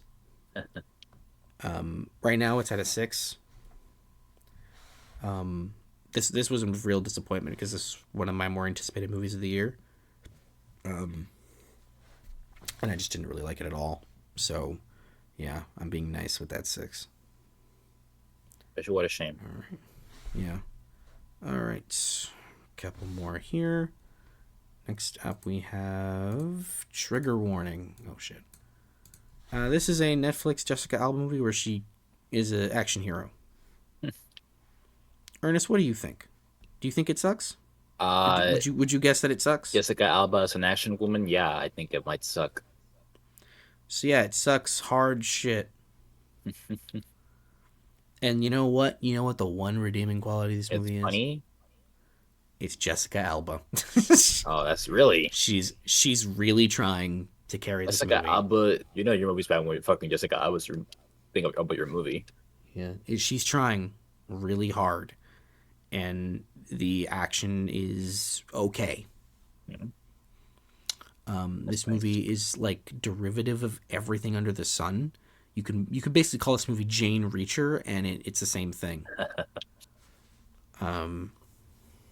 Fucking CIA. Yeah, it fits right in with Netflix's shit. Yeah, it just fucking sucks. It just sucks the shit. The dialogue is awful, actually. I will mention that the dialogue is terrible. Like, good lord, it was so bad. And there's one scene in particular that's just fucking, it just rubbed me the wrong way, with what it was doing. Yeah, but I don't know. I give this movie a 2. It just sucks the big shit. It's better than Rebel Moon, though. Wow. Yeah. Well, I gave straight 2. I gave Rebel Moon also a 2. So. All right. Yeah. I don't know which one I would think is better. I'm gonna be honest with you. Yeah. Yeah. No, I really gotta say this movie sucks shit. All right. Last movie up. Actually, Nope, I lied. Second to last movie up because I forgot about the other one that I have to add in at the end here. Yeah. But Quiet Place Day One. Oh, look at that. Yep, this is the most recent movie we've seen, Yeah, yeah. at least for me. Well, yeah. As of recording this, well, currently it's July 2nd, but as of recording, we saw this just about 2 days ago. Hmm. We saw this on Sunday. Um, so brief history about us. Ernest hates the Quiet Place movies. I sure do. I like the first one. Don't like the second one at all. So this was another one that I was kind of a hater energy on this one. I was not excited for this movie at all. I was also kind of a hater energy on it. I was at least being like, okay, I don't know. I like the so I guess I like Lupita. I like Lupita a lot. But Maybe I'm well, biased. yeah. And then we saw it. Well, Well, maybe I am just uh, maybe I'm a Lupita guy, but I actually found myself liking a Quiet Place movie. I actually also liked this movie. What the I liked fuck, it quite right? a bit. Yeah, I also Yeah, liked it quite a bit. yeah. There's It's problems, of course, but oh sure, yeah. yeah. But we all walked out of it and we were like, are we all kind of feeling the same thing right now? it This was like did we like a Quiet Place movie? did we? Yeah, I'm more surprised than anybody else. Like, wow, I like yeah. this movie. What the fuck? Because you were the first one to say it. You were like, I actually like that movie, and we were Yeah. like, wait a minute, wait. It's Wait, like, wait, repeat that. who is this man? Yeah, but no, I quite like this movie. I think what makes this movie work over the other two is that its characters' relationships and the kind of the vibe it's trying to go for is way more well realized than the first two A Quiet Place movies. Yeah. I think I wrote down specifically kind of what I felt, but while I find that, you can talk for a little bit. Well, yeah. The from like a surface level, you would think that the goal of the goal of one character is like really silly and dumb, but like you really come to It's understand it's refreshingly human. it's very human. You really come to understand Yeah, why she's doing what she's doing despite everything happening around yeah. her. Because it's such a it's not I don't want to necessarily I mean it's a silly goal when you think about it, but Yeah, like because we're given this perspective of this character, that goal is no longer silly. It's actually so incredibly human and in I don't want to say like down to earth, but it's very personal. in the grand scheme of things, it will be Yeah, like, what the fuck? You're gonna do it's that like what the fuck you over want? what's This is happening? what you want? Are you Yeah. dumb or just like, no, I get It's it. also refreshing in the lens of like a survival movie, an apocalyptic survival movie, Yeah, because in any other movie like this, the goal would just be blatantly survival. Because I noticed that something. There was somebody who said this. I believe it was Double Toasted Corey. He said that what makes the center of this movie work so well is that it subverts the kind of ideas that you would see in a survival apocalypse movie where it's used as a way to express the cruelties of humanity and the selfishness of humanity. Well, this one's about entirely human decency, yeah. where it's not about just surviving. It's about like It's experiencing about living. human. It's about living. It's about experiencing human decency, and just because these people just meet for the first time, and it's really they're just decent people enough that they care at that baseline level to care about like what they want and like what their needs are. So it's actually refreshing and subversive in that way, where it's actually focusing on the good of humanity versus the bad. But I thought that was interesting. I thought that was just an interesting thing to note. It's like why part of this works so well as it does. Yeah. That's I mean, sorry. I know I just kind of cut you off. Well, I I mean, yeah. apologize. I would have said the same thing if I saw Double Toasted probably. But I did have had that in the mind. It was like it's something different than you don't see in these kind of films. Yeah. Well, hey, you saw it for a villain in Power Rangers. But yeah, by the way, Probably the motive isn't fucking Rita whatever her name is in that movie fucking Rita one Repulsa. Rita supposed to 1 and 2 you fucking Krispy Kreme because some fucking reason. I don't know why. There's a very Well, good reason. the goal was not. to eat Krispy Kreme in that movie. Whatever it was. It There was was, I believe it was like something for Goldar was under a Krispy Kreme. It was product placement. I don't know. it was very I gotta watch them. I gotta watch the movie again. I just know that like the goal wasn't to eat Krispy Kreme. Anyway, sorry. yeah. Well, the there's a good reason behind it, and if you come to watch it, you will hopefully understand why it means a Mm-hmm. lot to even the Yeah. person watching. Uh, the movie quite packs quite the intense level value to it. There's a lot of intense moments, which maybe Mm-hmm. which effectively did make me move around my seat, hold my Hmm. breath, gas, fucking make noises like a silly little fool in the theater. But like, yeah, I was quite Huh. concerned for the characters Huh. at times. Particularly, Interesting. yeah. I didn't really feel that. Yeah. No, I was kind of feeling because I like these people. That's why. I liked him. I just wasn't particularly tensed up at all during it. I didn't find it particularly scary.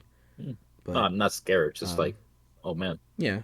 uh, But that it was effective. I'll agree that it was effective. that alien sure is close to you. Oh man, I Yeah. hope you make it.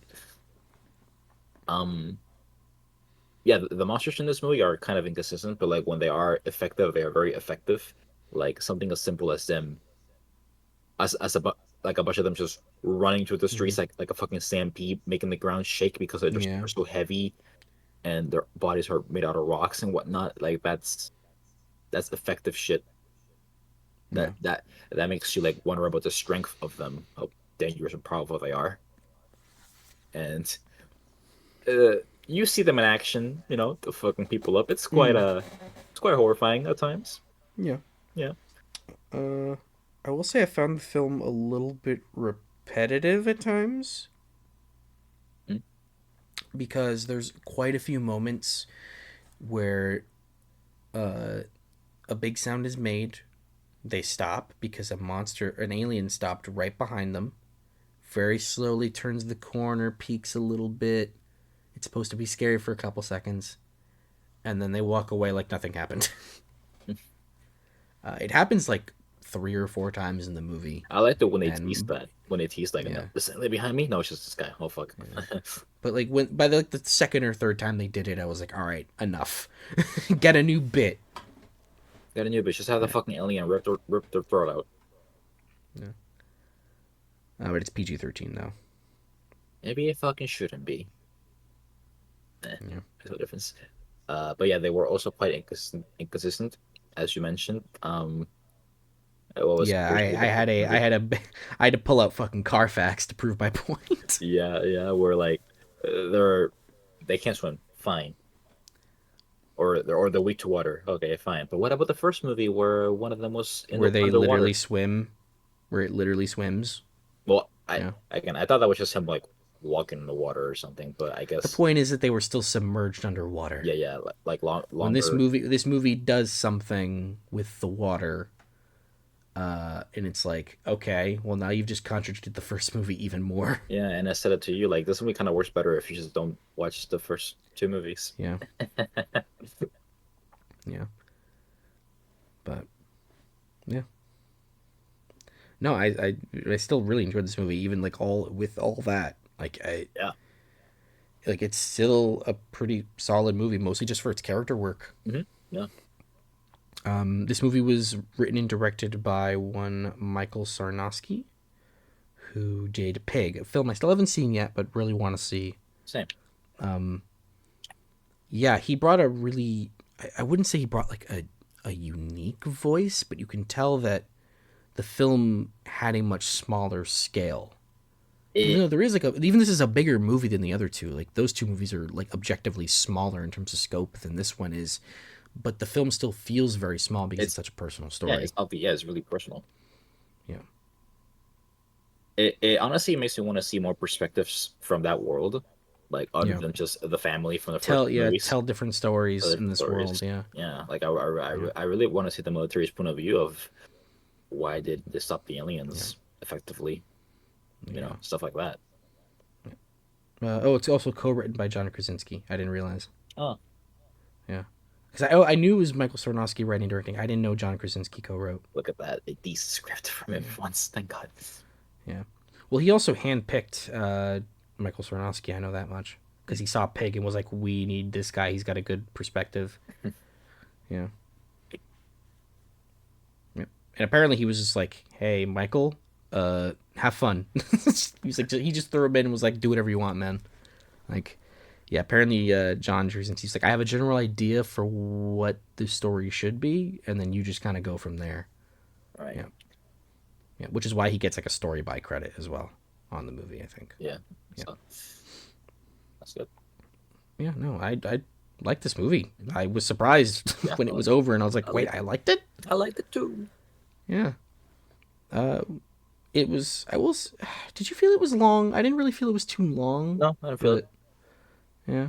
Oh, it was long when I had to go to the bathroom. That's when it felt long. Like, oh man, can you finish? I gotta pee. um, yeah, no, I enjoyed it. It's weird that I'm saying that Yeah, work for you, work for me, that I enjoyed mother. the Like, movie.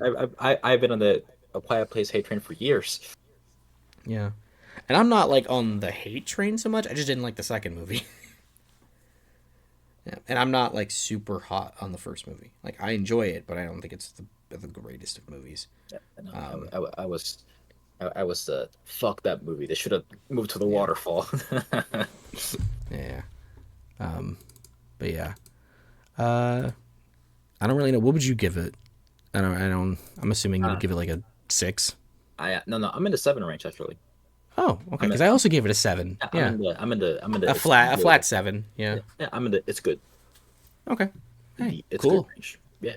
Yeah. Lupita's great, by the way, in this movie. Holy Stupida, shit. Stupida, bro. What the She's. I fuck? mean, she's Lupita. Stupida. Yeah, she's gonna be fantastic in everything. Yeah, Stupida. Um, If she's not Joseph in Quinn the is pretty good too. Yeah. huh? Joseph Quinn was pretty good too. Yeah, I like them a lot. Yeah. I like that guy too. Yeah. Surprise Good character in the movie. actors. Yeah. Fucking throwing bricks at cars. Yeah. Um, yeah, no, I'm genuinely surprised.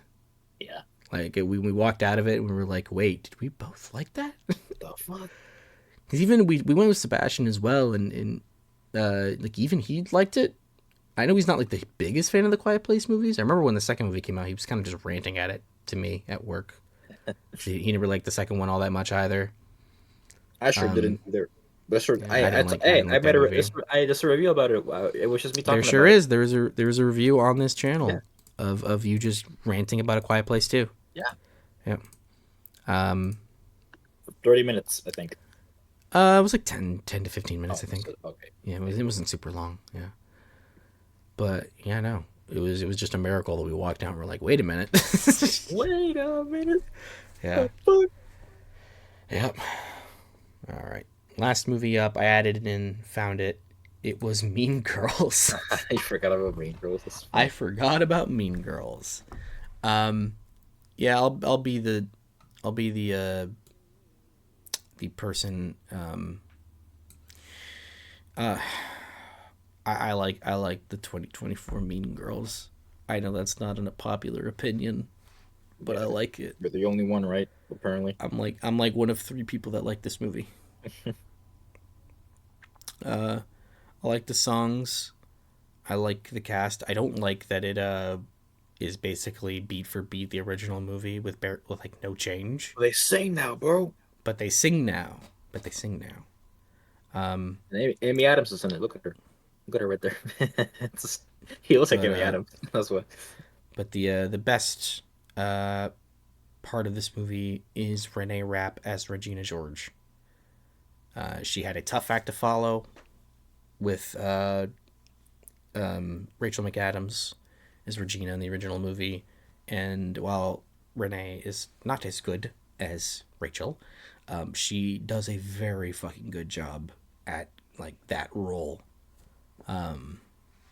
And yeah, it's a pretty fun movie. I think it's really like energetically directed. The musical numbers are really all fun. There is that one shot that everyone's made fun um, of Angourie Rice. She so okay. out of all the actresses that sing in this movie, Angauri's the worst. She's not a bad singer. She just has to sing in an American accent. And so she can't, because she's Australian, some of the words in English, she can't, or not English, I don't know why I'm saying English, and in the American accent, don't quite sound right because she's not saying the full word. She's not enunciating. Uh, you couldn't they have a?